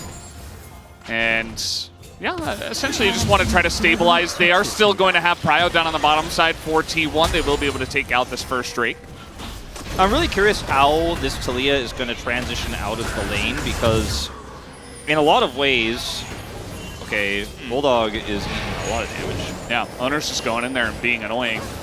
Level 6 as well, threatening it. Yeah, he had his ult, so he could both get out, but also continue to pressure the play. I was going to mention, I think Talia getting out of this lane, that was close, as another hook going to go wide, is going to be quite interesting, because he's down on farm right now, and, you know, unlike Talia jungle, it's not like he's just going to go clear a bunch of jungle camps and power farm up to his items. He's going to have to be in mid, and there's going to be under a lot of threats during that time in mid. And against this Kalista, will continue to push against the Nico flank. So if you lose map control, it's really hard for Leaper to kind of safely farm. If he uses his combo to try to clear the wave against this pushing Kalista, then he's vulnerable, could be collapsed on. And on the other hand, he's going to have Weaver's Wall in the mid lane in the late game, because that's where the AD carry gets to sit. So he'll have access to the entire map with his Weaver's Wall. So that could be quite interesting to see how that one plays out. Have a lot more global impact than a lot of AD carries would in that situation. So significantly behind in this lane, though, right now means I don't know how relevant this Talia will end up being if this continues. I mean, at the end of the day, you do have an insanely bulky combination of champions that really love to play into dash and engage, and that's exactly what T1 have. You know, you've got Ari Viego, you've got Kalista Nico. Everybody's going to be running straight at you, and if you're facing not only Talia rocks on the ground, but also Nautilus, who can stop dives and who can easily peel. You've got Maokai, which is the biggest one. And then you've got Cassante for damage. No, jokes aside, they also have Corki as well. So you've got a really nice core. I just feel like they need to get through the laning phase. And that's where we're seeing the biggest issue. At this point, it's only 11 CS. I mean, it's not the biggest deal, but certainly still Guma and Keria will enjoy a lane lead. Yeah, I feel like the Unraveled Earth fallacy we've talked about it a lot, where it feels like, okay, their team has a lot of dashes, so that means Talia value goes way up. It compounds upon every dash, but there's so many dashes that she only has one Unraveled Earth. There's so many threats. You have to deal with the Ahri that can just avoid it and go find a different angle, the Viego, the Heartbreaker right on top of you. You have Keria who can find another flank angle, come behind you and set up for an engage. That I do worry about Leaper's survivability. Chance, level 6 here, and he tries to wall away. That's not going to work, buddy, but, you know, he didn't have many other options. No flash available, and now the stolen Talia going to do it to them like that. The double kill going over to Owner, who certainly knows how to play that one, and now the Impale comes in, but the all-out is here, and Zeus is in a lot of trouble. He's just dead. Solo kill, essentially, as Cuz will pick up an assist along the way, but dude is going to take him down. All right, so at least they get something back here, Kwangdong Freaks, but a huge win for T1 on the bottom side. It was kind of hodoring about it, and then it happened. It's really tough to deal with all the engage, right? I mean, Leaper has a control ward in the river, is playing somewhat respectfully in terms of positioning here, but then when Keria goes for the flash engage, he doesn't have flash. He puts rocks down. Doesn't matter. He's dead. Yeah. It's just so flash over the rocks. Yeah. As you were mentioning, and he does that. So it's just quite tricky, you know, in terms of how this Talia is going to impact later, is because it comes over here and sets up the final aspect of this. That was perfect from Dudu. He had the 2-3 ready and primed right to press it when he got impaled, so that as he got impaled, the knockup was coming in, so it pushed him back towards Cuz. And if that didn't happen, you know, maybe he takes some turret shots, maybe Zeus does survive. So really, he got a big hug from CV Max, Dudu did, and it seems like Dudu is kind of back in form, from what we can tell, at least in this series. His team has been historically pretty momentum-based, and they've got it right now. Not in this game, but in the series at least, and in this season. 3-0 right now. But it's going to take a comeback, I think, a second time in this one if they're going to win this game, because right now T1 have full control. I mean, look at the proxy from Zeus top side, knowing that Cuz is bottom of the map right now, doesn't have his ultimate either. Just coming around for even potentially a pinch here onto Bulldog. Oh man, there's just so much action here, so much potential for action. As Bulldog's like, oh my god, they're coming for me. Poor Bulldog, he's just been pressured the entire game. Like, he must be so nervous the whole time. This game, last game, they're all just trying to dive the Tristana on the last one. Now they're trying to get on the Corki. It's not an enjoyable time. So many threats. Figures like I get the Corki or I get the minion. Win-win. Yeah. The minion all the way. This is going to be second Drake here for the side of T1. See what soul it is. Cloud. Pretty good for Ari, I would say. Yeah. Very strong as the hook is going to come in. He will find all three of them in the knockup. But essentially, it's just a disengage from the side of Kwangdong Freaks' bottom lane. And they will be able to deny the dive for now. But you see it brewing once again. As Dudu and Cuz are up on the top side of the map, they know they don't have any support, so they just have to back away from this one. Yeah, Grub's not really even feeling that powerful with this comp at the moment either, but at least they get something. But this is just so much value bottom side. Keria. They just kind of wall for protection. And does work out. Leaper gets in, gets the wave, but still down 21 CS. And Owner is a massive carry with the amount of gold he has in his hands right now. Yeah, he is huge. I mean, Guma Yushi is also getting to be quite powerful himself. Has the opportunity already, and 2 assists, a lot of plate gold. He's going to hit the squishy roster outside of the Cassante extremely hard with this lethality variant here. Yeah, Dudu. I do wonder about Cassante as this game comes along. Who's going to deal with him? As the Impale's going to come in as Cuz is here, but this time Owner's here as well, and now the TP comes in. Zeus in a lot of trouble. He is so incredibly low, and the all-out is there for the Cassante. They are turning this on to Owner. The shutdown comes in, and that's 2 kills, maybe 3. Faker nearly goes down to the Corki, and Keria is here. Let's see what he can do as they know it's him. They will back away and respect that, Nico. Yeah, I don't know if Keria could have really done anything there unless they got caught under turret, but he did have ult still available and flash, so a lot of respect being shown to that Nico as they do back away. But once again, Kwangdong Freaks striking back in another skirmish topside, committing the double teleport, but winning out on the play. As T1 going to try to get a plate here in mid. It looks like they will be denied by Bulldog. You mentioned the Cassante. I mean, it's Malignant's first year for Ari. She can build Leandri's still and try to burn through that health bar, but it is going to hurt her burst potential on these squishy targets. As it looks good here initially for T1 with Owner coming up. He's super fed. Well, the double teleport, there's just a zero-sum game here, unfortunately, for T1 with these rocks on the ground. Just don't get to move. No, you can't do anything. Once they're in the fight, they never get out. I mean, Faker only got out because he was the third person that was on the outskirts of the fight, right? Like, the second Owner got in there, he was just dead. He didn't even bother to flash because, I mean, he gets rooted by Maokai once. He gets rooted by Maokai again. He ults. He gets, you know, there's rocks underneath him. Like, what are you going to do? It's just so annoying to play into this comp. Yeah, it really is. There's just so much mobility denial, so much lockdown, you could almost say, is T1 are going to try to get this Herald. Cuz has flash but no smite, not going to contest this. Will stay in the area, avoid that Zenith, or not the Zenith Blade, the root there, but still, big win for T1. Opening that mid turret would be massive for them, as Duda said, who's not getting value out of Grubs? I'm getting some damage done. Yeah, it's going to be a big deal. I mean, this Cassante, we talked about Owner, but the shutdown went to Cuz, so now he's going to finish his first item. The Maokai is in this game now, and the Cassante, like, it's just going to do whatever he wants in this game, it feels like. You get a big combo with, like, a Charm and a Skarner, and he's just going to live through it and then all out, as long as they're not too far behind. And then you just have so many other threats. So I am curious to see how they can stop Dudu, who is up nearly 1,000 gold on Zeus. I mean, we call it Dusante for a reason. I wouldn't say it's as iconic as Zeus' Gnar we talked about in Game 1, but it is definitely one of his signature picks. His main pick that he's found so much success on, and he's super comfortable with it. You give him a lead like this, give him some gold, and especially into a draft, as you're kind of alluding to here, where there's not a lot of burn, there's no Leandries, there's a Kalista who's building lethality into how tanky he's going to end up being.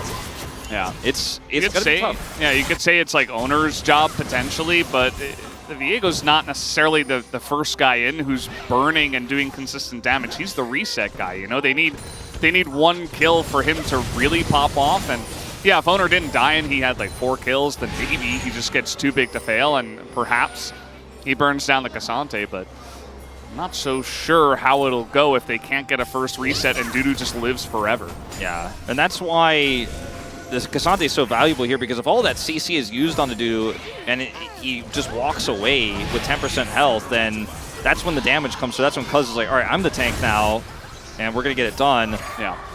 Bulldog has to really, really be careful about not getting taken out, though, or caught, because if he's dead, there isn't really consistent auto-attack damage for Kwangdong Freaks on the other side. Yeah. There was nobody else there, and I think Bulldog would have been fine, but man, he's just really been eating so many different things from so many angles. Now we have a TP coming in, as Kwangdong Freaks do want to fight this. T1, they are not necessarily going to go for this dragon here. They need to back away, and that they will for now. Cuz has ult again to just kind of keep them at bay, keep them at arm's length, so engaging here is going to be tricky for T1. It's a single Cloud Drake without Prio here. You might want to think twice about heavily committing. Keria still fishing for that angle. Yeah. And you know, we talked a lot about Cassante. If T1 get an engage onto one of the squishies and then the Viego gets the reset there, then absolutely. They've got an angle for sure. But again, there is the Cassante problem. Yeah, Cassante's just blocking them out here. Andal also watching the other flank angle. The split is so good, so it's hard for Keria to get a multi-man Pop Blossom here. Yeah. I mean, the vision control around the banana brush and even north of it as well, just to really allow no angles. Yeah, Andal just waiting for Faker. Exactly. Oh, and the hook is going to come in. He's got an ult as well. Faker has to back away. Nico, Keria coming on in, but Cuz very tanky. Leaper totally fine. Keria's going to go down. Guma's in a ton of trouble. Kwangdong Freaks, they find the angle, and they are absolutely decimating T1 on this dragon fight. It's a triple kill for Dusante. He is back. Maybe he's the real AD carry in this team fight, Valdez. Cleaning them up. 4 kills for Dudu. The Cloud Drake goes over, but all of the gold lead is gone. 2,000 gold the lead now for Kwangdong Freaks, and that's before they take these turrets off the map. This is all Andal. Downloaded. Faker knew he would flank this angle, and the setup was perfect. And you're engaging in a Maokai Talia. Yeah, and then Dudu is just so tanky that this lethality Kalista can't burn him down. He can push forward with impunity. And it's just front to back with a Cassante and a big, big Bulldog pick bottom side there after Andal gets the hook. And Kwangdong Freaks finally take a gold lead in this game, but the way they set that up, it was like a phalanx. There was no entry for T1. And we called it before. We were like, I don't know, maybe T1 give us up. It's just a cloud. There's no way in. But T1 Probably forced it, and they pay for it dearly. Yeah.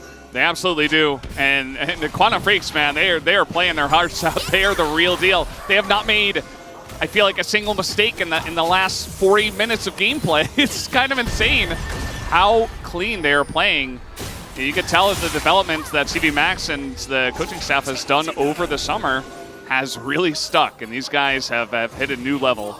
There's Valdez, there's an element to this of, you know, T1 has, I don't want to say disrespected them, but they've gone to these scrappy fights, and I feel like have said to themselves, this is our territory. We win these. We win these crazy teleport fights. You want to make a scrappy battle happen topside? Oh, you think you can hold Dragon?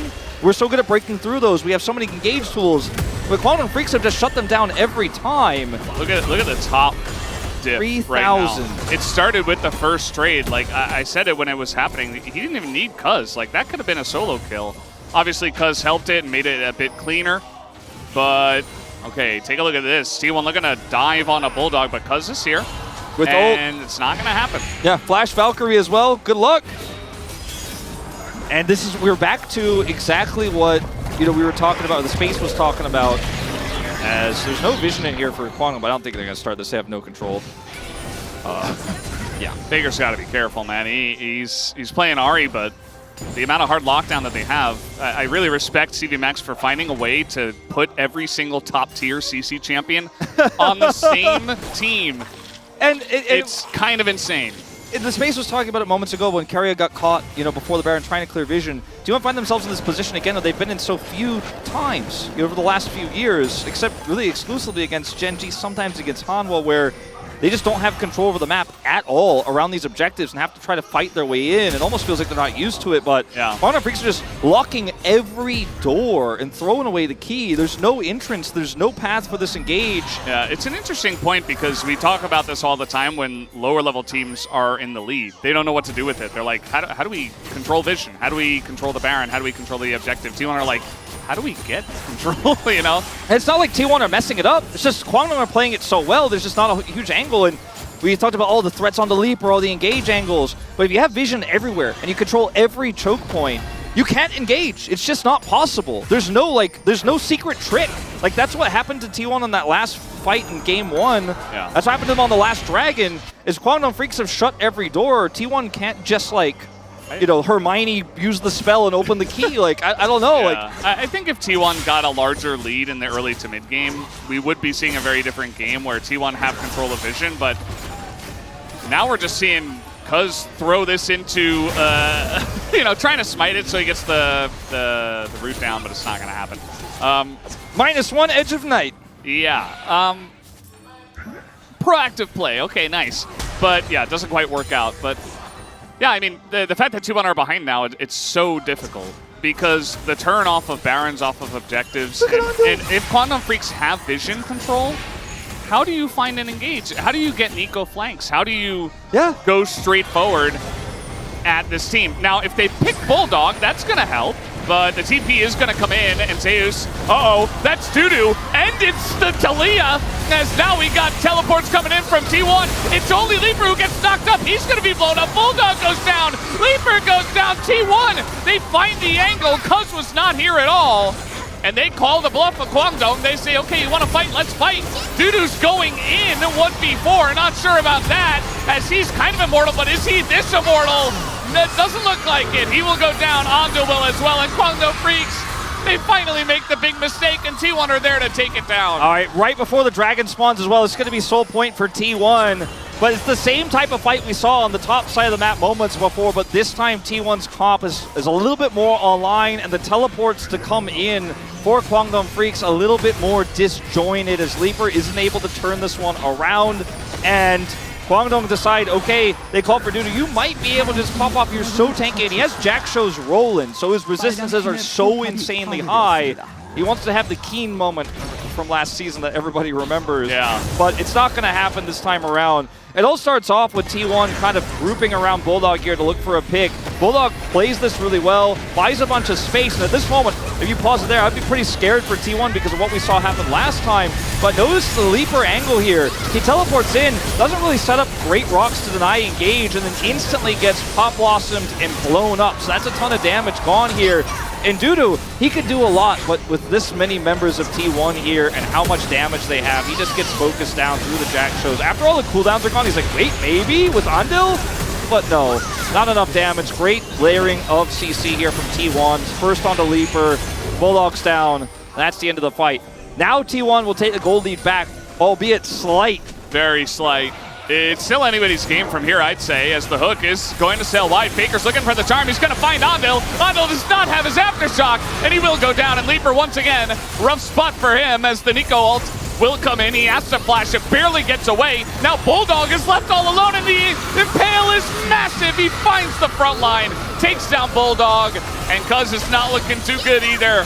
He does have his flash, and he will utilize it to get away, but that's could be Baron, although there are some low health bars here for T1. Prio's better than gold, Valdez, and when they get the Prio back, you can see how this comp is supposed to work. You can see how the CC is supposed to be layered, and Faker sets it all up. Dudu's still full health. He's full health. T1 are respecting it.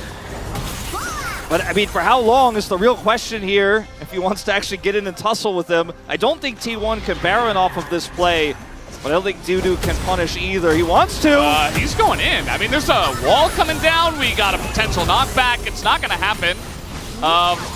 Nice try, guys. I mean, if Talia is there a little bit faster, maybe there's an angle. But look at this. Like, Kwangdong Freaks here trying to set up this play. Ando misses the hook, and he's just focused down. And when T1 are grouped like this, the CC lands, you get that pick. Look at Owner, he's popping off, he's getting these resets. Yeah, he gets taken pretty low because Bulldog is quite large at this moment in time. But eventually, you're just going to lose this fight without your front line here. Dudu shows up last to the play, and he's the only one that T1 can't deal with.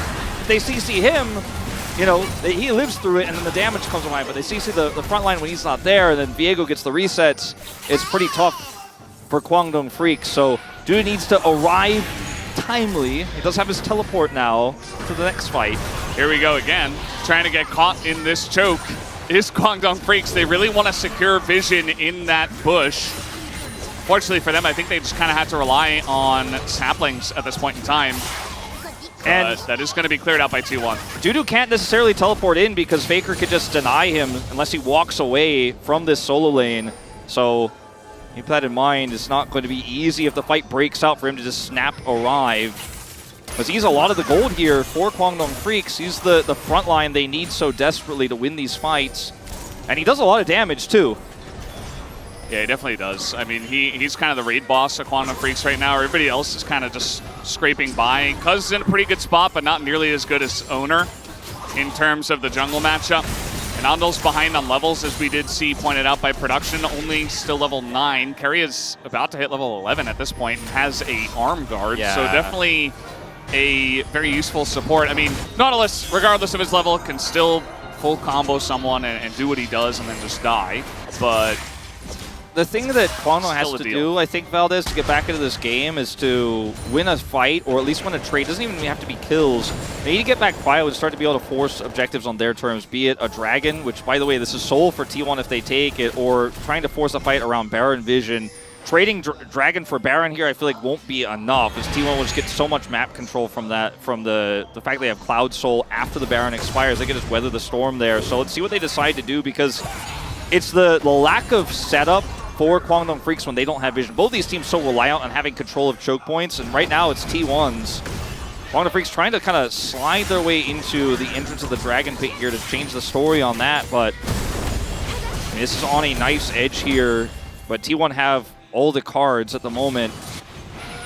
It's crazy how much both of these teams can do when the other team has to walk into the vision. Faker was just trying to get enough gold here to get his death cap, and he is going to pick it up, so he has it for this fight. A very timely purchase on that one. Still not a lot of penetration to deal with the Cassante, but that's not his main target. That's his last target, let me just say. So he's going to be chunking some of those squishy guys on the back line. Is now trying to set up the engage here is Kwangdong Freaks. Dudu this time going to just try to send it in, but now the wall comes in. Leaper in a rough spot. He is going to get the stun onto Faker, who is going to get ulted here by the Nautilus, but now massive impale on this front line, and now Nico's got everybody locked up. Leaper goes down, and T1 looks like they finally find the angle. T1 have got this fight in their hands. Faker will go down, but he already did a lot of work. Dudu, he can't 1v4 them, and that should be Baron. Yeah, and Faker just outplays Leaper. Yeah, he gets caught, but he's ahead. He just is a more valuable brawler, fighter, skirmisher than the Taliyah, who's so cooldown based, whereas Faker's doing a ton of damage, has his ult for some extra damage, has the mobility, has the Foxfire. He ends up killing Leaper on the top side of the fight as Dudu is getting taken out in the bottom part of the fight, front to back. Does Bulldog just not enough damage on this Corki, and a AP bottom lane isn't going to offer the same damage throughput, even though this Cassante is scaling up, has a ton of armor and resistances into the Kalista. As the Kalista gets more and more items and has more and more space, she's so valuable in these longer fights. As look at Faker here on the top side, keeping Leaper at bay. He can't join the fight, and where's the damage? Bulldog here avoids the engage, but he just can't break through even Zeus. Like, even though the Skarner is not that tanky, look at Guma. As soon as he gets past Dudu and can actually start hitting the squishy targets, they're gone. And his scaling feels so much more relevant than the Taliyah's in this game. He has Sorelda's now as well, so he has some way of dealing with this Cassante, but if he just rips through anyone else he interacts with even for a moment. Yeah. He absolutely does. T1 now with the Baron, looking to pressure on the map. They've got the Skarner and bot, the rest of the team in mid. And Leaper here on the Taliyah. You know, we talked a lot about the draft. We talked about what would work for Kwangdong Freaks, and it was working for quite a while. But it feels like that time potentially is up. T1 now in massive control with Cloud Soul and Baron buff. Looking to get something going. Dudu is going to be spotted here in the mid lane, so Faker can easily just back away. Faker does not have Baron buff. Yeah, so just looks like they secured it before he respawned there, because he was taken out at the end of that last fight. He has ult, but no flash. So try him to come in, and yeah, he's just going to utilize the ult, and he goes back in, Cuz has to be careful. If he gets rooted there, potential for a Cuz death, but he does have flash. T1 playing so carefully here. And I think that the Kalista, the longer this game goes on, just becomes so large, so difficult to deal with. Even though, like, Kalista's not a scale. Okay. Uh-oh. Oh, we do have a Nico in some trouble as Keria, actually it's the Maokai who's in trouble. They immediately turn it back, and the damage you talked about is just insane. Even Dudu getting some knockups, it doesn't matter. You can't 1v5. Bulldog is in bot.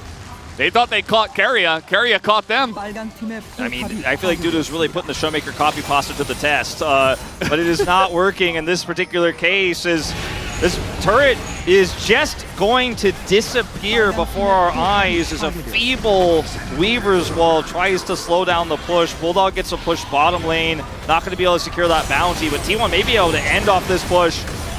Oh yeah, trying to land that charm as well, just to get an extra pick and potentially get that push to end the game, as we were talking about. But yeah, it's just going to be this inhibitor in the top lane. Only 15 seconds left on the Red Bull Baron power play. And they got to try to set up for Elder here in about 2.5 minutes. Now, T1 are in a massive lead, but still a chance. The game is not over just yet. Yeah, no, certainly not over, but the chances are very slim. As we watch this fight one more time, like, look at how much damage Viego and Kalista can do to any single target. As yes, Keria does get caught, quote unquote, but we have something happening in live. Someone's peeking at that for a second, but he gets caught, quote unquote, but they have enough follow-up damage here that, like, who follows up? Like, there's a Taliyah who can't get into range to flip anybody. The Cassante is very tanky, but against 4 people, not really, actually. At this stage in the game, with how fed all of the T1 members are, I mean, this is an 8-kill Viego. Yeah. It's big Viego has been since he got that double kill down on the bottom side of the map. He's almost got GA. He's very, very hard to deal with because he's constantly transforming in these fights and becoming all of the engaged threats that Kwangdong have as well. Yeah. And if you have that Cassante on the other side, like if he dies and then Viego becomes that Cassante, the Taliyah auto attacks heal him, actually. Yeah, they do. Hurt him. He immediately hits full health, and everybody else on the enemy team dies. I mean, if Dudu goes down in the fight, realistically, the game is over. Like, either Kwangdong Freaks are running away or they're losing the game, as Keria is just floating around, making a big deal here on the Rift, and He's getting some good vision into that backline and trying to set up here for the Elder, which is in a minute, but better to set that up early. GA ready for Owner for this fight, can really push the edge of what is possible with Viego. Push the limits of science. Because, I mean, to get Cuz into position, no flash by the way, to try to secure this smite, you have to win the fight. There is no flip, I think, for T1. I think T1 even interested in starting this Elder unless they have 110% full control. And look at what they're gaining right now in mid, in bottom. As Bulldog's top push feels irrelevant, he's going to teleport to this inner turret to try to join for the neutral fight. This is not Poke Corky. This ain't spring season, Valdez. Nope. Times have changed. Hook misses. And that was a GA Viego, and now we're just engaging on a Bulldog, and it's Keria actually has to get ulted back, but look at this Impale onto that backline. Leaper once again in trouble. He will go down, but Keria potentially as well lands that root, and in goes Bulldog, and he's immediately just going to get blown up. This game seems to be done and dusted as Dudu, desperate, very desperate, will take down Guma, and immediately just gets thrown into the wall. He's going to buy a lot of time here, but eventually T1 are just going to run him down. As, okay, double knock up here, but that Viego is just too massive, right? Right? What is this champ, man? Okay. Down he goes, and that's the end of Cassante. All right, down he goes. T1 look to end a closer fight, I think, than it really looked like, with Keria getting caught there. Guma being pushed down to like 20% health. No opportunity to offer damage in the fight, but Faker is big enough to pick up the pieces, and Leaper goes down instantly. And without Bulldog, there is no damage. Cassante tried as he might, but Dudu can't get it done in the end. T1 are going to bring us to 3. What a series we have on our hands now, Valdez, as Quantum Freaks will once again have side selection. Perhaps that means we stay on red side for them. Yeah, maybe. And maybe we just get the third of this amazing series, same sides, but the experiment was not a success. The Talia looked okay in those top side skirmishes, looked okay when we were fighting scrappy fights, but when it came to straight up 5v5s later on, when they didn't have map control, just felt invisible. Yeah. The Quantum Freaks were able to hold on to control, though. Definitely could have been an experiment gone right. It didn't quite. I mean, we were getting really excited about it. We were talking about all the theory and what could happen, and then eventually T1 just took a couple of good fights. Bulldog got caught that one time and started a full committal from the rest of the team, and essentially one by one the dominoes fell, and T1's pick potential and damage was just too much to deal with. Didn't matter how many disengaged threats you had. And so we get a third game. Like you said, it feels like the best of both worlds. We got to see this game really play itself out in its entirety. Quantum Freaks put up a nice fight, but T1 were the better team in game 2. I would have been, a little bit disappointed if the game was a complete wash and the play didn't work at all, but there were some really good moments, and T1 kind of got baited in some of those skirmishes, so they showed why it can work, but ultimately it didn't. Yeah, well, we did get the Faker Ari in that last game, but no Faker skin in that game. We'll see about game number 3, guys, as we'll take a break and have the space. We'll be right back.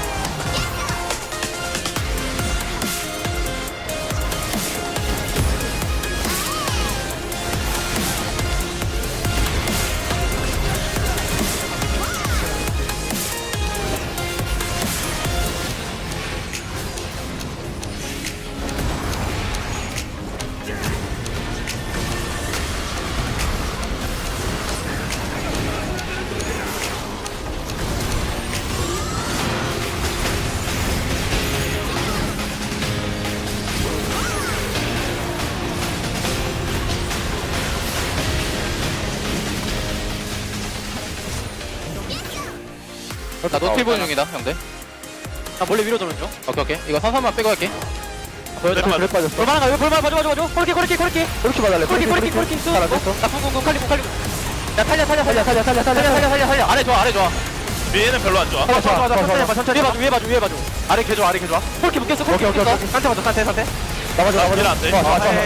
위에 다 잡았어. 이겼어. 야 이거 그 칼리 미드가 끝나면 프리스.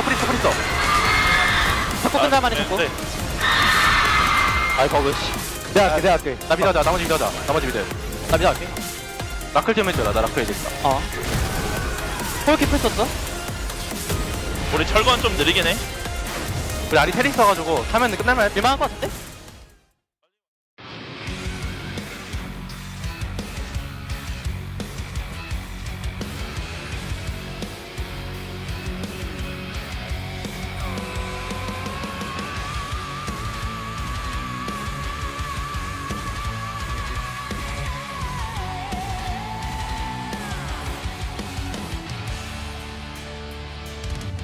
In the dying moments,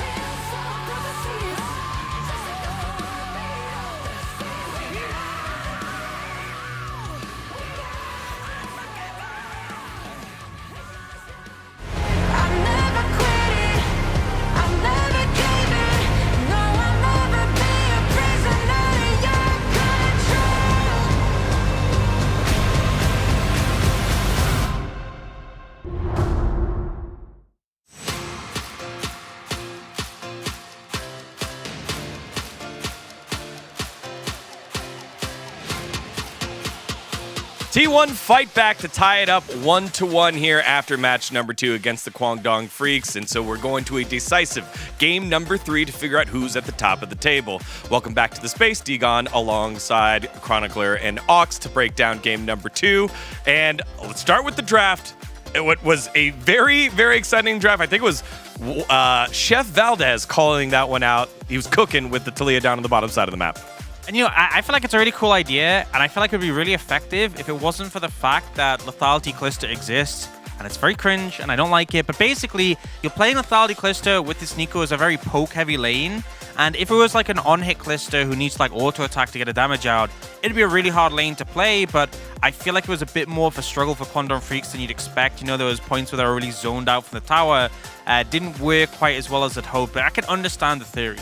For T1, like that Ahri Viego combo, obviously they were expecting the Ahri to be picked as a counter pick into the Taliyah, right? Which obviously does very well. But like specifically that very aggressive mid-jungle duo really necessitates both Faker and Owner to be on. And I think it took a little bit of time. But then when they really were, right? And I want to give credit to them specifically because I feel like they are the linchpin of this comp, looking either like we saw here, insanely strong in skirmishes. And we saw in the one fight that Guangdong did win when like Andil hooked Faker early on, that the comp doesn't work. But if you can get a multi-man approach, which Taliyah is really, really weak against, I think the composition works wonders. And I think that T1 was able to kind of, you know, weather the storm because we were a little bit scared when we got into early to mid game. I just want to give a shout out to the first pick Kasante for Dudu. The Dusante, he's still got it. He's still got it. It's still there. He's so back. He's so back. So back. Yeah, I know people in the chat were saying Riot versus Riot with the Skarner versus Kasante matchup there. Let's take a look at our first highlight, though, as T1 take control around 22 minutes on the bottom side of the map here on Bulldog. Guangdong Freaks had so much control at this point, but the fight ends up going really badly. You can look on the minimap, Nautilus and Maokai are running over, trying to get here as fast as possible. But T1's comp, the Ahri Viego, is so momentum-based, and the worst case scenario is that they actually managed to get onto the carries. So first off, we see the Taliyah STC locked, and then immediately the Ahri Viego dive for the Corki. So both carries down, resets for those reset champions. It was just such a rough fight from there on out, and I feel like Guangdong Freaks just didn't make it in time, and they end up overstaying here to try and fight it out without their carries. Just a massive overstep that makes it even more painful. And they never recover, right? From this point on, T1 was just running the map. And for all, I think, of their faults, here we see T1 when they are able to take control, when they are able to dictate the pace of the game. From that point on, every single time we had a team fight, there was someone on a flank angle. There was always one of the two carries for Guangdong getting zoned out, getting taken down, and then they just didn't have the damage. Also seeing the power of the double TP that they were able to use earlier on the top side of the map, this time backfiring. Let's take a look at the second highlight that we have here. At 28 minutes down on the bottom side of the map, T1 closes the door. And you can see here, Guangdong Freaks trying to get that initial engage, don't manage to land it, only really hit the Skarner, and the Maokai ult doesn't get a huge amount of value either. And then here, Faker immediately challenges Leap on the flank. Nautilus has to move to cover, but it makes them weaker in the rest of their team, and this Skarner ult so powerful, grabbing two members there. The 3-man Nico ult comes in, and it's just clean team fighting from there. The moment with any Taliyah comp, I think that you start, you know, getting flanked, they somehow get on top of you, it already becomes really hard to play out. If you add to the fact that Corki is also so short range, and that they don't have any other carries, and I love Dusante, but the rest of T1 is so mobile, it's really hard for him to actually have that sticking power, even with Kasante being Kasante. We saw that, right? They would just kite him out, and from that point on, it's really hard for Guangdong to ever regain some grip on the game. Well, a game number 2 is exciting, but there's always heroes. Let's see who takes the POG and is the main hero of this match number 2. It is Owner in the jungle, Reset City, boom, boom damage for the jungler. I don't think it's any surprise. You know, I feel like his team fight was really sharp. Him and Faker playing these reset combos, but also just his presence in the early game. Obviously, the early game wasn't the talking point for T1. They did fall behind, but any advantages they did find, like here in the bot lane, really came from Owner being at the right place at the right time. Particularly with the Viego, which is something that Owner has gone towards so many times. If you don't get these early kills, I think a lot of the skirmishes in mid-game can feel a little bit rough. But if you do get them and you don't go down early in fights, you're able to kind of weave in and out as he's able to do here and get those resets. it's such a game warping champion. Like, so much power comes from it. I'm sure there'll also be a bunch of faker votes. As I said, those two to me were really the big difference makers. And yeah, this makes complete sense, I think. Yeah, no, I think those two really did it. You know, the shout out to Carrier, he had some decent play. I don't think it's too terrible a vote, but I think this really, you know, yes, Quandong Freaks definitely took some rough fights, but I think this is more indicative of what we typically see. You know, even if T1 falls behind, they can fight their way out of it, they can find the angles, which is why Game 1 was such a glow-up for Quandong Freaks. I'm just hoping going in this Game 3, they don't let that Game 2 throw themselves off. They have played well today, they can do it. No salty runbacks. I know last time we saw the Talia, I know we got this. It was Ox who looked at me and said, Mao, he won't do it, right? It's not happening in the break. And I'm worried.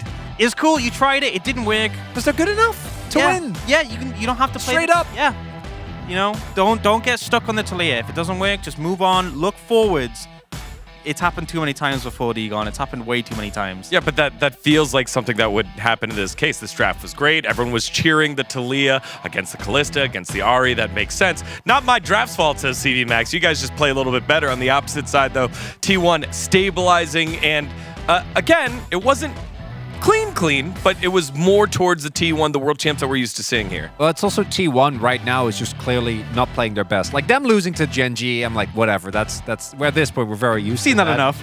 We've seen it enough. But I think even in their wins, like their wins against DK, you can see that they're just not playing on their peak right now. So if there was a time to strike for Kwangdong, I think it's right now. If they want to break the losing streak, this is the series. They don't run it back here. Where do you want them to focus their draft assets to, Kwangdong Freaks here, Ox? I feel like things like, obviously the Tristana works with Bulldog. I feel like having him on a pick that scales well can have that impact on the later stages of the game. Having a bot where they can contest a 2v2, I think those are big strengths that they can lean towards. Well, a huge victory in game number 1 for Kwangdong Freaks. T1 strike back in game 2. Will they be able to close it off, or will Kwangdong Freaks be undefeated at the top of the table? Let's find out as we send it back on over to Valdez and Wolf. Thank you, Spacers, for that awesome breakdown. As it is all tied up 1-1, we do have a series on our hands. Owner going to pick up the POG for game number 2. Not a big surprise. You get 9 kills on Viego. You're probably getting a POG or at least a couple of votes. Up against Cuz, who played Maokai for the second time, but not quite the same impact. Not quite. And let's see where we go. Red side is the assumption, but no, it will be blue. I think that this might be a fish for trying to get Bulldog back his Tristana pick here.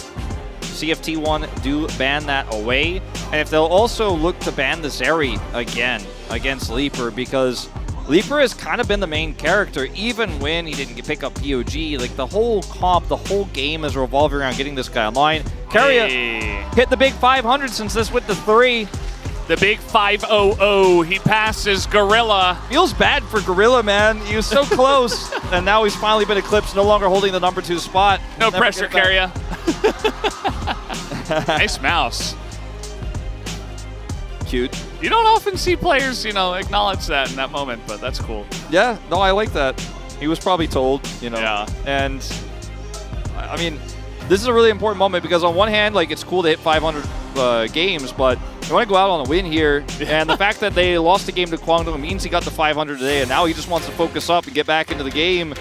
As we jump into the draft here for game 3, a lot of big picks to consider. The Kalista that went through last time, they did not have the answer they thought. Great point by Ox, with just how Kalista's played now with the poke. You were talking about it in the cast as well. It's hard to get through that laning phase. Would have been just as hard with Corki, I'd say. Yeah. So, did opt into that one as the Senna is gone again, cuz no Maokai. Yeah, I mean, that's what I was leaning to. You didn't have to play Talia. But yeah, it's a new game. It's a fresh start. It's a best of 1. Now that both teams have taken 1 win. Don't worry, no best of 1s in the LCK. For now. Ash also going to be banned. Yeah, no, sorry, I don't know. We'll see. We literally don't know, but... Yeah, Cassante also going to be banned away. And I like that. That's a good call. Taking them off of comfort here.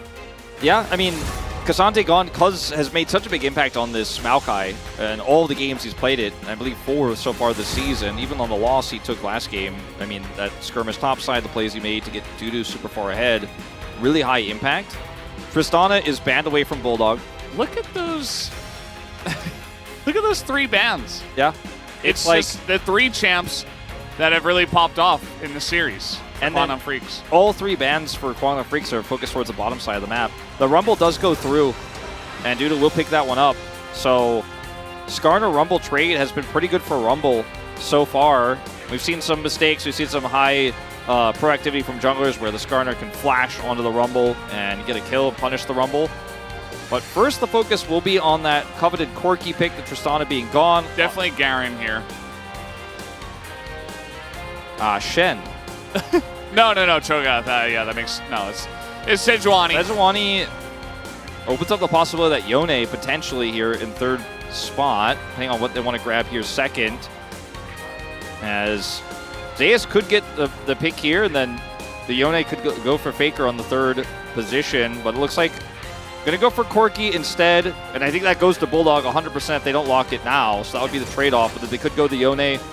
Sejuani synergy is really strong, but what does Bulldog play here? I mean, Bulldog's a pretty good Taliyah player. Doesn't have to be in the jungle, does not have to be in the bottom lane. You've already got the Rumble too, so I feel like nowadays a lot of teams shy away from building too much AP. But, you know, Tristana's gone, Corki's gone. Do you really want to play Yone without a Sejuani?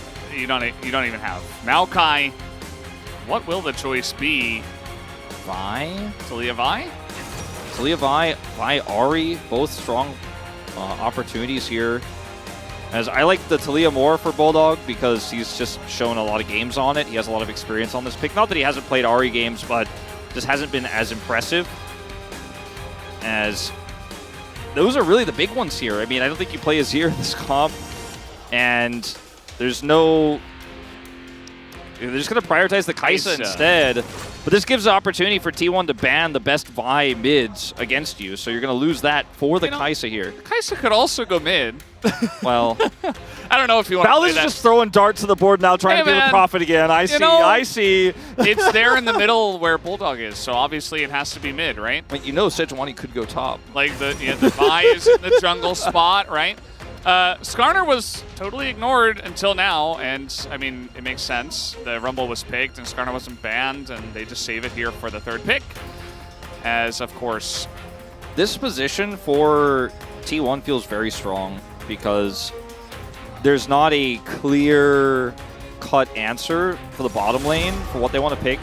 So, guess what? Taliyah's gone. Ahri are likely to be banned away as well. And joke's on them, it's Kai'Sa. It's not Kai'Sa mid Valdez. And for Quantum Freaks, you can ban some strong bottom lanes here that are kind of protect this Kai'Sa pick a little bit. Like the Kallista's already gone, the Lucian is gone. They might ban the Varus next. But Kai'Sa's pretty strong on the Zeri. I feel like T1 have so many different picks they can play bottom here and feel pretty good at avoiding this setup right now with the Vi setting up Equalizer and then the Kai'Sa follow-up. Even the Ezreal feels decent here. Nautilus is banned. And the question becomes now, okay, Renata taken away. It's an interesting one. Very strong into Vi, obviously. And yeah, you could go like Varus Renata, you know. And if you're already indexing into a lot of engage, you can just take that one off the board. So now it's really up to Keria, I guess. The zoom in onto him here in his 500th game. Guma isn't saying much. So probably picking support. Oh, no, although the nod comes in and it's Zeri. I mean, the Nautilus ban did kind of make it look like that's the direction we're heading, but it has historically been pretty good for Kai'Sa so far in the few times we've seen it, because she can duel the Zeri in an isolated matchup. Now, they're going to look to take the Yone with that Taliyah gone, potentially here for Bulldog. And it is very strong in this setup. A lot of follow-up to this Vi ultimate. And you just pile onto a single target. As long as it's not the Cassante, you're feeling pretty good about your chances. Now, if you pick Rel here, which is extremely good at setting this up, they have the Alistar in response already. I like the Leona more as a result. Just continue onto that single target setup rather than trying to set up the big Wombo combo. Yeah. The follow-up is so much easier. You do have some pretty insane single target burn, even if it is Skarner or Sejuani. Like, you can keep them in place for a good 4 to 6 seconds. You get an equalizer on top of that. I like the Rakan a lot, actually, when you consider what he could do to turn fights back around. But the Alistair is just, it's so tried and true. He attack, but he also defend. Also protect. Also protect. And I look at this draft for Kwangdong Freaks, and it's extremely binary. It's very much a Vi ult someone, there's a equalizer on top of that, a Yone ult tries to get on top of that, Kai'Sa ults in, you've got Solar Flare, and even a Skarner will die if there's no peel, if there's no Alistair there to protect him when that combo comes through. On the other hand, if that engage falls by the wayside, or if we talked about, like we talked about in Game 2 a lot, if you lose Prio and you can't set up that type of engage, and the Yone is trying to look for a flank angle, and you're trying to catch a Zeri, you're not going to catch that Zeri. That said, if you win today, Kwangdong, I'm booking a hotel in Gyeongju, which is where the finals are. Or maybe it might not have been Kwangdong, but regardless, for one team who wins, hey, I mean, if they you can be beat, saying, hey, you're making finals. Yeah, if you do can beat this. T1, I mean, with how the tier list went in spring, I guess that means you're going. I think we're a bit early to be deciding things like that, but Kwangdong Freaks could again make history. The first win in 7 series against T1 if they are able to make this lockdown. In 8, right? This is their 8th. The 8th win in a row, yeah. We'll see how it goes. A lot of threats here on the side of T1 as well, as we are ready to hop on the rip for game number 3.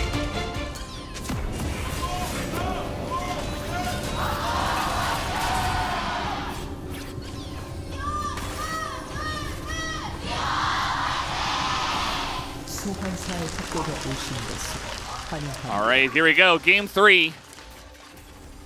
And it begins here. We've seen already today some Yone into Corki a couple times. This will be our 3rd time.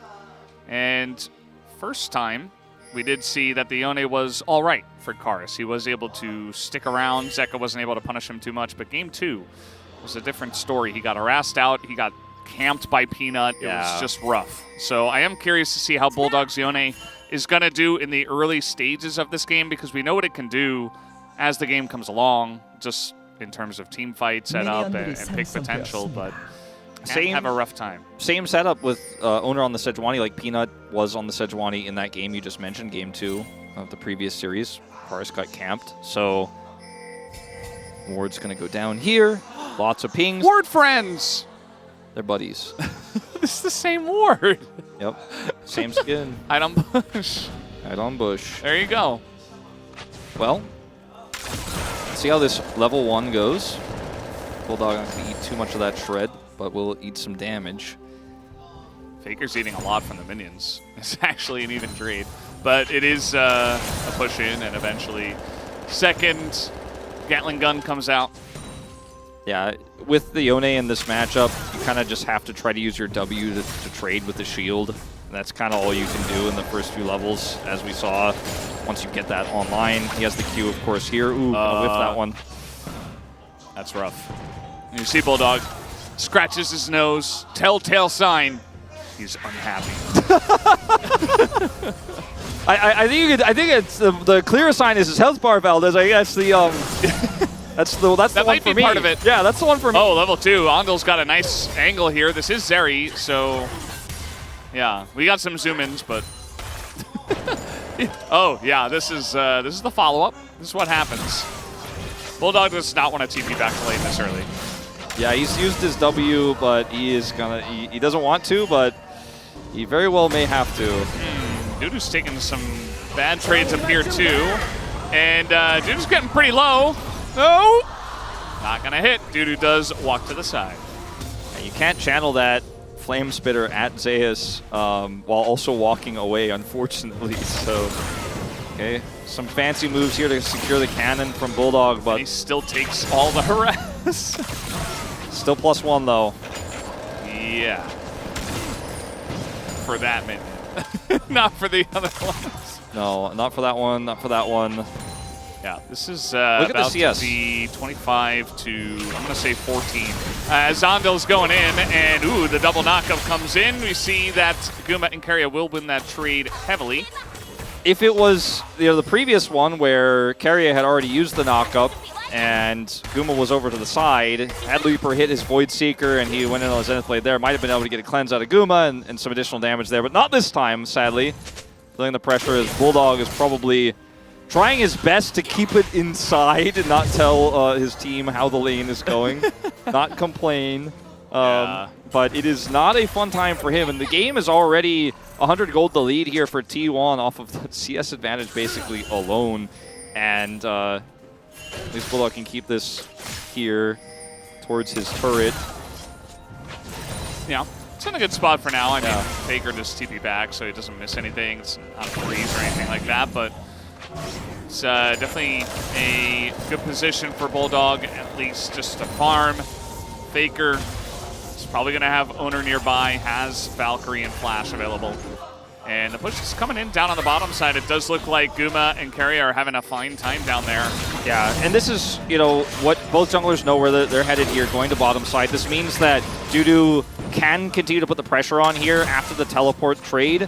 Once you get a few levels on this Rumble, you can start to actually get the real aggressive push going and start to really trade with Zeus, because before you have all your abilities, it's hard to manage your heat. We've talked about this a few times. And so Zeus now having to farm under turret. Dark Seal picked up for him versus just the tier coming in for Zeus, so it's not going to give him much value in this lane at all for the moment. So at least they're getting some pressure up on the top side. No commitment by either jungler to the bottom side as Guma and Karya push that in. And Jonas Strong is just... Yeah. He and I are on the same wavelength, man. We're like, we got to look into this lane because every other lane should just be... normal. Pretty normal. I mean, you kind of know how that top lane's going to go. Skarner's never going to be in a position to actually die because, well, he's overpowered. But the the bottom lane as well, I mean, it could have some action if we have some trades, and we haven't taken a look at that. But besides that... What about a Rumble? Is the Rumble in a position to die? Or is it also OP Valdez? Not quite as OP as the Skarner. How about that Vision Ward that... revealed. Vision Ward is also very strong. It's quite strong, keeping the Sejuani at bay. So I guess it's just way too OP. Yeah. True.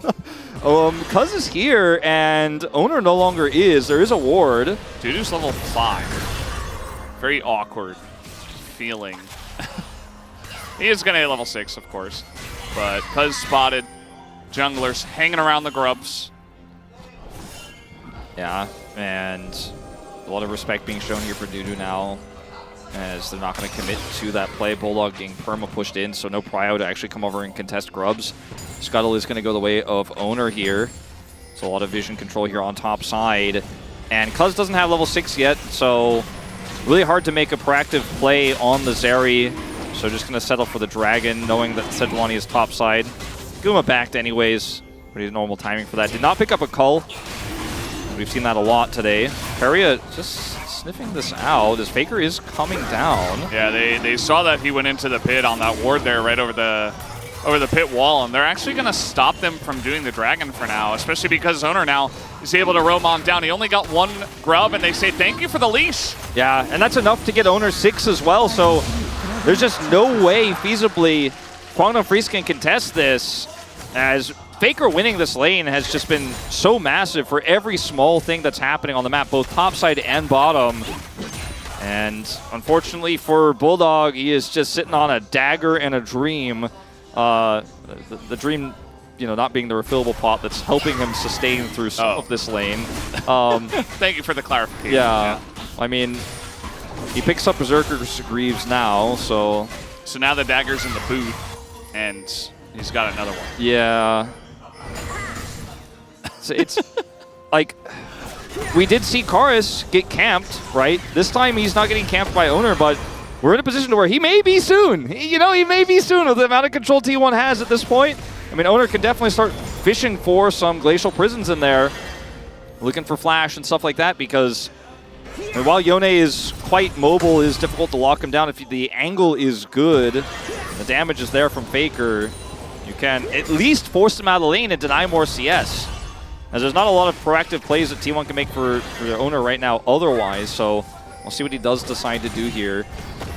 As it's kind of a small, you know, 400 gold lead here for T1, but you can really feel how much control, how much pressure they have in two lanes. And even on top side, Zeus is pushing this one back. Still significantly down in farm, but he has prio, so it's hard to be proactive now as Cuz even when he hits level 6. Yeah. It's kind of been the story for Cuz in most of this series as well. He was playing 2 games of Maokai, so essentially he was just farming up, and Sejuani was holding control of the map. Owner was doing a really good job of that, but yeah, we haven't really seen Cuz have an opportunity to utilize the buy in Game 3, so definitely a different feel on a different champ that you don't quite want to feel in this position. Now Bulldog is going to come on over here and say, please give me a grub, and he won't get any. Just gonna help him leash that, and yeah, very different from solo queue. No, yeah. Here comes Leaper. He does know that Keria is here, and that Kuma is also here, so we'll play this one safe. Bulldog just doing what he can. I mean, this isn't the worst CS score we've seen today in this matchup, and you know, Faker's just making it very annoying for him, and we're just constantly looking at him. His mom's sitting right over there, man. Showing us strong. It's not even... Had to do it to Bull Not Mom. okay. It's pretty rough. Owner, look at the vision in enemy jungle. I mean, that's just really impressive as well. That's his way of saying, I know when I can fish for a glacial prison over there. It's like, I know that you can't do anything about this. Yes, and I know exactly where you are at all times, so I can make a play bottom side if I want to. Cuz he's going to have to clear those, and luckily he will identify this early and clear those out, so ends up just being kind of a bunch of gold down the drain here for T1, but still gives him some peace of mind, some control of the river as well, as you can see to the right side of where Cuz is right now, 3 wards there, and so they can continue to put that pressure on. Bulldog, there's no reprieve, okay? Like, look at where Keria is. I mean, the only time you're really going to have a chance is... Here he comes! Yeah, well, he's not going to go out on that once he sees the cow. But yeah, you're only going to have a chance when both Owner and Keria are not here and Cuz has an angle. But they see him the whole way, and there is no angle. So, yeah, just being pushed under turret. It's a slow and steady suffocation. Also, Guma going to pick up a plate down here, having an opportunity to get some extra gold for himself. This is what T1, I feel, have been best at when they've been on top with this roster. Whether on top means being top 2 or top 1, because they've been both, right? But when they've been on top, it's been Faker controlling mid and then playing around it. Oh, yeah, you're getting flashed, you're getting impaled, and guess what? The jungler's here. Oh, nice flash, though. A potential turn as Dudu trying to burn down Zeus, nearly able to do it as the flail gonna miss, and now the fight coming in, and the turn, but no, the fight gets knocked into the wall, and he just leaves him. First blood will go over to Cuz as he somehow is able to get something out of that play. Crazy that Cuz makes that work with the flash. Good reaction there. But a very, very tough situation on the top side of the map. Fantastic equalizer from Dudu to prevent the follow-up, and a little bit of shuffle there from T1 as they weren't 100% sure whether they want to continue further on the play or not. Skarner, very tanky, but Cuz will get the first kill. And it's basically an even trade there on the top side. Gold even as well as Keria's going in. Yeah, level 6, and they're just trying to turn this immediately, but the TP is coming in, and now Andil's kind of left out to dry, and so is Leaper. He's not going to win the 1v1 versus Faker. Here comes Cuz, maybe trying to turn this one around, but Andil is just so dead. Oh, but the turn on a Faker, and now a TP coming in, but Cuz is 1v3, and the TP is denied, and Cuz will also bite the dust. Bulldog might also himself as he's taking plates against the Sejuani. And he's actually going to ult out of there. Owner letting that happen. Definitely not the best, but Bulldog will somehow survive. Yeah, I'm a little bit surprised Bulldog went for that old angle. I think even Owner was a little bit thrown off by it because it would have otherwise been pretty easy to block. And that would have been the end of Bulldog there. So he gets a plate, it looks like, in mid lane while this is all happening. But it felt like in the bottom side play, Guangdong Freaks just hard committed to losing more, because when that play happened, it was pretty doomed, pretty donezo when Faker shows up. Cuz comes down there as well, so we're going to go all the way back to this. It's the timing of the... There's the flash as Zeus, or rather Owner, completely whiffs the Glacial Prison, and that's the big thing, because the flash avoids it, he's not expecting that angle, and then over here, Cuz comes in, and then watch the flash, guaranteeing that last auto. I wonder about the boots of the Rumble. Seems like he got out of that one pretty quick, but yeah, this is the bottom play. Yeah, so Leaper here is just destroyed by Faker. At this point, like, Cuz comes over here, but the question is why? I mean, Bulldog's TPing under a turret. That's why he was so low, because Owner just denies the TP. And so it's just, there's that, so he gets the plate at least and is able to ult out. So, I mean, it's not 100% bad, but it's about 97.9% bad here for Kwangdong Freaks. Owner moves out of that. I mean, yeah, that was kind of bizarre. You just block that, right? Not 100% sure. Yeah, I don't know. I mean, like, sometimes you get lucky. Bulldog got lucky there. But he did not get lucky deciding to TP at that location.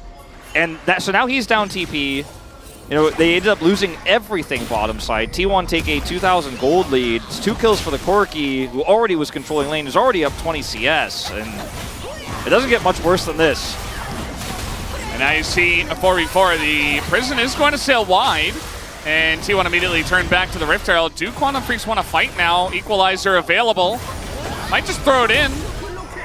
Are they going to? The Smite will go the way of Owner. And now a 4v4 just brewing here, but Quantum Freaks, even with the Glacial Prison down, they're not going to commit. Yeah, really indecisive call there, because if you're going to group for it, you got to at least try to set something up, but they weren't confident, so they group and get nothing. So couldn't make a cross map. Plates are down anyways. Not like they would have been able to get something big, but I'm going to get at least a small incremental advantage elsewhere, but kind of showing up to leave. Usually not the game plan, as he was saving the equalizer for this moment. Yes, indeed. Yeah. Plated steel caps are the boots, by the way. Yeah. That were picked up for Dudu. I feel like Owner should have known the timing of the Impale then. And it should have just been quick and easy. I think he just greeted a little bit at the very end. He's like, I want to hit it right when the Impale is ending. And, well, he missed because he was a split second off and Dudu spamming flash the other way. And yeah, I mean, that's pretty much what it comes down to. Because if you just throw it in early, you just kill Dudu. He's under the turret. Like, it's pretty free.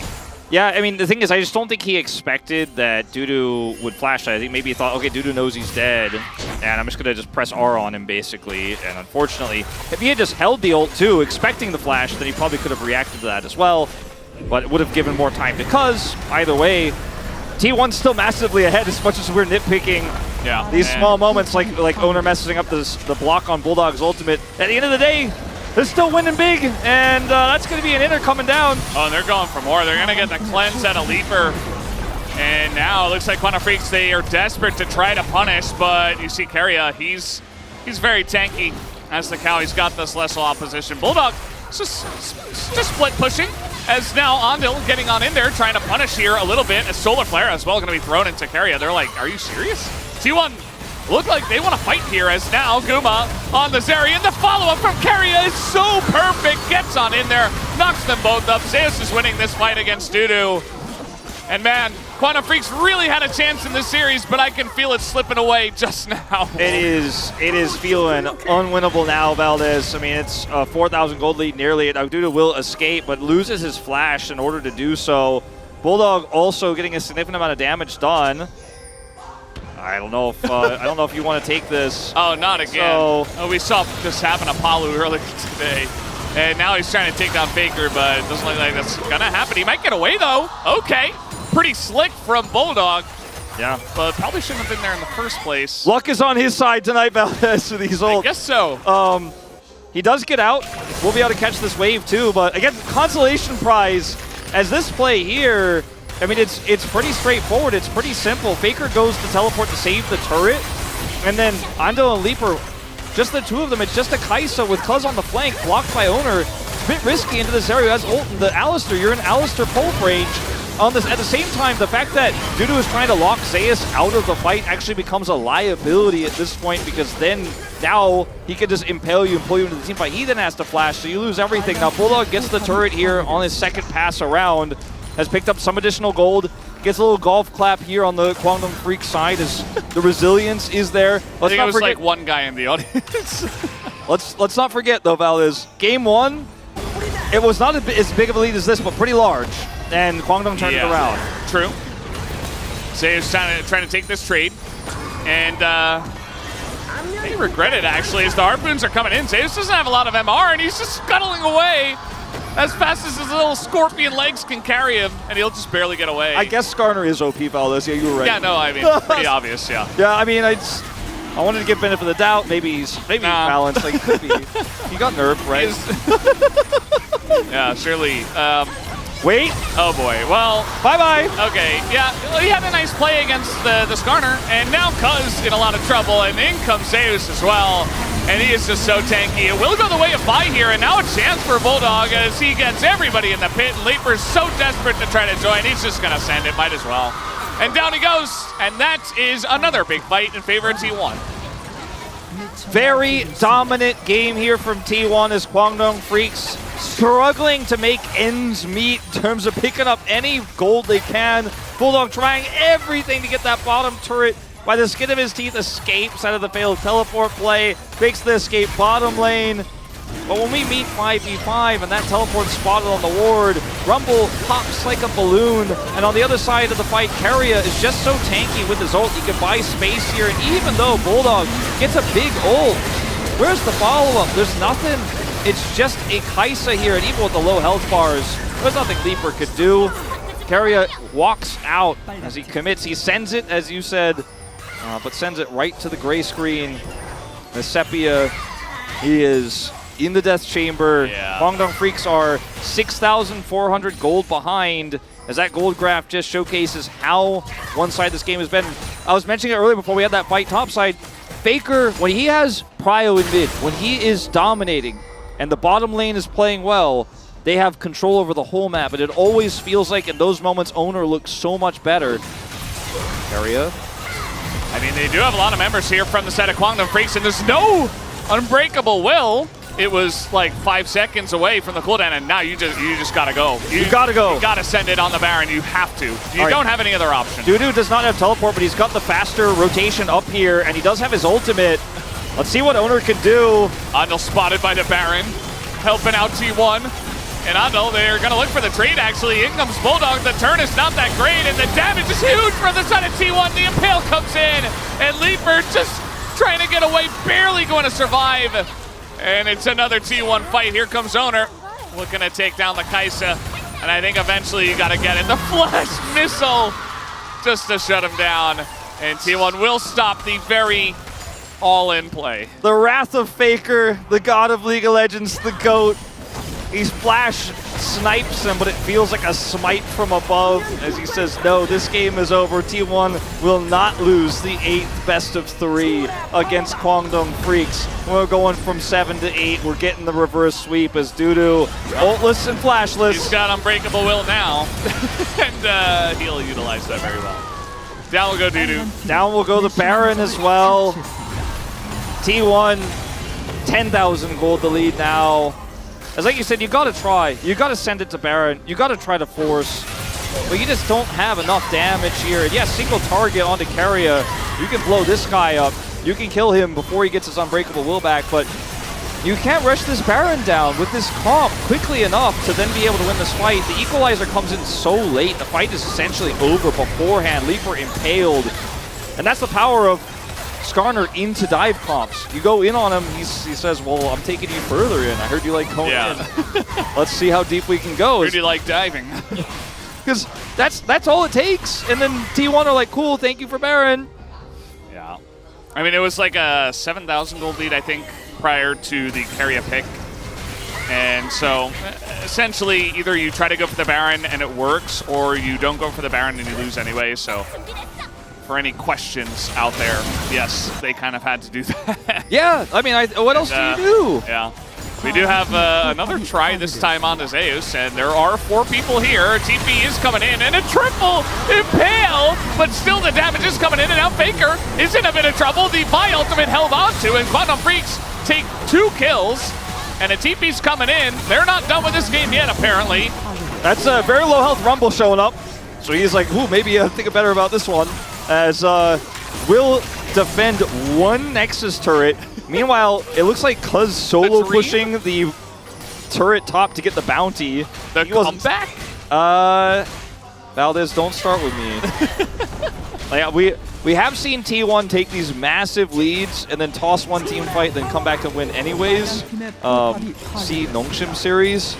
but I mean, this is obviously too much for even a Fed Skarner to handle. I think Zeus he feels pretty happy with his play initially because he gets the triple impale, he buys some time, and they're pushing mid. But if Faker just doesn't show up and they like just let the turret go, they might actually maybe be able to end the game. Yeah. They might actually just be able to push mid and end. Bit of a whoopsie there from T1, a bit of greed. And the T1 are kind of addicted to these crazy skirmishes where someone's caught out, but T1 are like, no, we saved this. They did not in this case, but they still have full map control. They still have the prio for Baron. They still have a 9,000 gold lead, 9,500 gold lead. Yeah, it's 8,000. 8,000. Whatever, Valdez. Never do math on stream. Oh, you're really counting the thousands above 5 at this point? Come on. Yeah, probably shouldn't, actually. We did have an 18,000 lead game earlier today.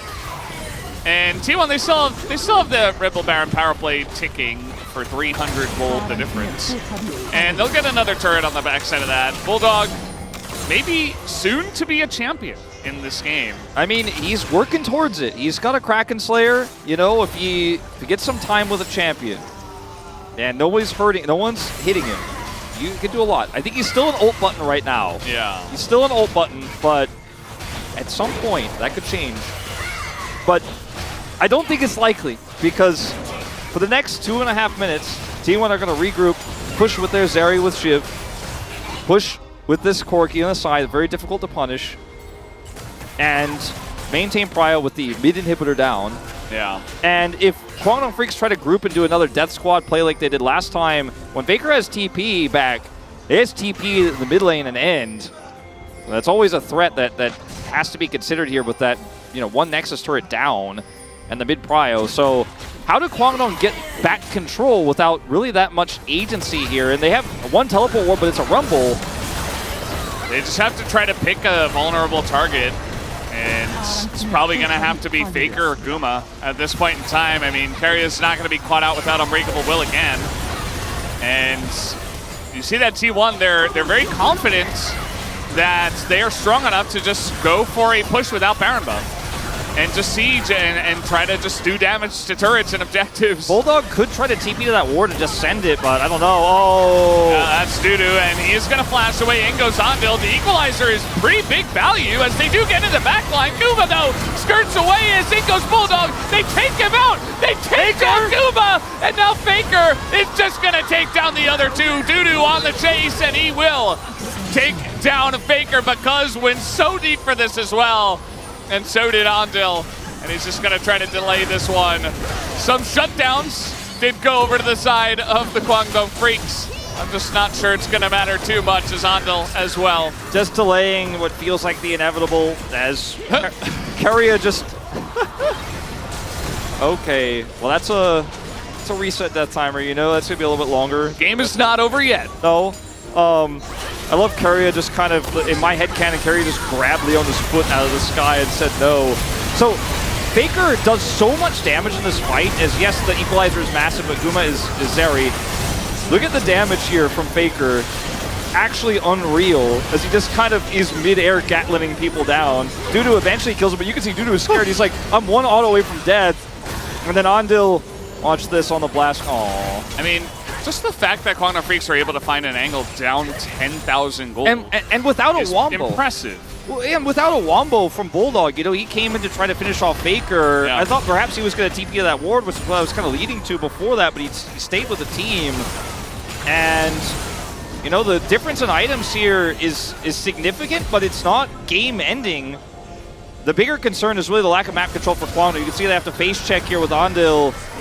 Yeah, I mean, the mid inhibitor doesn't do much in terms of pressure, and it's about to come up. So Kwangdong Freaks just group in mid and say, okay, we'll try to get prio. We have to. It's not an even game state, but this is what we got to do. And owner says, okay, we just got to fight. And they're looking for Cuz. Equalizer doesn't do much. I think it actually doesn't do any damage. And now they're going to find Leaper. Down he goes. Bulldog is just dead as well. And T1, they're going to snap that dream right out of the minds of Kwangdong Freaks and their fans and just force a team fight and end the game. Yeah, Dudu might be able to win this 1v1. It's overheated. Will he? I I don't know about that. And now Owner is coming over and yeah, dude, instead. Nice try. But at the end of the day, T1 will take down the 2-1 victory. Quantum Freaks finally get one win against T1, but the series still goes over to the side of T1. I feel like this game was all about Faker's lane control and what it gave the rest of the map. Just dominating against Bulldog's Yone so hard that the whole game just felt like it slipped away. There was some great plays from Owner as well all throughout the game. And Cuz tried his best to pick up the pieces for sure, but he couldn't make the same impact on the Vi as he did on the Maokai. Just outpaced by Owner because of the mid-prio. T1 looking very good, very clean in this final game. And Kwangdong in this series, they gave us so much to be happy for, so many interesting drafts, but T1 was the stronger team on the day.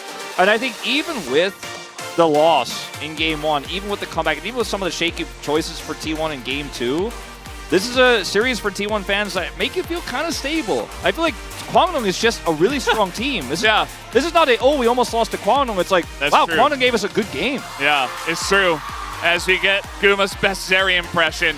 I mean, it's a good point. I think Quantum Freaks have proven that they are a top team in the LCK. Because T1, they had some pretty good plays today. Wasn't the cleanest day, but, you know, 500 games and a lot of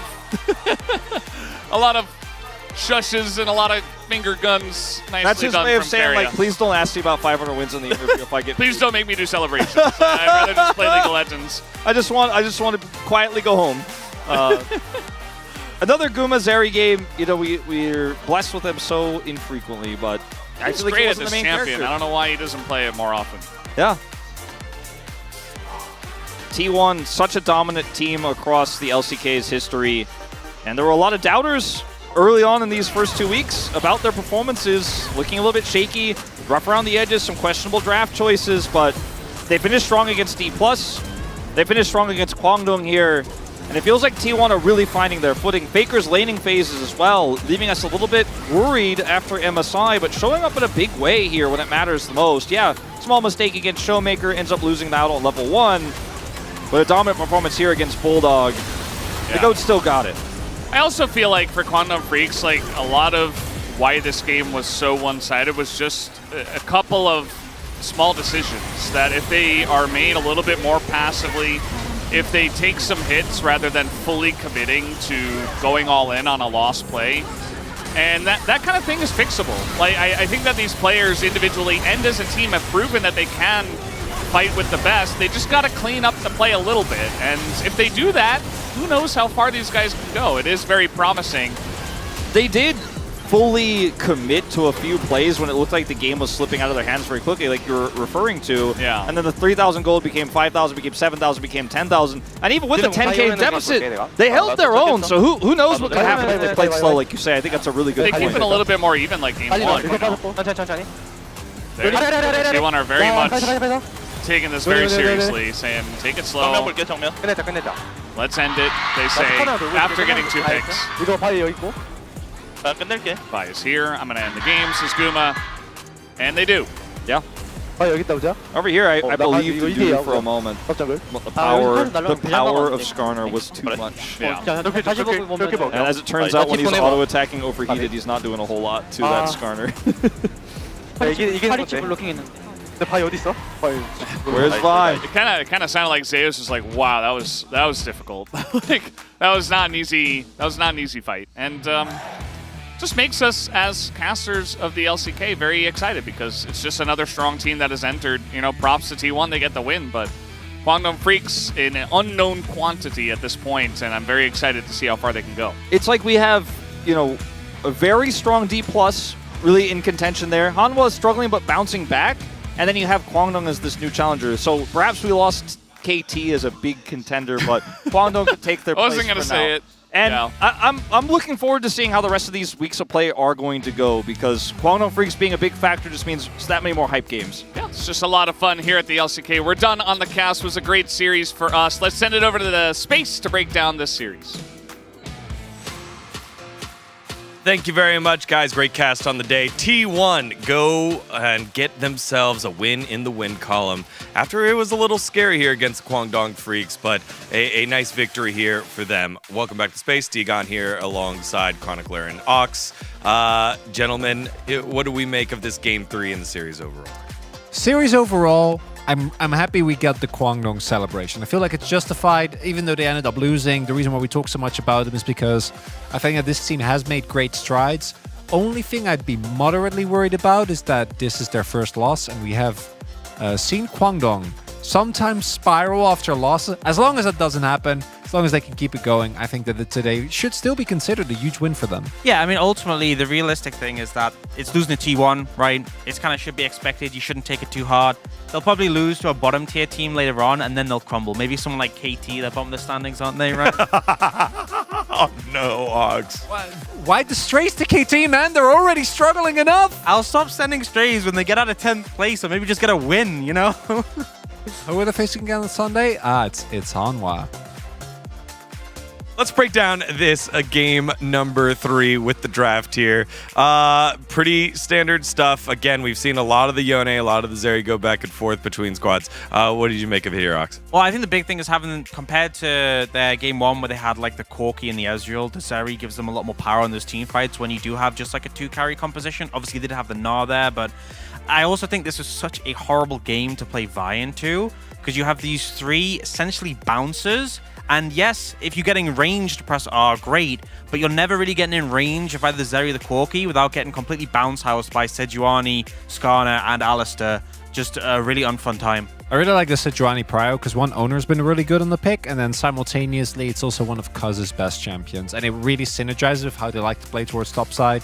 So I think that this is definitely a good call. I think the draft from Kwangdong was fine outside of the Vi. I think in theory, you know, you have this dive composition, but then you look at what you're actually playing into, and playing a short-range dive comp into a bunch of beefy boys is just not going to be the best time. No, definitely not, and we get to see that here in our highlights. Let's take a look at our highlight number 1, and it's a compilation of the bot side getting a lot of focus. Yeah, and I just love that as soon as the combo comes out from Carrier, the TP's already started to be channeled from Faker. This isn't, oh, a fight started, I should TP. It's we are starting a fight on the back of that TP, taking advantage, and I think the unfortunate thing here is Cuz ends up opting into this fight when it's already gone, expecting the TP backup, which ends up getting cancelled.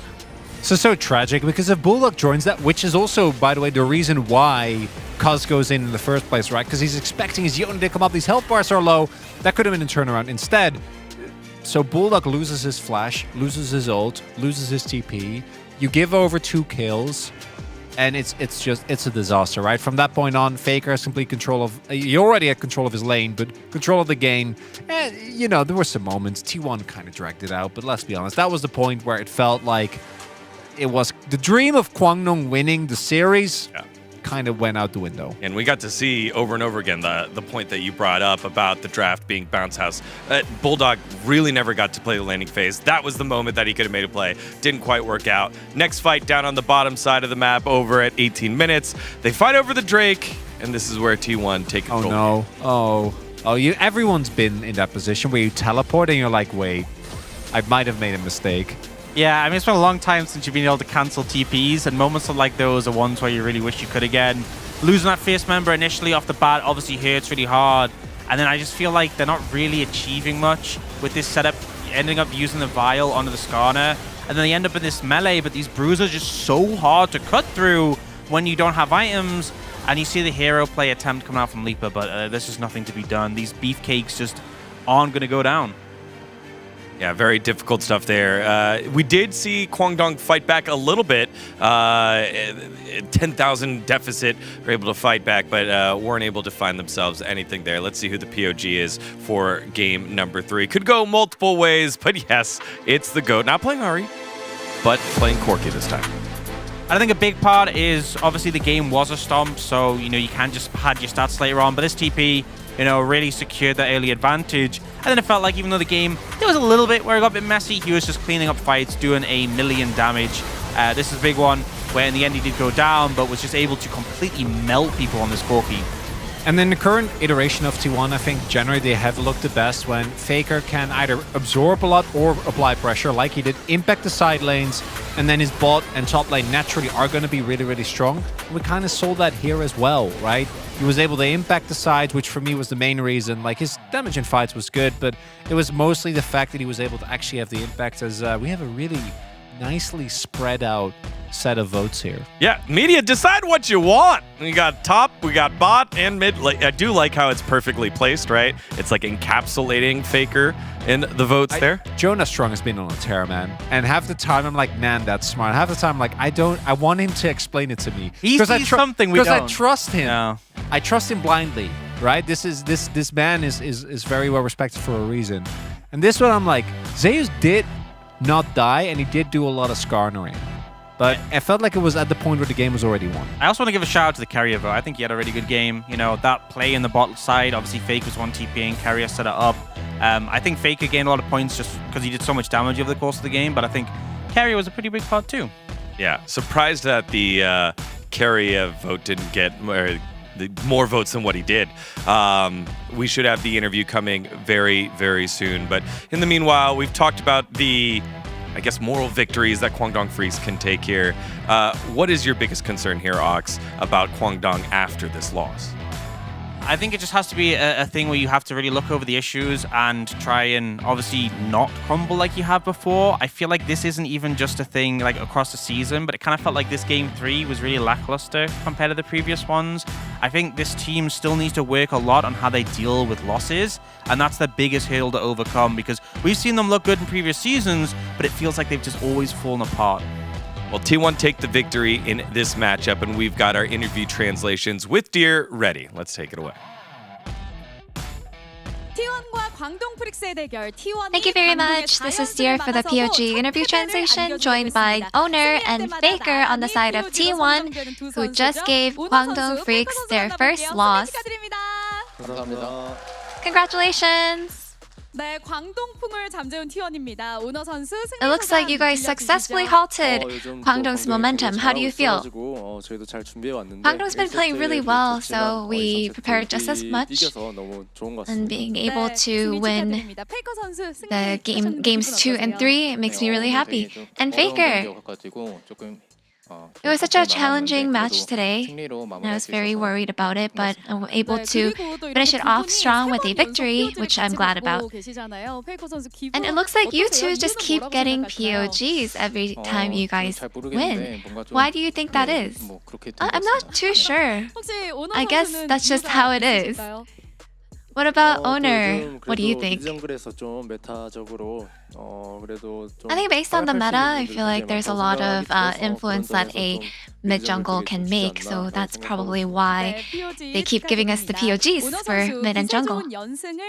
And Owner, Kwangdong was on a roll with their win streak, and so after the regretful Game 1 loss, what feedback was there? There was a lot of places we messed up on, but I believe that just based on the comp value, there are a lot of difficulties, so we just try to focus on fixing our draft. And Faker, in Game 2, your opponent took out AD carry Talia, which hasn't been seen for almost 5 years. And Faker, since you've played against the Talia Pantheon comp at 2019 Worlds Finals, how was facing them at bot again? Yeah, they don't normally pick Talia bot, and I definitely didn't expect it. But I just thought to myself, our bot will do well for us. Yeah, that's pretty much it. So how did the Gumayushi carrier duo react to these picks? I think they're just reacting, oh, I guess it is Talia AD carry. And Owner, in Game 2, you picked Viego along with the Ahri after a while. So what synergy were you looking for here? And Viego has a lot of movement, and I believe that I was able to utilize that with Ahri. And we got Ahri, Faker. Of course, as the new Ahri skin owner, did you contemplate on using your own skin? There are so many people wondering if you're gonna use it or not. I thought you were going to use it, but why didn't you? 경기에 집중하느라 제가 스킨을 껴본 적이 없어가지고 You know, I was just 익숙하지가 않더라고요. focusing on the match, and I was not really used to trying to pick out the skin, so that's just not something that I even thought about. I hope that my fans, though, make good use of my skin. And in games 1 and 3, you took Sejuani as your first pick, and we also saw you ban her in game 2. So what makes you rate Sejuani so highly? 정글링도 나쁘지 않은 속도에 그냥 I feel like just the engages and being able to jungle clear really fast. I think right now she's just a really well-rounded jungle in this current meta right now. And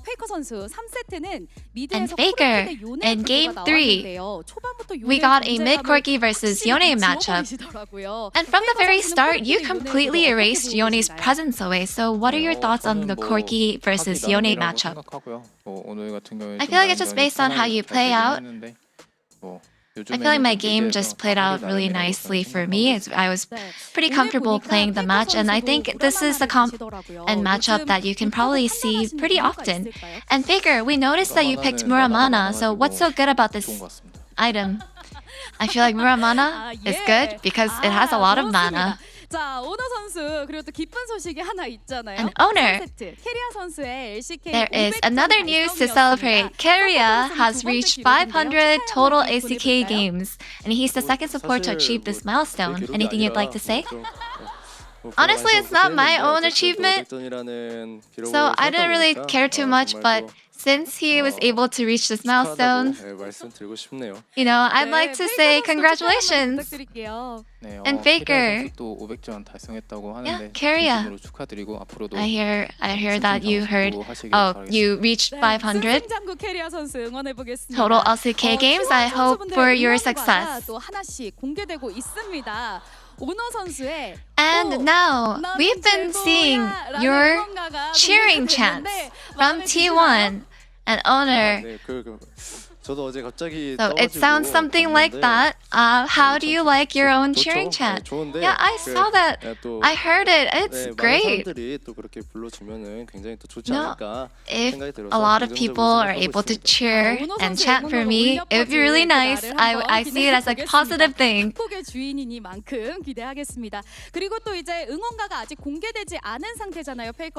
And so for Faker, whose chants haven't been revealed yet, are they worth looking forward to? I requested for a song that a lot of you guys already know. A lot of my fans probably already have heard of it. So yeah, please look forward to it. And your next opponent will be DRX, who is also on a good momentum. So what will your resolution be? Yeah, we definitely do believe that DRX is doing very good. So we'll make sure that we don't get too complacent. We will make sure that we are prepared. And Faker, I feel like it's most important that we get our potential up to and reach our ceiling this summer. So we'll make sure that we do well and we'll put in our best for that. And that's the end of the interview from Owner and Faker of T1 and back to the space. Thank you. Thank you very much, dear. Yeah. What a great translation that was, hearing from the GOAT as they now move themselves on up. It kind of weird, third place, second place. They have the head-to-head, but it's a higher game score win for Kwangdong as they'll still sit in second place for now. Yeah, we're starting to see things separate out a little bit. You know, we have some strong teams competing for the top, and then obviously teams like KT down at the bottom who are struggling at the moment. I'm not gonna dignify that cheap dig from I'll keep doing it. I'll keep doing it. At KT, obviously tomorrow Saturday showdown Nongshim versus DRX. DRX have looked a lot better, I think, than many of us were expecting, and kind of the opposite for BNK. Although DK did just lose 2-0, and I feel confident that I have a good grasp of what DK is gonna do. But that feels like the prime opportunity to let us down. Do something very funny. Yeah. Well, we'll see what happens tomorrow again during the Saturday showdown. For everyone that is tuned in today, thank you so much for watching, and we'll catch y'all tomorrow for more LCK action.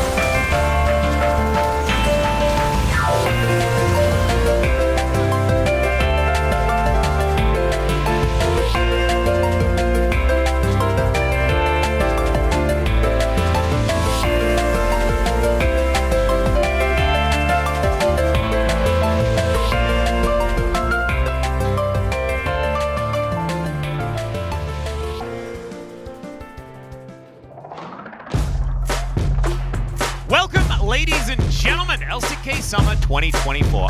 서버 진짜 중요하거든요. 네.